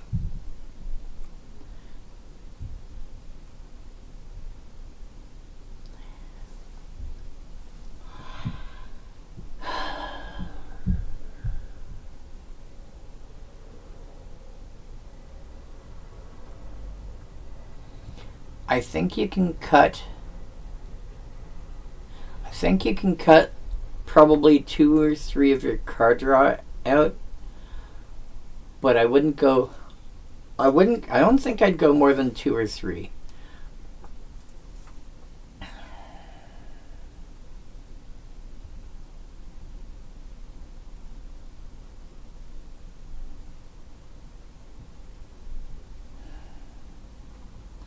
I could see 2 there.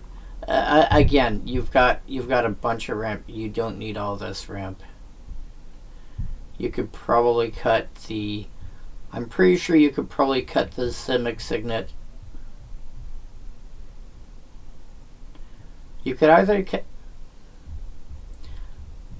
I would cut the Simic Signet before I cut the Talisman.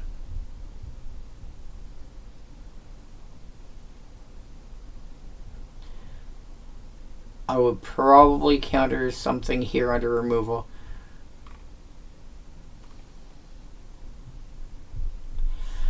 I don't know what other specific suggestions I can make right now. But you may want to, like I said before, you may want to take a look at grabbing, snagging this spreadsheet and doing something based on that. And giving you giving you some kind of, like, another way that you can not just visualize what the cards are for, but also how much room you've got left to work with. You've got, let's see here, 27. You've got 36 slots to work with. And you've got 50 cards. So out of this, you have to make 14 cuts somehow.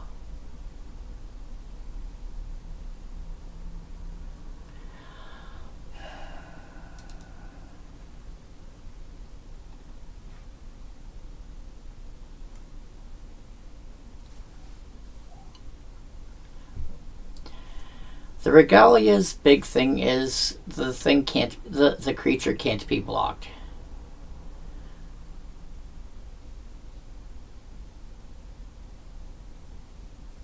I think I would play the boots over the Regalia.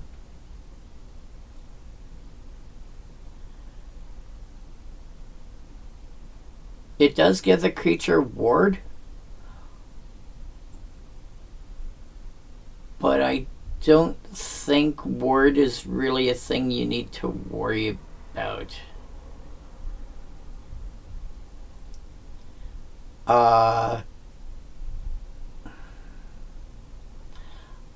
I might cut the Figment first, actually. Because Phantom Warrior, Phantom Ninja, which are basically both the same card, they already can't be blocked.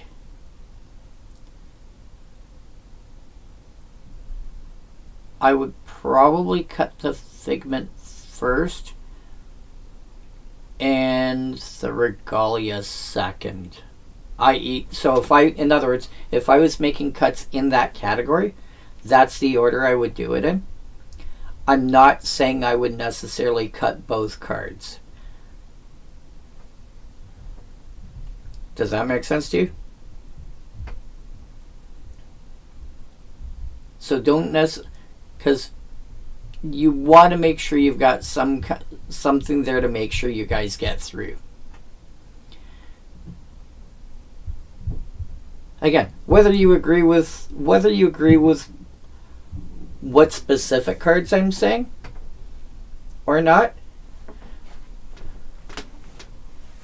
because I don't feel comfortable going down to 4. I don't feel comfortable with evasion getting cut down to 3 unless I've got stuff in there that's really good for evasion. Like if I have a Chroma's Memorial, which is like 40 US right now, I think, or something like that. Whoops, wrong one.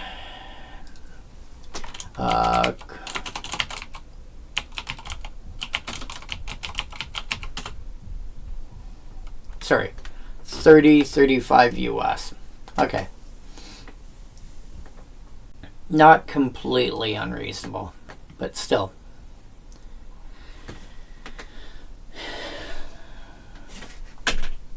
If I had cards like a Chroma's Memorial and stuff of that nature to give all my guys some kind of evasion, I would feel more comfortable cutting down to like 3. But considering we're looking at individual cards with evasion and cards that give individual creatures evasion, I wouldn't go less than 4. I would not feel comfortable going less than 4. Unless a lot of my guys already had evasion. And that's another thing I haven't really looked over. Like, for example, you're a Neurophage here. I mean, it has flying. The other thing you might want to consider is, since you have a decent amount of stuff that deals with counters, you might want to consider a card like Karn's Bastion in your mana base.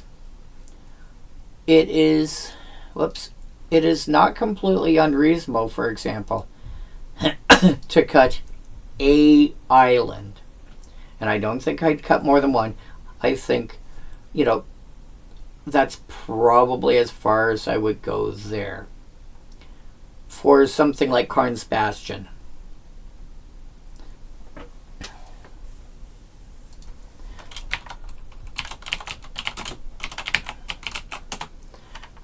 Which, last I remembered, is also really inexpensive. It's like $1 or $2.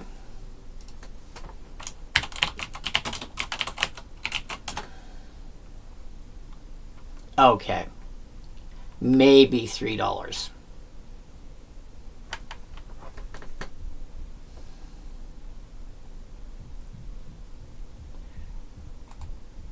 Because being able to take a look at a lot of these guys and go... Because, I mean... Marit potentially ends up with +1/+1 counters on him. Spark Double comes with +1/+1 counters or loyalty counters.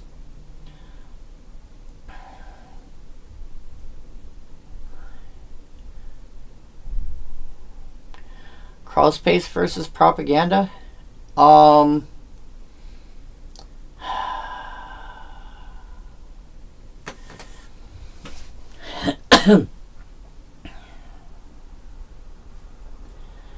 I think I would prefer Crawl Space.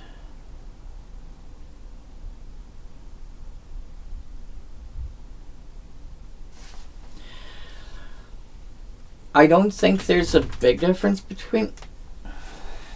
Yeah, I think I would prefer Crawl Space.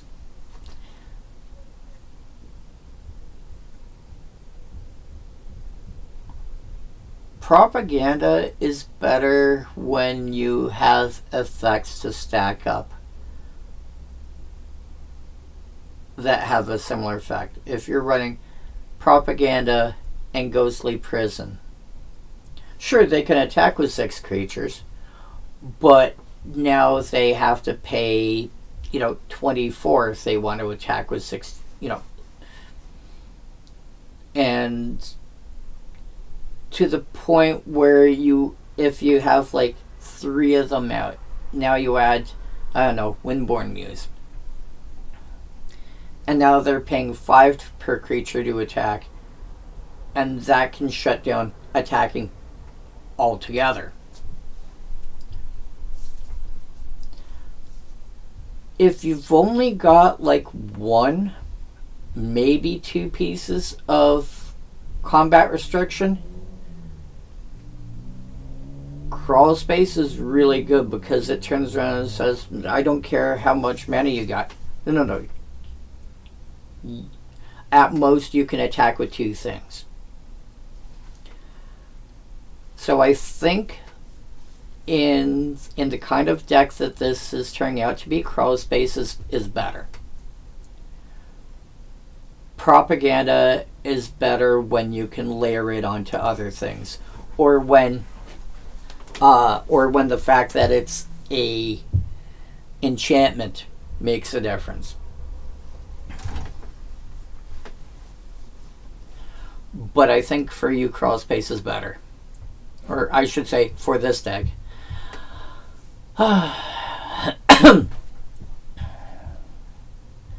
Extravagant Replication.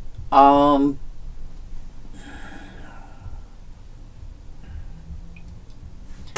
the one I think you are, aren't you? Extravagant Replication. Okay, you're that thing.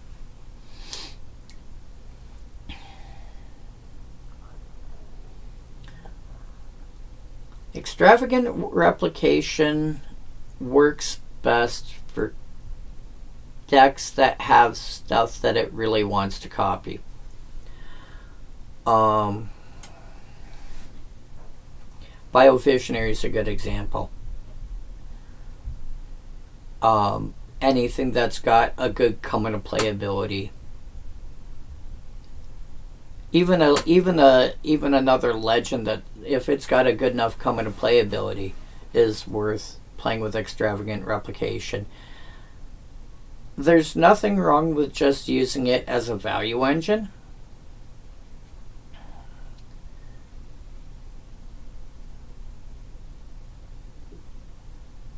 You know, having a bunch of Phantom Steeds coming out is actually kind of scary. And actually, Phantom Steed, in this case, if you combine Phantom Steed with Extravagant Replication, you've started building your own, whatchamacallit, Wrath of God.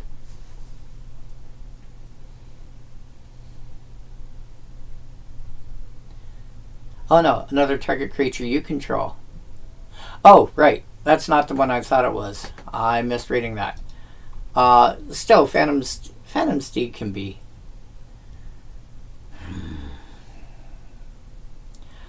Oh, no, okay. I completely misread that. What would you... Actually... Extravagant Replication on Etherplasm.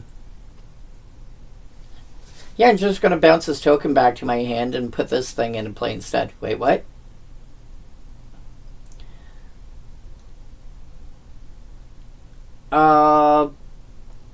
Poljamar, copying Poljamar. Yeah, it'll basically come into play dead, but you'll draw a bunch of cards.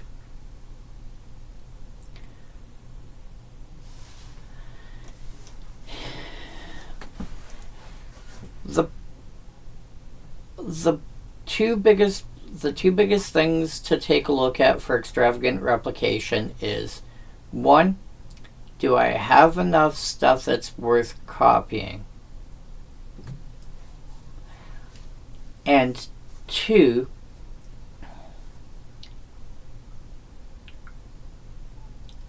my copy affect targets. Is that relevant? Yeah. Yeah, targeting Poljamar would be hilarious. But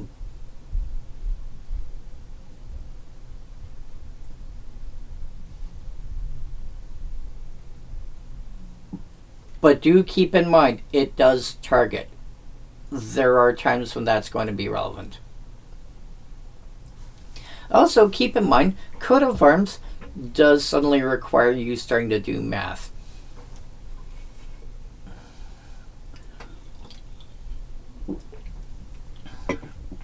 Morita the Frost is going to get ginormous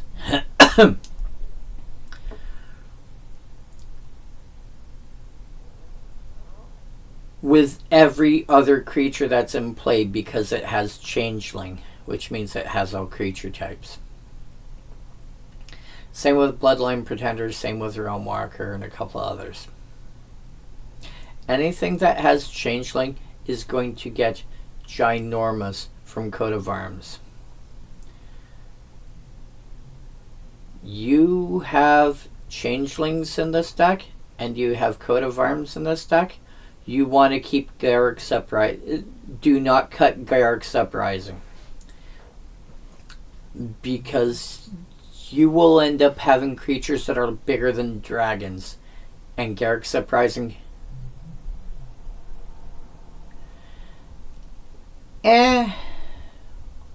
I'd be less concerned about that. I'd be more looking at Coat of Arms plus Changelings. Plus now my stuff has Trample, so even if you try and block with dragons and demons and, you know, whatever walls you can find, I'm still going to get through and crush you. Heaven forbid your guys end up with Death Touch.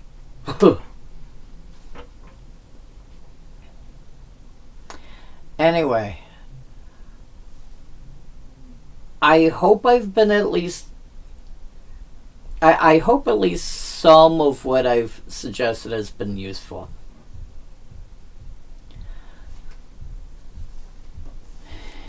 And even if you may not necessarily agree with my specific recommendations, I hope you at least understand the reasoning behind it. And also why I use, you know, a blank spreadsheet as much as I do, because it helps so much doing things. Let's see if this will let me clear this all out.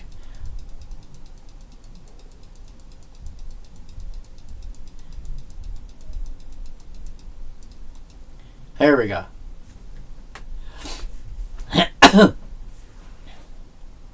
It is useful having one page that's still blank so I can look at stuff. But yeah, I hope that's at least useful in terms of figuring out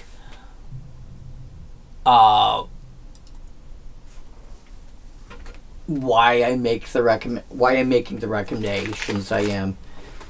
Give you some food for thought for that.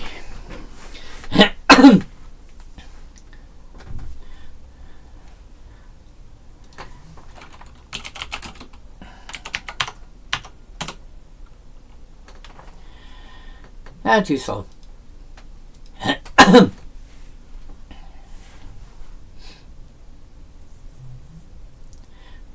But I just realized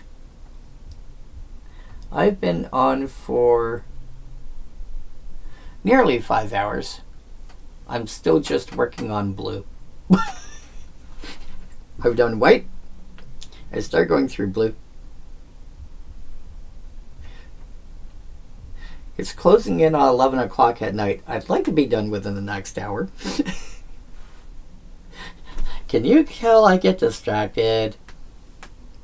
Can you tell I like to chat about this game?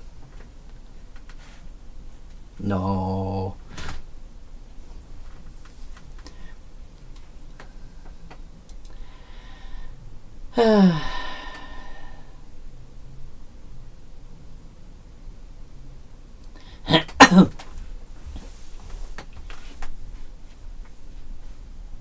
But yeah. Also, if you're still, there is a Discord chat for this. I I think there should be a link for it. I think there's a link for the Discord in the Twitch description thing. If it's not the Twitch one, it should be in the YouTube.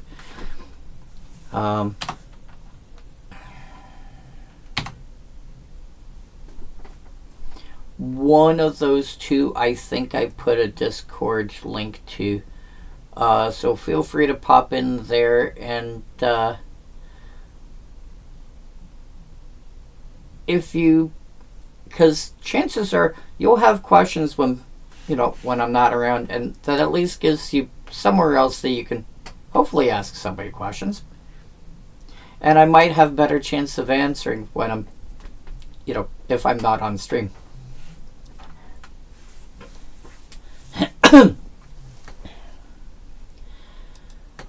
Oh yeah.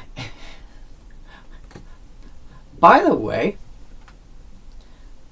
this is also another kind of card that you may want to consider if you don't want to be running more, if you want to find something other than counter spells to run, is effects like Rebound here, which generally get referred to as deflection or misdirection effects, where somebody casts a spell and it's like, yeah, I don't want you doing that. Send it over there instead.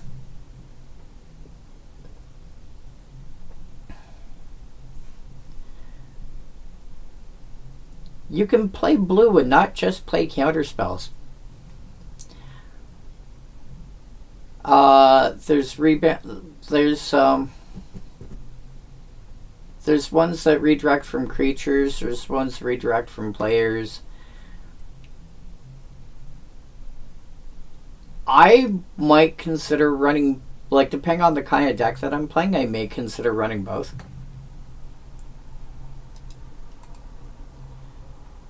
How far did I get?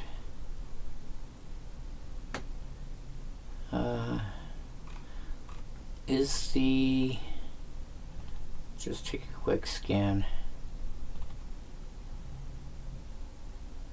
Okay.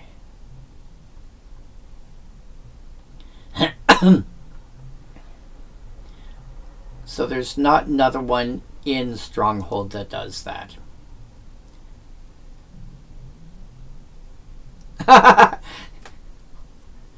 I'll tell you right now, you don't have to run blue to do that. Coming from somebody that's been playing for over 30 years. If you're willing to do the research, there's enough ways and other colors to do it. In fact, one of the most fun counter spells in the game is actually red. And has a bit of a reputation due to due to other formats. But Tybalt's Trickery, its first 3 words is counter target spell.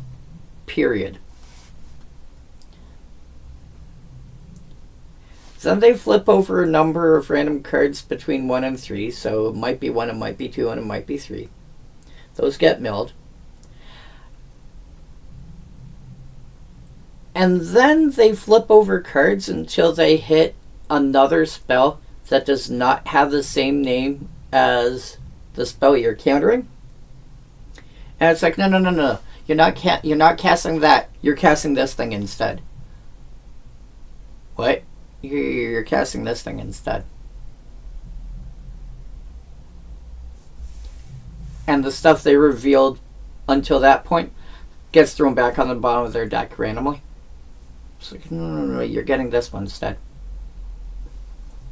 Yeah, for a commander, this thing is amazing.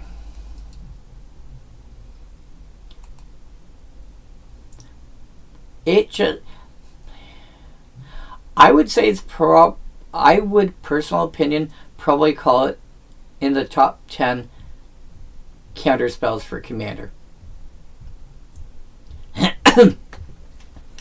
And out of the non-blue counter spells, probably top 3.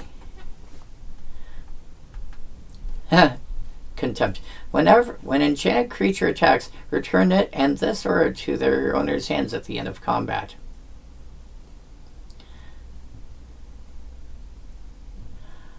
Oh.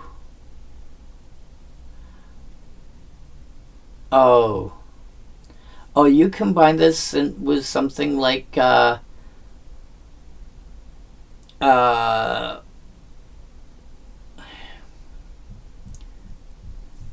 what's the actual name of that card?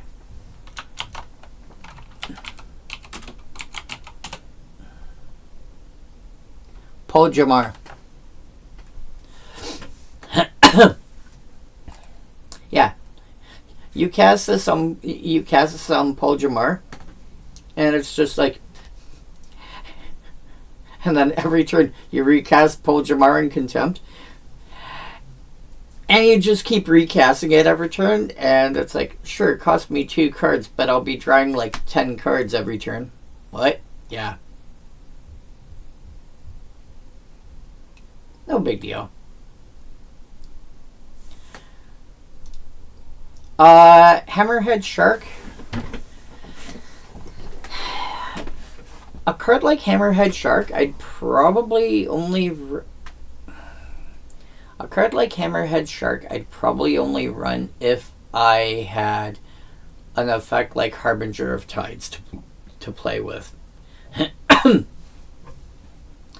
Cross the eyes of a Hammerhead Shark and you'll dot its teeth. Yeah.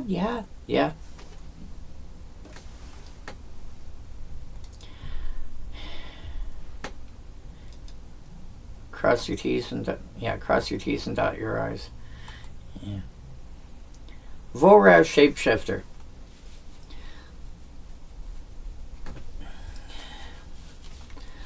Volraz Shapeshifter is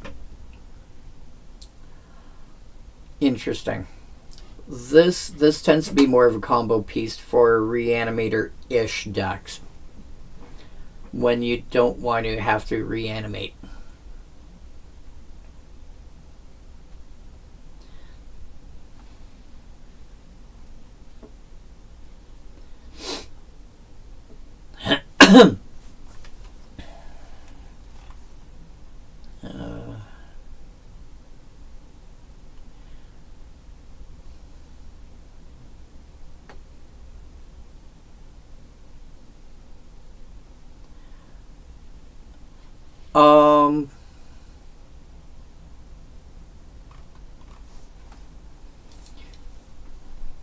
You mean concept-wise, or do you mean like a full or a full deck?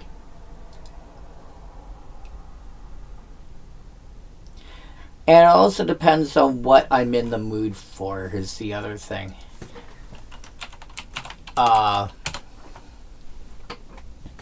Like, for example, whoops. Oh no, that's the right tab. For example, at this point, when I was concepting this deck, I decided I wanted to go white-blue, basically a white-blue D&D based deck. But, and that deck is nothing but commons. But there's no reason why I couldn't at another point turn around and go, I might build some like Azorius. For Azorius, I might go little flyers. Again, we're talking just commons. I might go like combat restrictions. I just might turn around and build like no dot deck. Oh, okay. Yeah, who is it?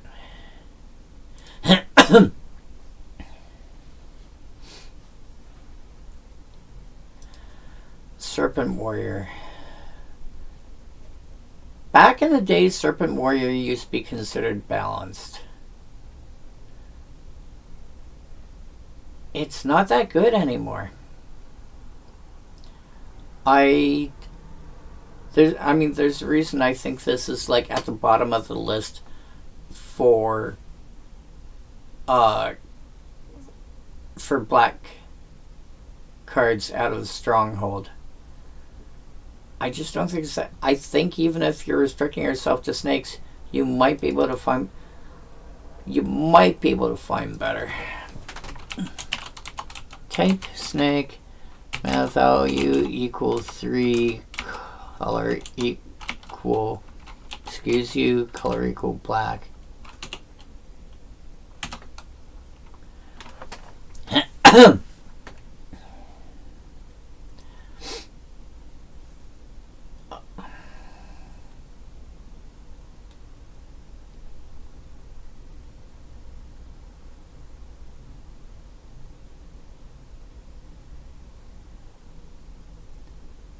Yeah, I think there's... Alright. Killian.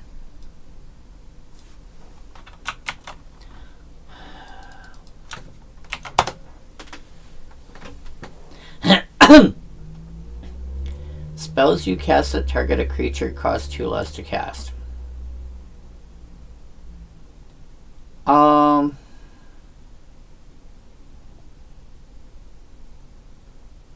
My first impression is Killian wants to get through for damage.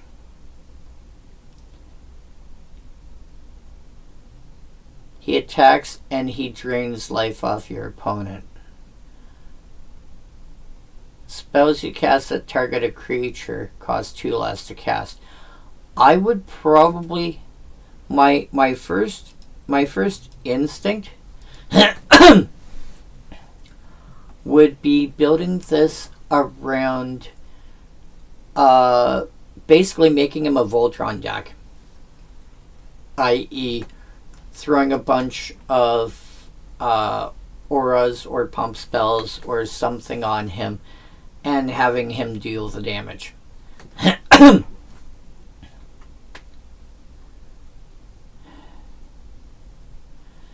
It also means that a lot of more expensive spot removal, 3 mana, 4 mana, 5 mana, 6 mana spot removal, is suddenly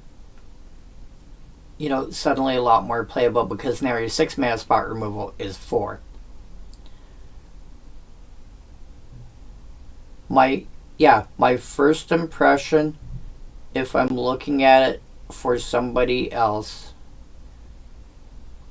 and I want to build around the commander, would just simply be make him a Voltron commander. He's already got Menace. Giving him Death Touch would be silly. And Death Touch and Lifelink is always a good time.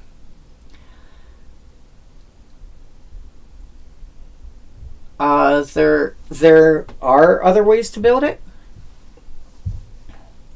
You could use them as your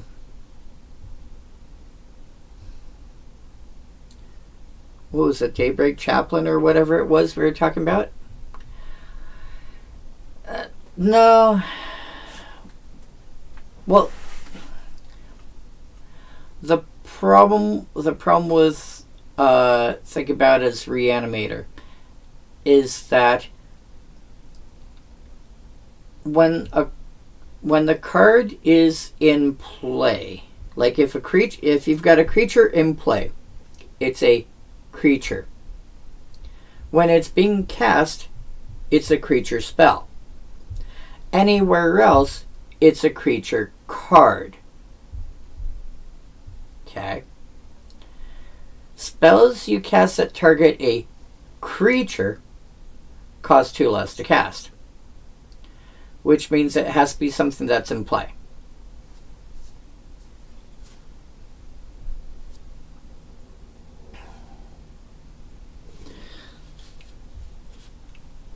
If you're trying to reanimate, then that's a creature card in the graveyard.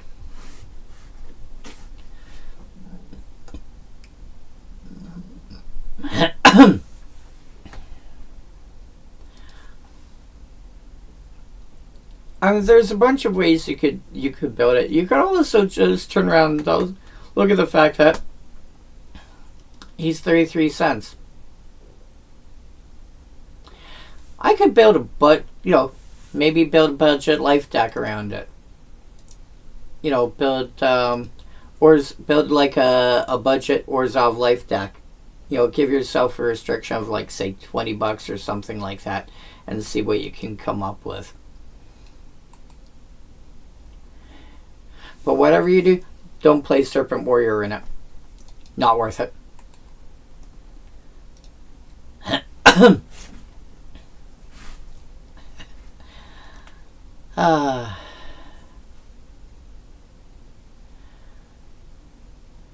Torment.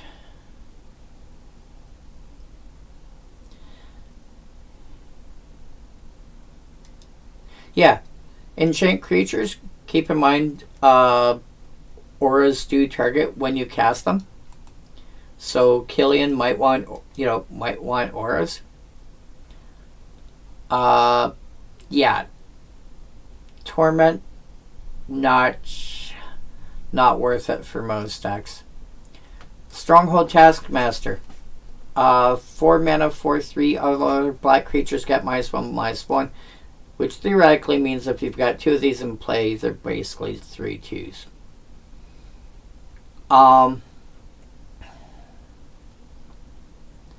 This is a sort of card that I'd only really play if it's the only black creature in my deck.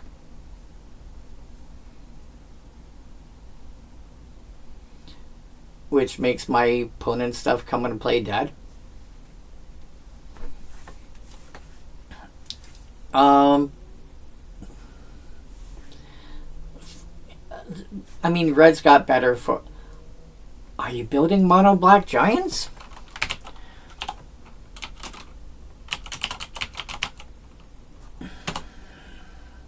There's 19. Sort by mana value.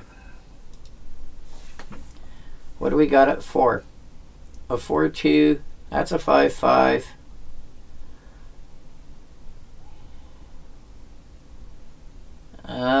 You might need it as a curve filler, but you're going to hit 6 really quickly.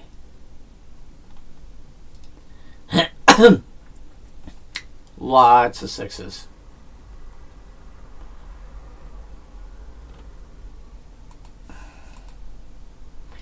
You're building mono black giants, you might have to play it. Probably wouldn't bother otherwise. Mind Warper. Again, not fun. I don't generally mind when cards say activate only as a sorcery. My biggest problem is when discard effects pretty much always have to be done as a sorcery. It's like you're not allowed to have fun when you're playing discard. But in all seriousness, no. Discarding, just generally speaking, discard does not give people, does not make people feel good, unless it's like, everyone discards their hand and draws 7 cards. Fel Imp. Here's the thing. 3 mana for a 3/3 back in the day. Comes in play, lose 3 life. Meh. Fel Imp. 2 mana for a 2/2 flyer. Comes in play, lose 2 life. So much better. Like, you're on the same curve, but it's just a 2/2 flyer versus a 3/3 ground creature. I would play the Fel Imp every day of the week, because this can get blocked by like anything and just shrug. Don't care. Brush with Death. You really want to be playing this in a deck that's got a bunch of mana acceleration. Playing your Cabal Coffers and your Cabal Strongholds and your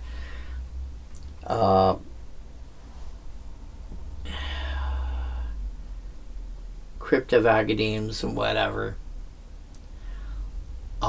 Magus of the Coffers.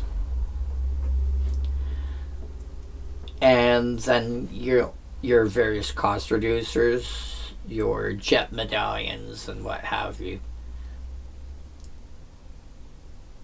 And just cast this like 3 or 4 times a turn.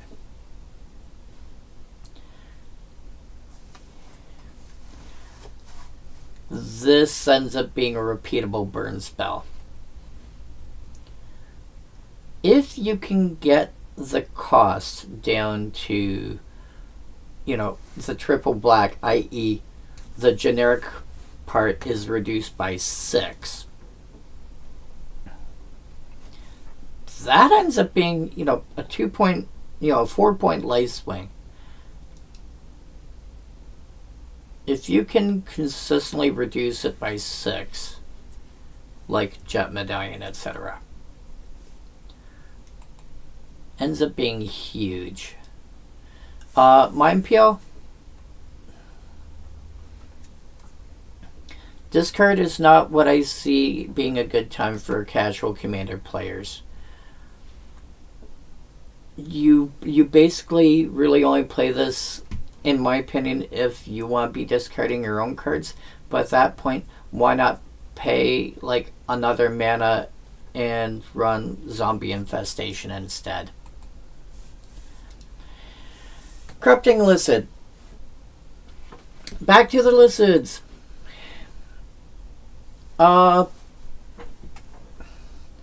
Gives enchant creature fear, which eventually got replaced with, what was it? Got replaced by Intimidate, because it was a more color generic term. Which then just got, we might as well just make it unblockable.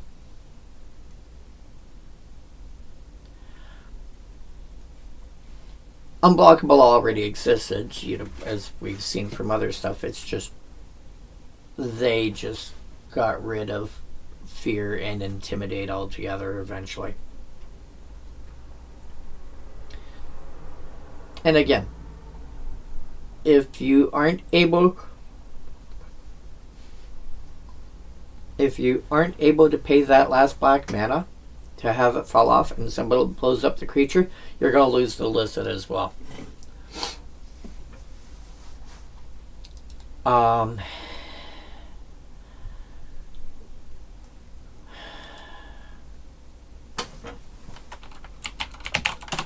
Is it? No.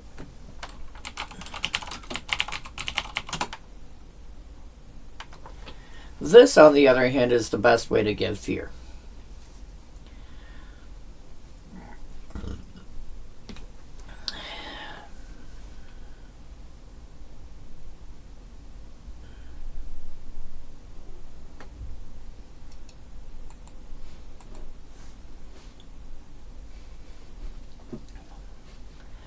You don't generally want to you generally don't want to give target creature fear. You generally want to make enough creatures have it, or make it unblockable or something.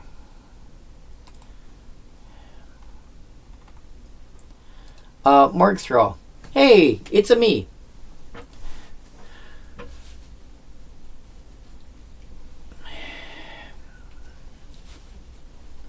I was not interested in this card for a very long time, and I'm looking at it now and it's like, oh, 3 mana, mill 3 cards.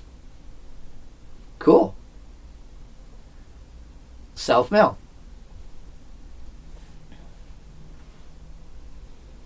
Not generally a card that, if you're...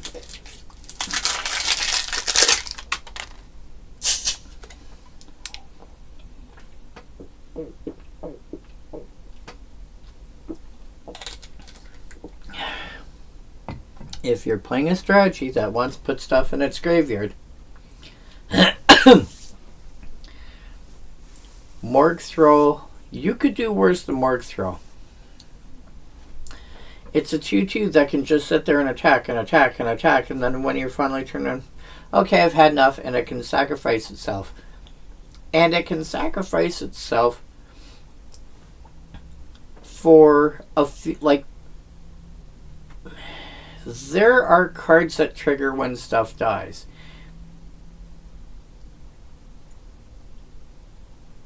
And Morg Throw can trigger that on its own. It's not, it's not always the greatest ability, but it can trigger it on its own. You don't need something else for that. If you're building I think if you're building a budget-friendly, like probably sub 30, maybe sub 20, graveyard-based deck, a Morg Throw might actually be a consideration at that point. Dungeon Shade. We've talked about shades in the past. One more than Frozen Shade. An extra point of power and flying. Yeah, Frozen Shade already got power crept by that point.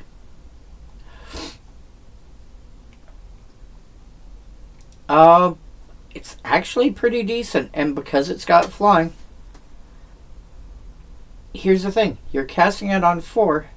Chances are you're going to have at least 3, if not 4 mana. Let's say 3, to be able to pump into it every turn. Am I doing anything else with my mana this turn? No? Okay. Take 4. Take 5. Take 6. Take a nap. Krovax Accursed. An early vampire tribal lord. Unfortunately, already beaten out by that point by, like, Baron Sengir. He's still pretty good, though. He's somebody that you can cast on curve. He's 4 mana, 4/4. Black to give him flying till end of turn. And at the beginning of your upkeep, he may sack a creature. If you do, put a counter on him. If you do, take one off. You can actually keep him around for like 3 turns before you have to worry about actually feeding him. Or you can let him die. Also, because he enters with 4 so he enters with 4+1 counters, which means that he, any effect along lines of doubling season will turn around and go, no, you enter with 8. They can also be proliferated. All of the interactions with +1 counters, with counters in general.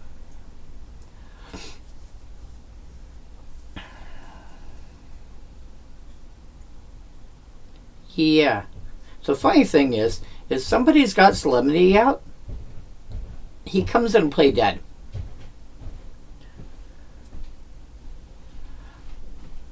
Also, hilariously, if you've got an effect like Bad Moon out,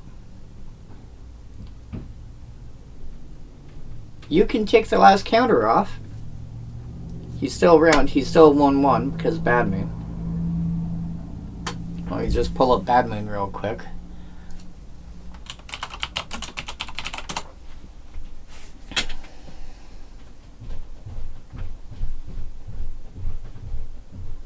You can't remove a counter he doesn't have.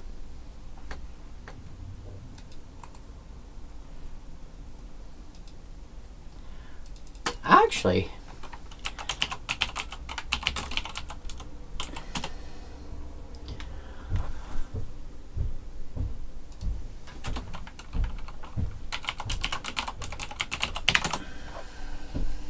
there are 11.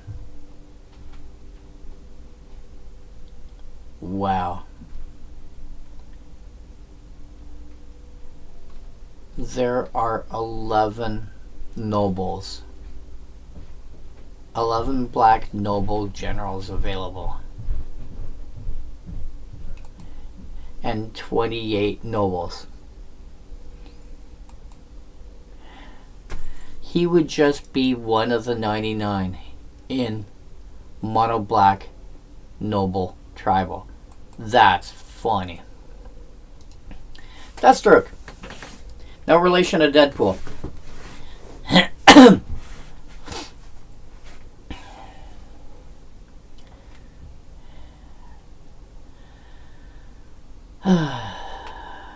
Two black, destroy target tap creature. Back in the day, black could only get rid of creatures one of two ways. By draining them. So, drain life and El Hajjaj and stuff of that, you know, soul burn. Or, I can kill anything that doesn't have this restriction. Destroy target non-black creature. Destroy target tapped creature. You know, destroy target creature mana value 3 or less. Destroy target something. You know, destroy target creature that has some kind of restriction to it. Deathstroke might have been one of the best ones because prior to this, they still couldn't be black creatures. Black way back in the day had a lot of trouble dealing with black. I think this was the first time you could actually affect another black creature. Or then it was like around this time you also got like Diabolic Edict. But, you know, your opponent got to decide what creature got blowed up. So if you're looking for... I mean, this also combos well with cards like Frozen Ether or Kismet that make stuff come into play tapped. I think Orb of Dreams also does that. So, if you're playing with cards like that, then Deathstroke should be like, no, just put it in. And it can kill pretty much anything.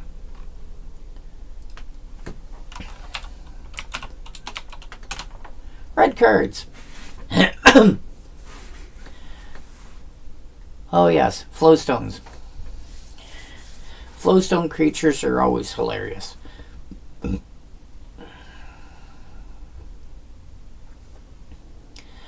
Because it's... Flowstone is... I mean, it's kind of like fire breathing, except that when you're giving a point of power, you're also taking away a point of toughness. Which also made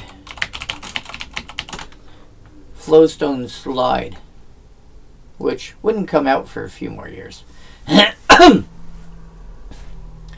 A hilarious mass removal spell in mono red. And in fact, if you want a mass removal spell in mono red that doesn't deal damage and can get rid of indestructible creatures, Flowstone Slide is worth a look. You might have to pump a bunch of mana into it. You know, if you're taking out 6/6 dragons, you'll have to spend 10 mana. But that will give those creatures +6 power and -6 defense and just kill them outright.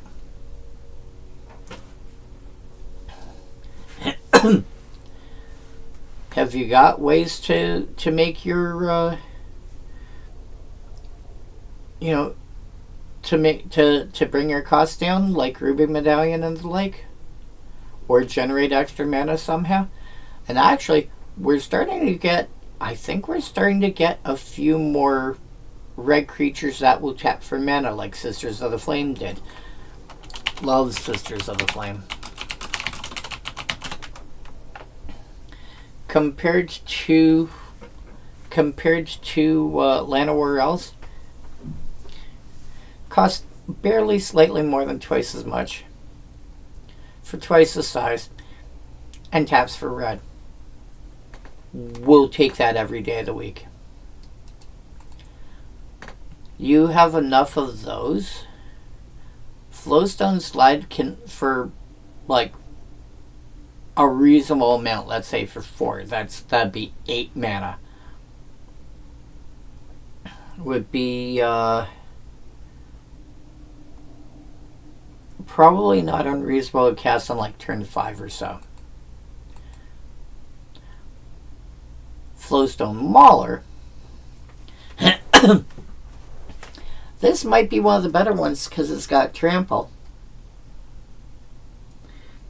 You give this thing first strike as well, and it is like, to be fair, trample combines with a lot of abilities, and first strike combines with a lot of abilities for some really, really silly shenanigans. Flowstone Mauler is pretty good. It's the kind of card that would get derided a lot, and nowadays it seems a little weak. 6 mana for 4/5 trample is very medium.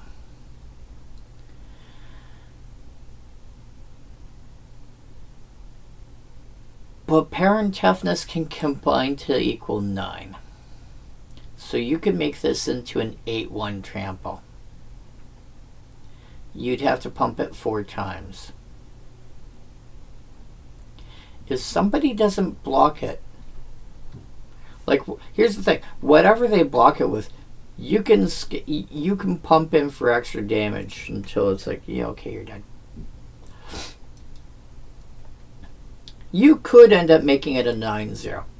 And if you've got something, well, we saw Bad Moon earlier, if you've got something like that that'll work for red, you can pump it even further.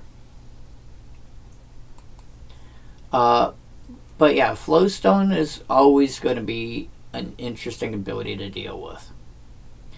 I think the Mauler is actually pretty good. Flowstone Shambler, I would rate a lot lower. Mana wise, because here's the thing, you're looking at 6 mana for 4 or 5 versus 6 mana for 2 2/2s. This is one of those situations where I would rather have the Mauler. You get 4 or 5 trample out of it. I would rather have a Mauler than 2 Shamblers. Easily. Probably instead of 3. Same Flowstone ability, but you can realistically only pump it once and make it into a 3/1. Why not? I'll just take a 3/1. Or the thing is, at this point, a 3/2 for 3 is still balanced. Flowstone Shambler would need help to get better. Furnace Spirit. One of the earliest versions of Fireball as a creature. Ball Lightning was a burn spell, but Ball Lightning was like, here's the flat 6 damage.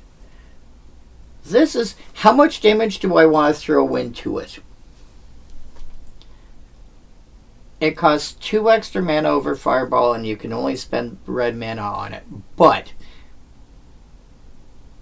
you fulfill that.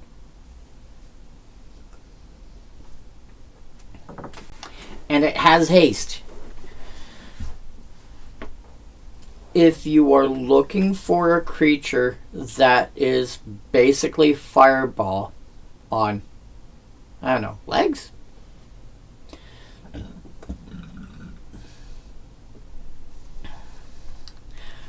Furnace Spirit. Really good. Flowstone Hellion. 3/3 haste. Hilariously, yes, it has Flowstone. Its Flowstone costs 0. this can be a 5/1.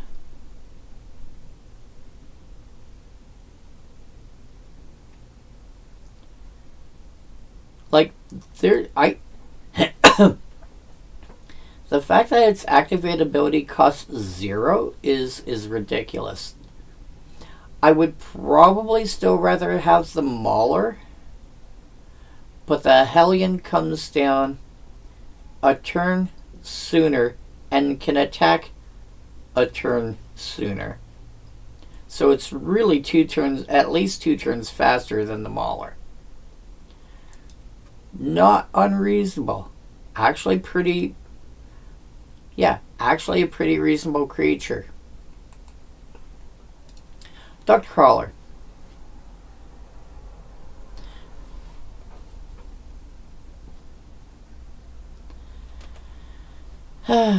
One creature for 1.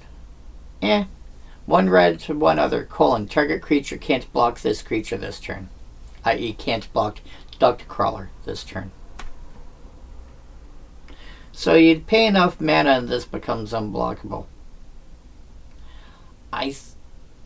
It might be, you know what?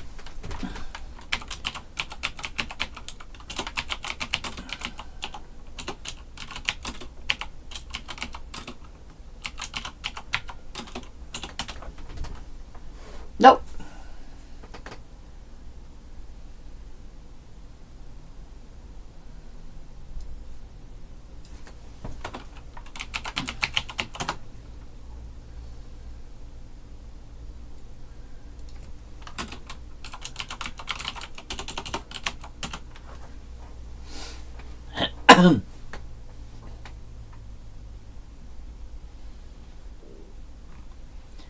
Sort by cooler.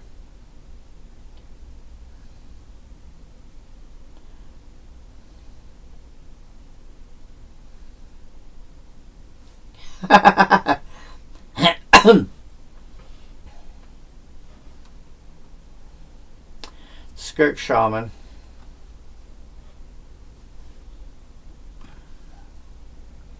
Wow, okay. Duct Crawler.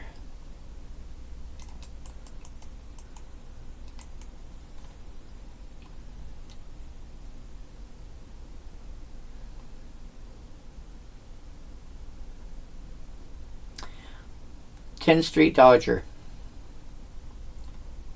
Yeah, it is hard to find something that would actually.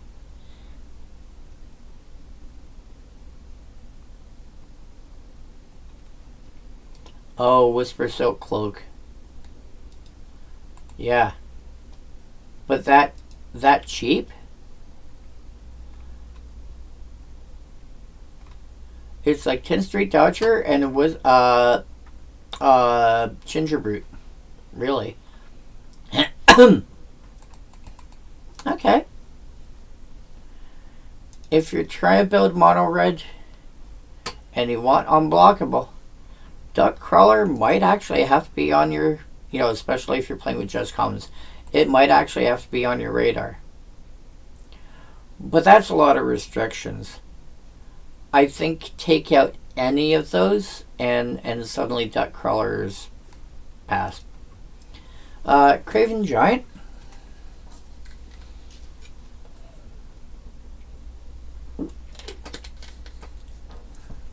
Three mana red giant.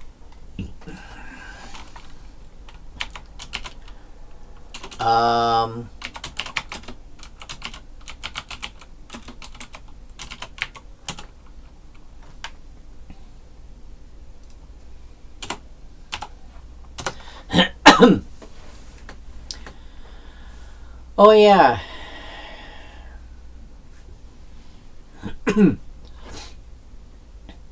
One, two, three, four.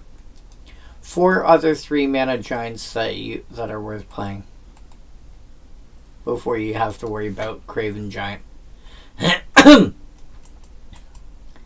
And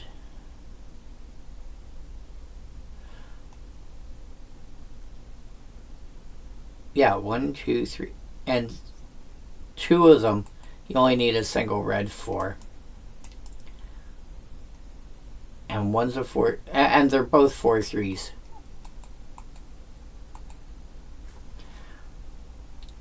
Can't block though, so it has to attack.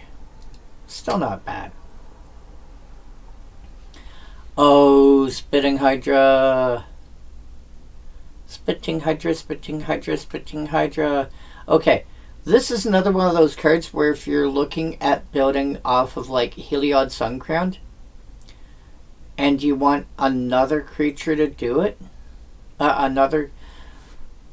you might want to consider this because, you know, the only problem is here is you're restricted on mana, but if you can get around the restricted by mana bit, and generating infinite mana is not impossible in Commander, in any color combination.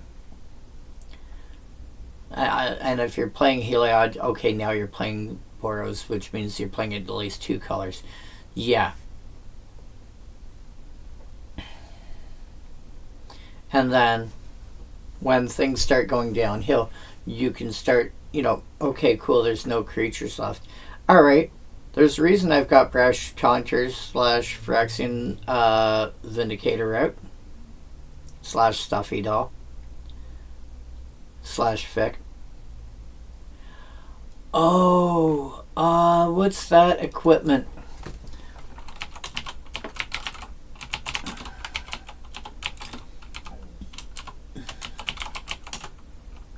Blazing Sunsteel.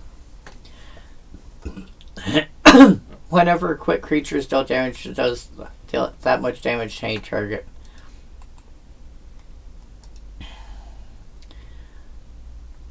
Oh, if you've got one of those things that can...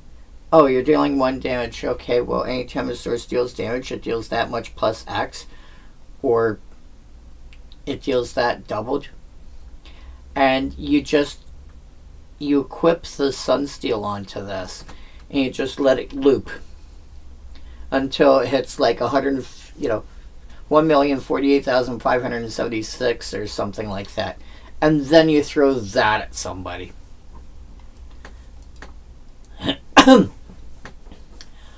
Mog Bombers. I think I actually put this... Where are you?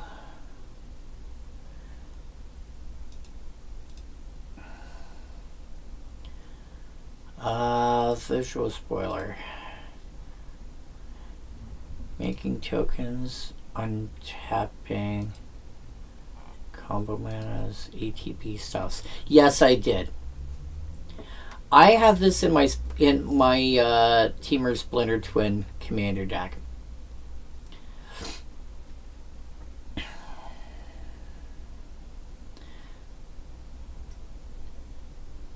You combine this with Intruder Alarm.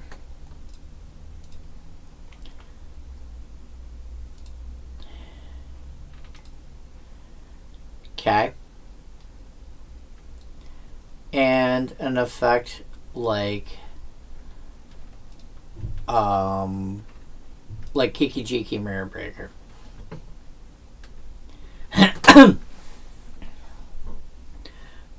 Mog Bombers in play. Tap Kiki-Jiki, make a token copy of it. 2 triggers happen. 1, sacking the bomber for its effect. And B, untapping all creatures. Let untapping resolve first.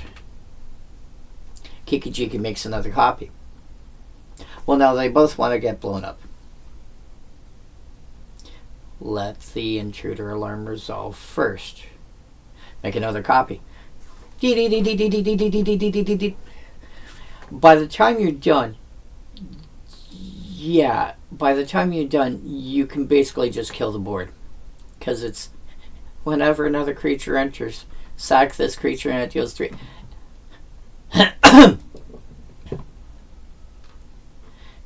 The funny thing is, even if somebody plays a creature with flash to try and interrupt you, oh cool, you untap my guys. I'm going to make another token. Yeah, it's really hard to stop the combo. You have a Kiki Jiki effect with Mog Bombers and Intruder Alarm, and basically pop goes the world. Combo potential. Flowstone Blade. Yeah, this is like fire breathing, except it's flowstone.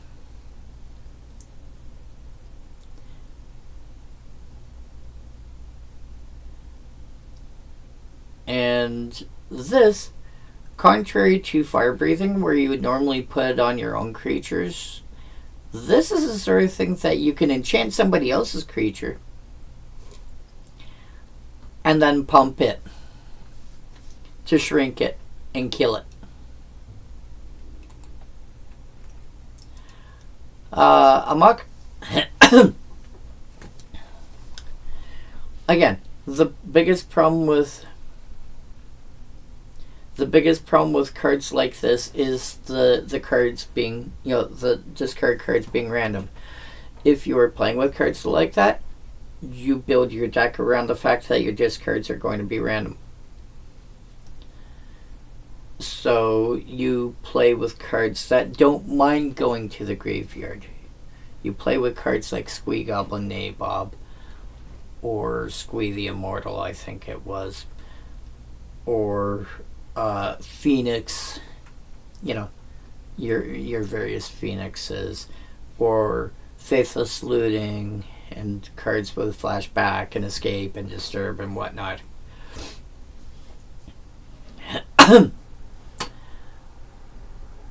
And you play with cards that don't mind being in the graveyard, so that you can actually turn Amok and similar effects into a benefit.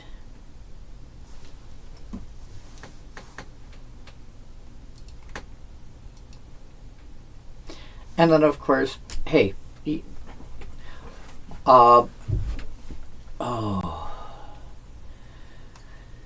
ideally are going to want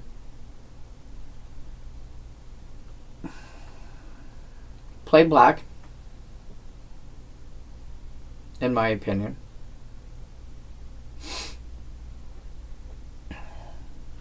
You have creatures in black and red that can come back from the graveyard. You sacrifice them to Dread Return. Use Dread Return for an effect like Scare Tiller. Scare Tiller becomes tapped through some method. Use that to bring back, and there's probably easier ways to do this. I'm just assuming everything ends up in the graveyard. Use that to bring back Buried Ruin. Use Buried Ruin to bring back Crucible of Worlds. And now all your lands that are in your graveyard can come back.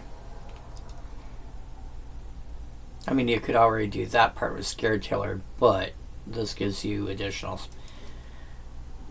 So you can actually get back 2 lands a turn that way. Anyway, there are ways to make this work. Not easily, but there are ways to make it work. Convulsing Lizard. Same idea as, I think it was Calming Lizard. Was the white one? Yeah. Calming Lizard can't attack. Convulsing Lizard can't block. I as an enchant creature, can't block.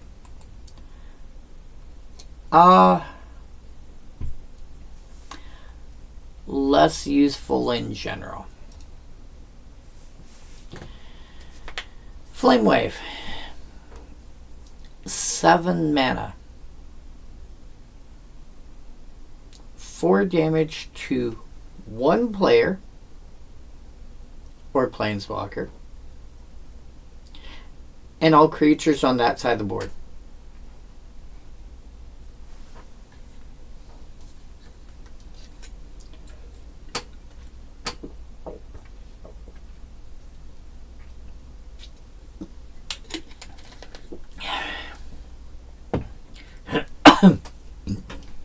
You and all your stuff take 4.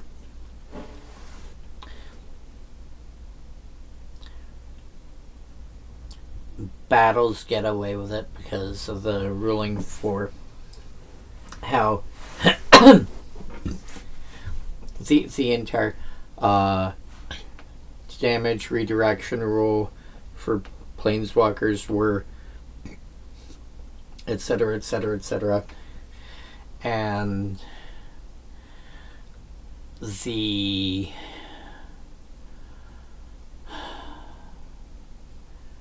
fact that this is not, that was never a thing for battles.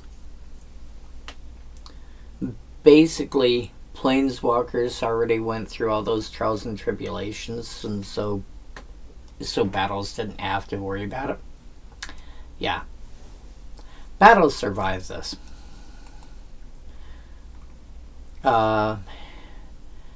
I think it's not unreasonable to want to hit one player's stuff for 4. But I think that's more than likely to be a thing that happens when you're looking at a 1v1 rather than, a 4-player game.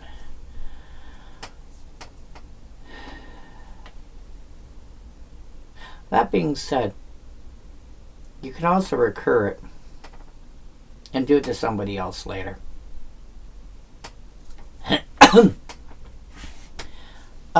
Green. Endangered Armadon. 4 mana for a 4/5. When you control a creature with toughness 2 or less, sacrifice this creature. So, in other words, an effect like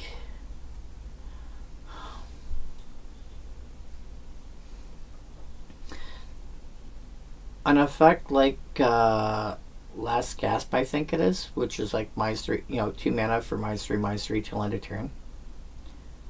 On this would kill it.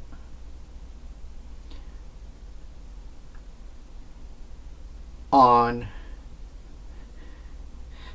hilariously, Dismember, which gives -5/-5 till end of turn. On anything that has natively less than 8 toughness, this would die.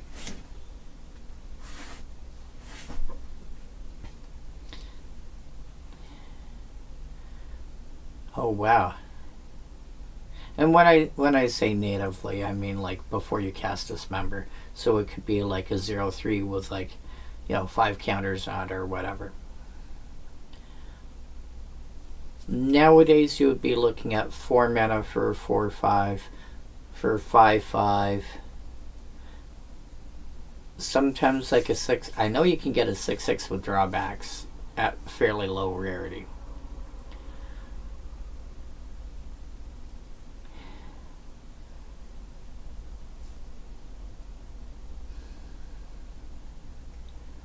It's still not terrible.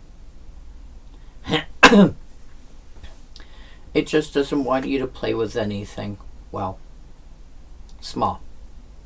If you can get around that, though, most people play out-and-out removal, or, a lot of people play damage-based removal. They don't play -X-based removal, usually. You'll get, a couple pieces, but it'll be, Dismember and Black Sun Zenith, and that's, it's very rare to find more than that. So this might actually just be a 4 mana 4/5, which is fine. Lowland Basilisk. good old Thicket Basilisk without the weirdness about walls. And it's whenever it deals damage to a creature, destroy that creature at the end of combat. Which is kind of weird if you, because it deals damage to a creature.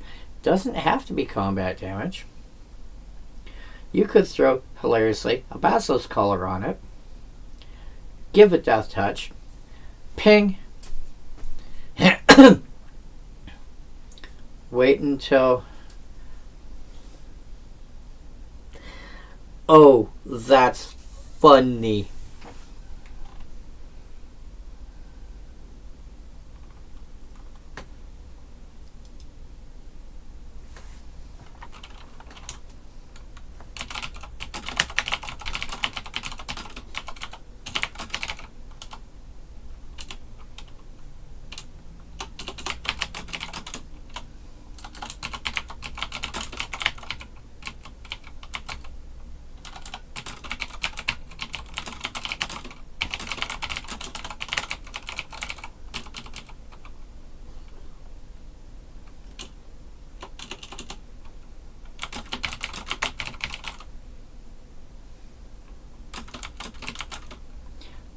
No, it's not Basilisk Collar you want. It's, like Viridian Longbow.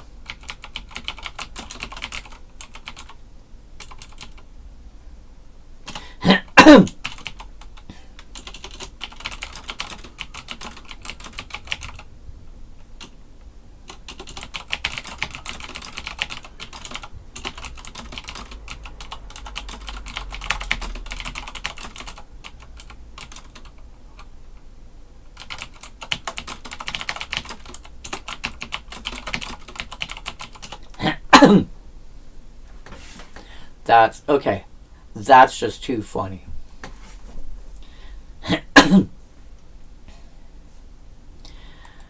Oh man. See, the black creatures in the set were the black cards I thought in the set were rather meh.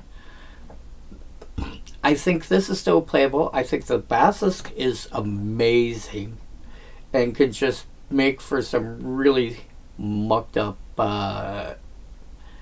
combat scenarios and such. Carnicid, 6 mana for 5/4 trample, 2 to regenerate.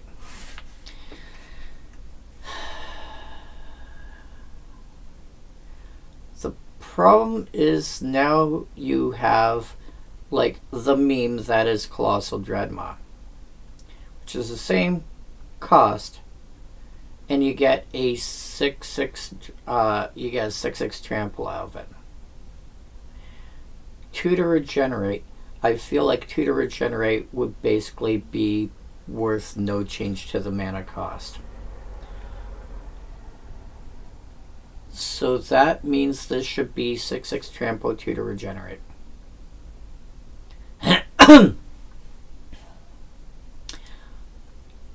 Doable?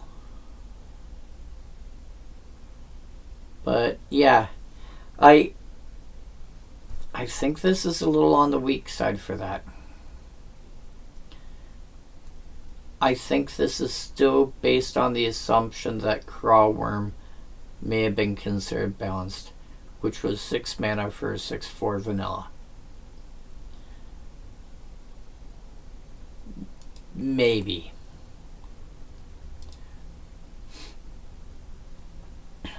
Volras Gardens.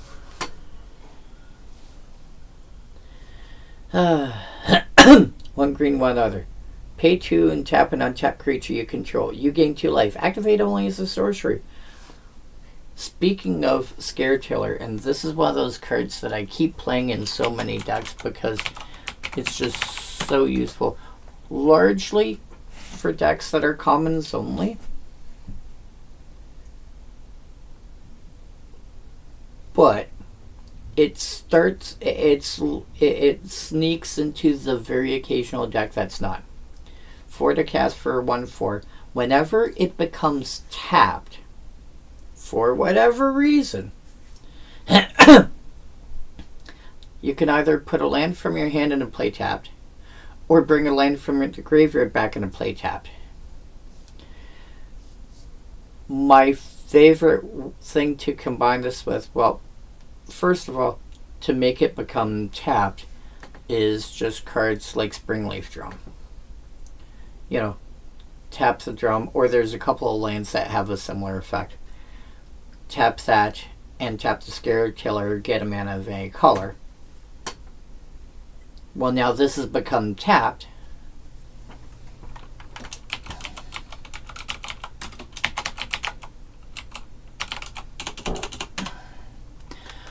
Obscure Storefront, and this cycle, one comes into play, sacrifice it, which means it'll be back in the graveyard for next turn. When you do, search your library for a basic land of one of 3 types. Put that onto the battlefield tapped and shuffle and gain a life. Such a fun combo with Scare Tiller to fetch all the basics out of your deck, assuming you're playing, you know, ideally allied. But here's the thing.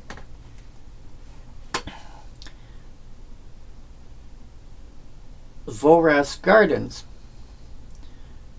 combined with Scare Tiller and the Obscure Storefront, or one of the other relevant, you know, whatever other basic land, whatever other Capenna auto-sack lands you might be playing, boils down to 1, tap Scare Tiller, fetch a basic land out of your deck, gain 3 life as a sorcery. Although it's actually gain 2 and gain 1. So if you're playing a deck that cares about about life gain triggers, you know, how many times can I gain life as opposed to how much life can I gain. So cards like a Giant's Pridemate and Bloodthirsty Aerialist.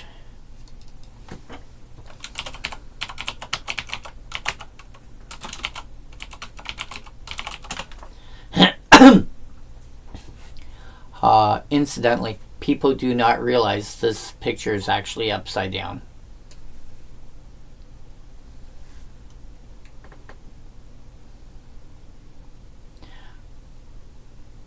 If you are watching this on your phone, take your phone, lay it flat,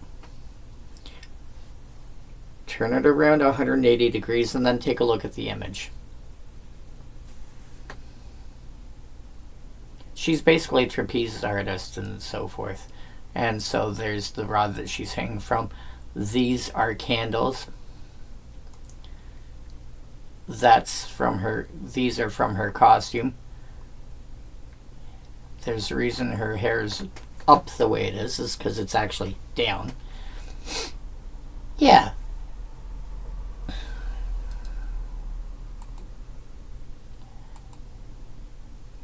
So a deck like that, Volrath's Gardens, might make sense. Sky Shroud Troopers? No, not Starship Troopers. Skyship Troopers. Or Sky Shroud Troopers. Wow. This is basically a big Llanowar Elves. The only reason to play this is if you're trying to build like an elf tribal deck, and I don't even think I put it in my commons one.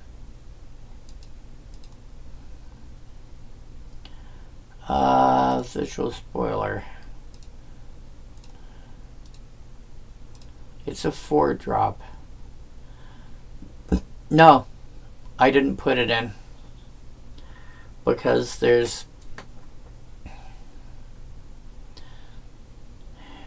making elves, making treasure tokens,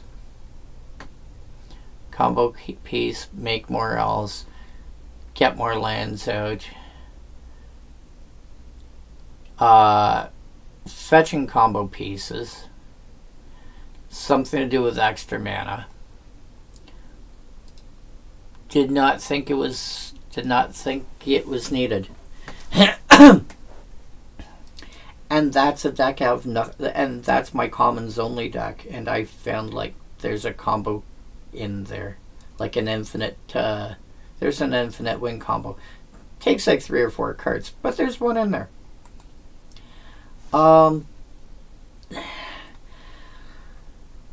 Surprisingly, I would put the troopers lower on the list than the gardens, and lower on the list than the. I would probably reorganize. I think I would put the gardens above the basilisk, above the carnicid, above the troopers, just because there's better things you can do for 4 mana in elves.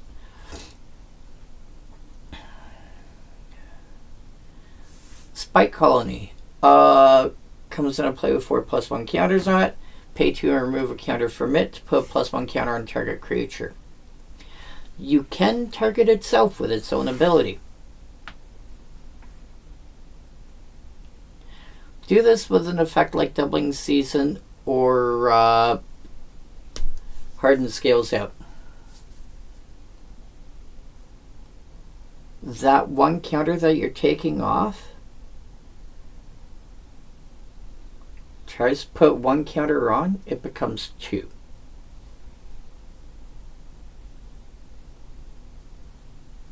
So basically that, if you have an effect like, say, Hardened Scales Out, we'll simplify things. Hardened Scales. That means this becomes 2, put a +1 counter on Spike Colony.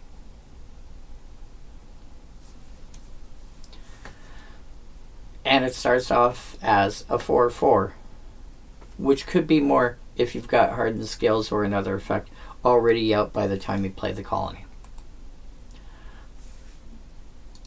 Spike Worker, same card, same effect.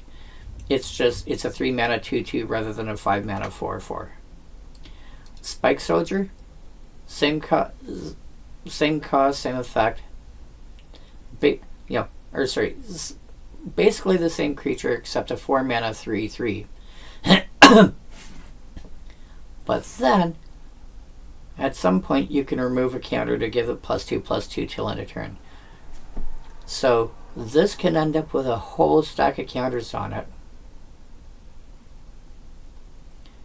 And then you can just go in for the kill with a 1-hit kill with that.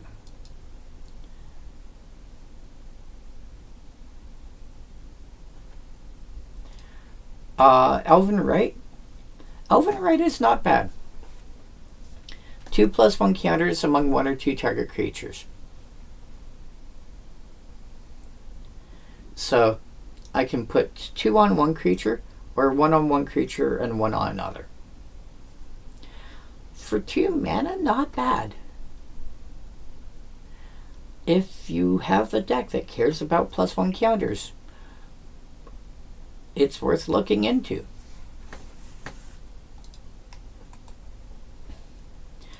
Spike Breeder, 4 mana 3/3 spike. So the same ability as the Worker, the Colony, the Soldier. Or pay 2 and remove a +1 counter from it to make a 1/1 token.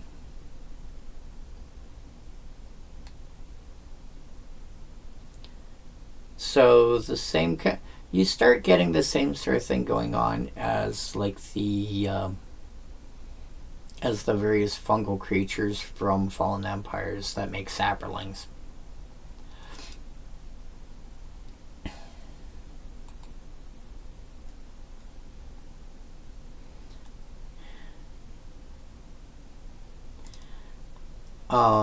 So yeah,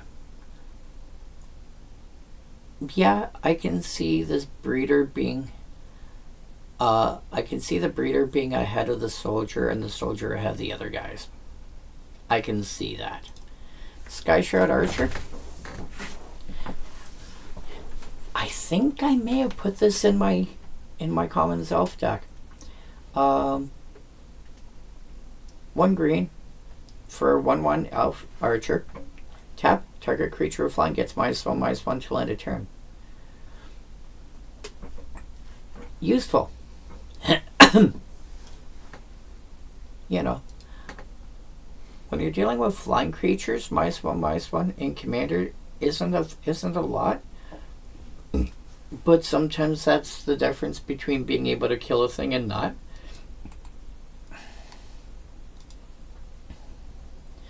Crossbow Ambush. Creatures you control can reach till end of turn. 1 green. Instant.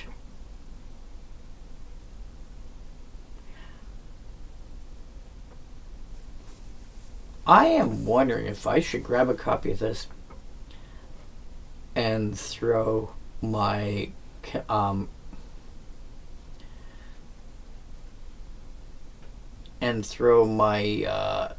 grab a copy of this and throw it into my mono green control deck.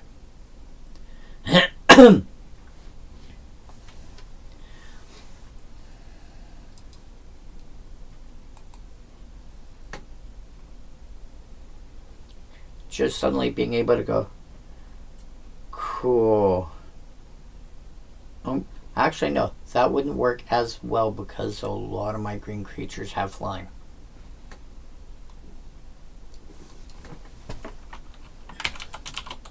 It's probably not.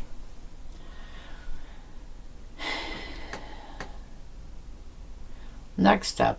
Wow. All of them are slivers.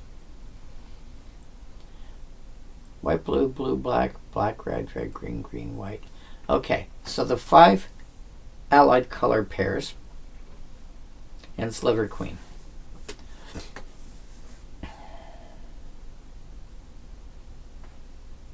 So, slivers let you sacrifice, pay 2 and sacrifice them for 4 life. Acidic Sliver, much better. Pay 2 and sack it to deal 2 damage to any target. Which, again, I point out that since it's any target, that can now be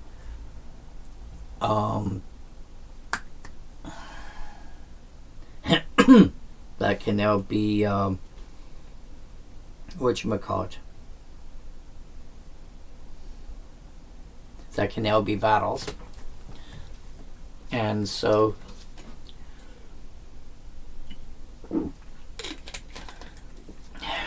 an effect like this, getting counters off a battle without actually having to attack it, is not completely wasted. Spine Sliver. Whenever a sliver becomes blocked, that sliver gets +1/+1 till end of turn for each creature blocking it. So, I attack. It's a 2/2. I'll block it with 1 creature. Okay, it's now a 3/3. Oh, well, in that case, I'll block it with 2 creatures. Okay, in that case, I'm a 4/4. Okay, I'll block it with 6 creatures. Okay, in that case, I'm an 8/8. And you see how this goes.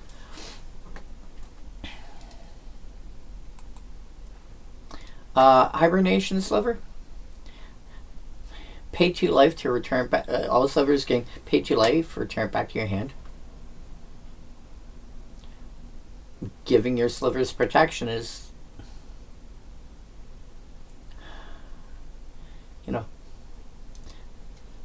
Wrath of God. Okay, I'll pay 6 life and I'll return these 3 slivers back to hand. I'll redeploy them next turn. Crap. They are really hard to... Once you've got Hibernation Sliver out, it's really hard to kill, to kill slivers. Crystalline Sliver. Slivers have Shroud.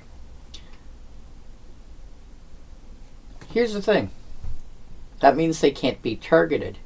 The abilities that slivers have that say, hey, all slivers have does not target. All slivers have pay 2, sack this permanent, gain 4 life. All slivers have pay 2, pay 2 mana, sack this permanent, 2 damage to any target. This ability here targets when you try and sacrifice it. But it doesn't, but the all slivers have does not target. Then you get Sliver Queen. 1 mana of, 1 mana of each of the 5 colors. 2, make a sliver token. It's a sliver of its foreigner self.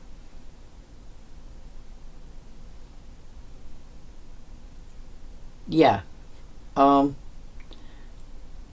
This is known to be a combo piece. This, I believe, is this plus Heartstone plus Ashnod's Altar is, well, infinite colorless mana.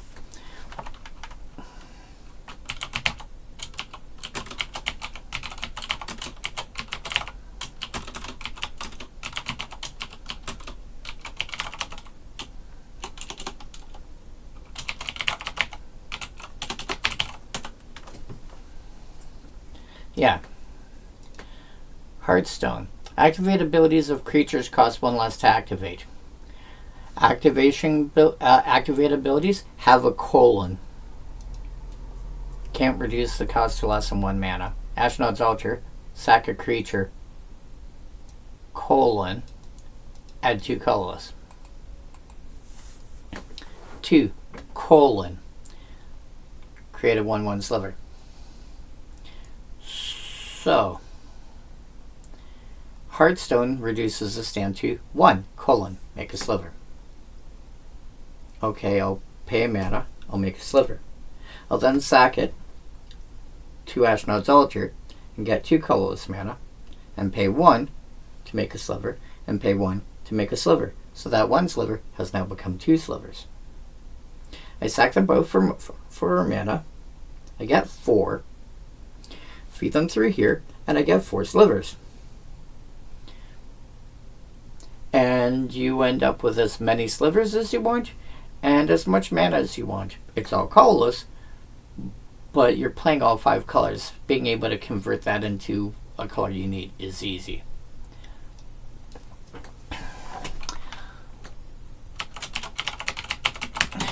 Artifacts. Artifacts will be short and easy. There's only 11.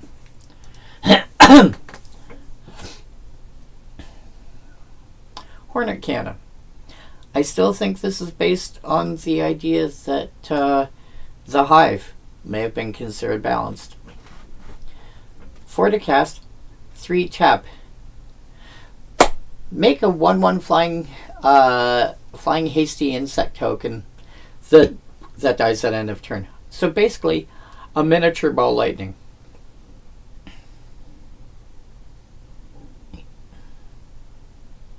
So pinprick lightning, I don't know. Not unreasonable.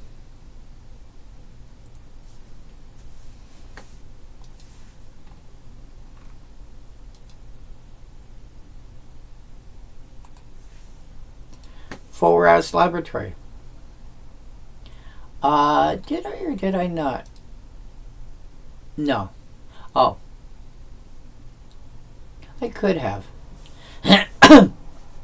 Choose a colorant creature type. So you could make, I don't know,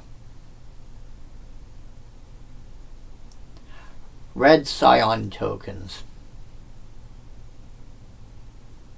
or something. Yeah, 5 to cast, 5 tap, make a 2/2 creature of the chosen color and type. Not terror bad. I think you can do better, but this is still not completely unreasonable if you're playing with things like Tron or, I was going to say Mishra's Workshop, but anything that lets you jump ahead on mana. You have spare mana floating around. The worst you can do is pay some tap and here, I'll make another token while I'm at it.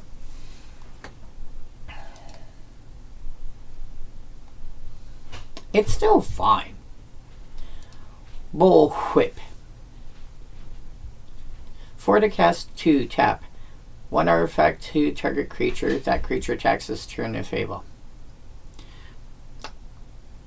Cool. Ping! Ow! You have to attack now. What? You have to attack now.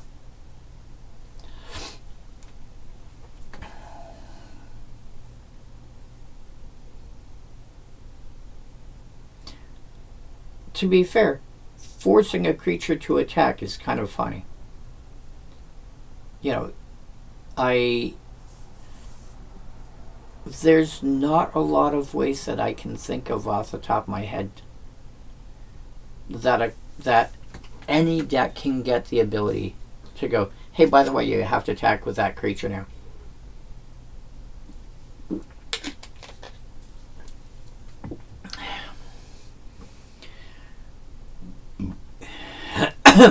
And certain players are known for not exactly wanting to be aggressive. Throw a bullwhip in your deck. Cool, your general has to attack now. Wait, what? Yeah, you have to attack with your general this turn. But I don't want. You have to unless you've got a way to stop it.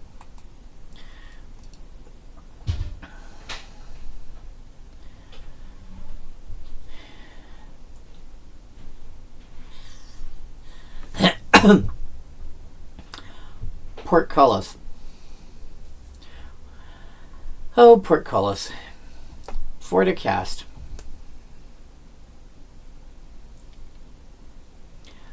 Only lets one creature through at a time. You have to. The Portcullis is like that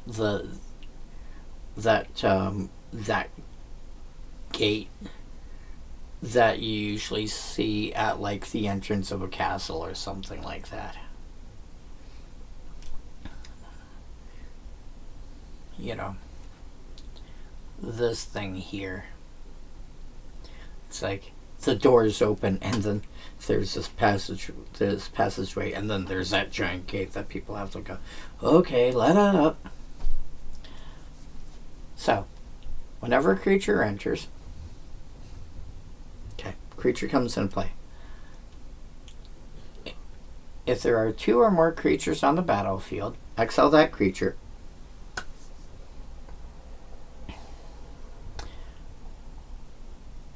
Return that card to the battlefield under its owner's control when this artifact leaves the battlefield. So basically it's stuck on the back half of the portcullis. And so, wow, it's not even one at a time.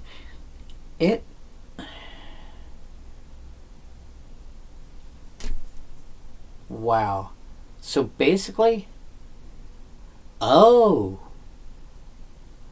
whatever is already in play when Portcullis drops, that's all the creatures that are allowed to be in play until somebody gets rid of the Portcullis. Everybody else is stuck on the outside. Party's on the inside, everybody else is stuck. Oh, that's funny.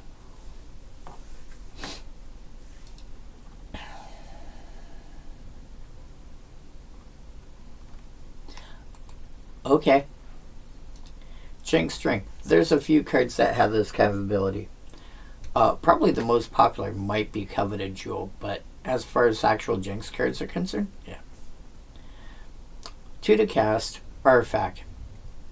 Whenever a non-token permanent is put into your graveyard from the battlefield, this artifact deals 1 damage to you. Sack a creature. Target opponent gains control of this artifact. This effect lasts indefinitely.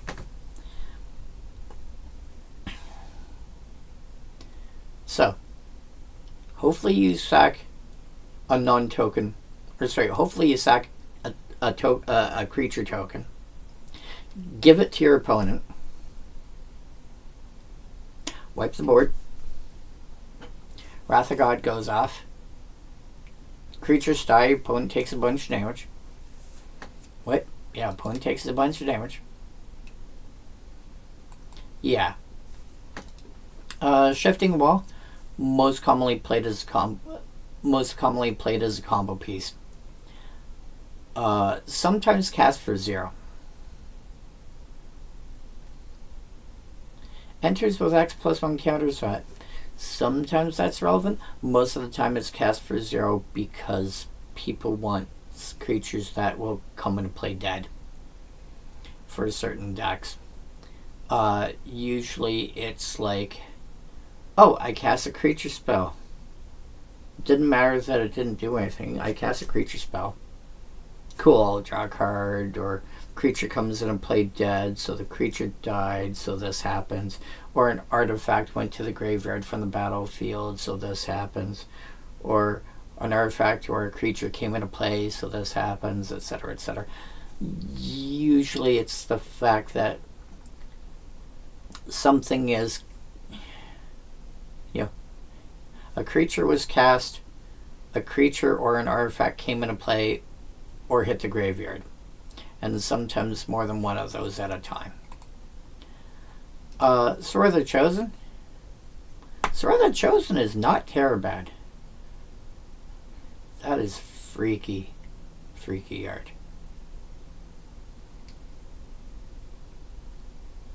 And Dominaria United Commander kept the same art and just upgrade the... Cool. 2 to cast. Tap. Target legendary creature gets +2/+2 till end of turn. Almost a giant growth that you can activate every turn. And you can activate other people's... you can target other people's creatures, so you can make combat math a lot more fun. Again, would not say no to this being in somebody's deck. Ensnaring Bridge. We all know about Ensnaring Bridge. I hope by now.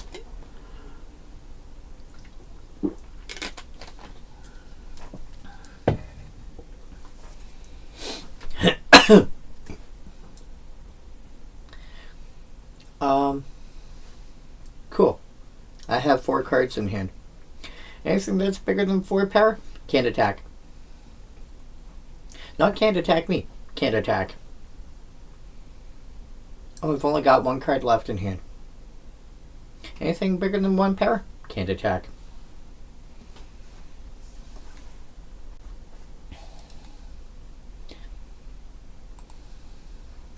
Yeah, still good. Hearthstone, I already talked about. Horn of Greed. If you're not playing this in decks that care about landfall, my question is why? Especially if you've got cards that let you play additional lands each turn. My question is why this should be in those decks. Mox Diamond. There's a reason it's, 600 USD.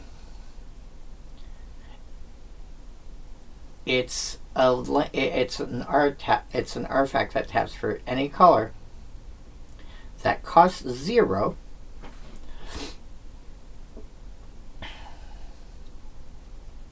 Okay, I guess I'll pitch a land when it comes into play.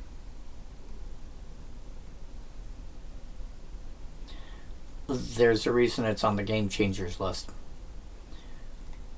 There's enough fast mana. Mox Diamond is one of the silliest ones.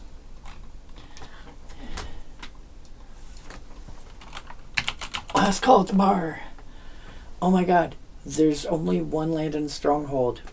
Yay. And it's Volra Stronghold.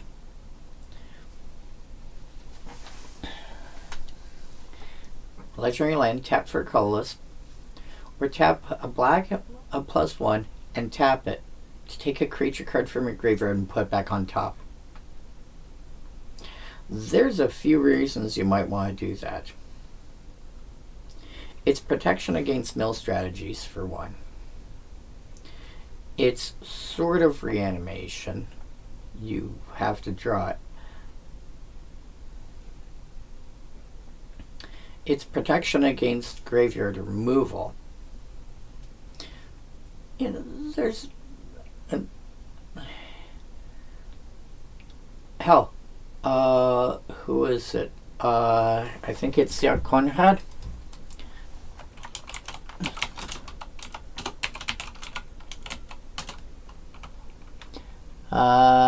Whenever a creature, yada yada, or a creature card leaves your graveyard. It's leaving your graveyard. It's going from your graveyard back on top of your deck. Yeah. That being said, oh my dog, this was longer than I expected. It's about almost 6.5 hours. But hey, I got through Stronghold. Yay.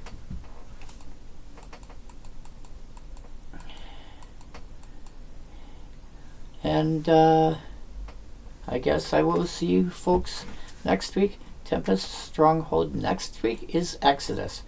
I think it's the only set in Magic that shares the name with the book of the Bible. Exodus means they're leaving from somewhere. Usually en masse, i.e. a lot of them. Anywho, talk to you guys next week. Same bad time, same bad channel, etc., etc. Bye.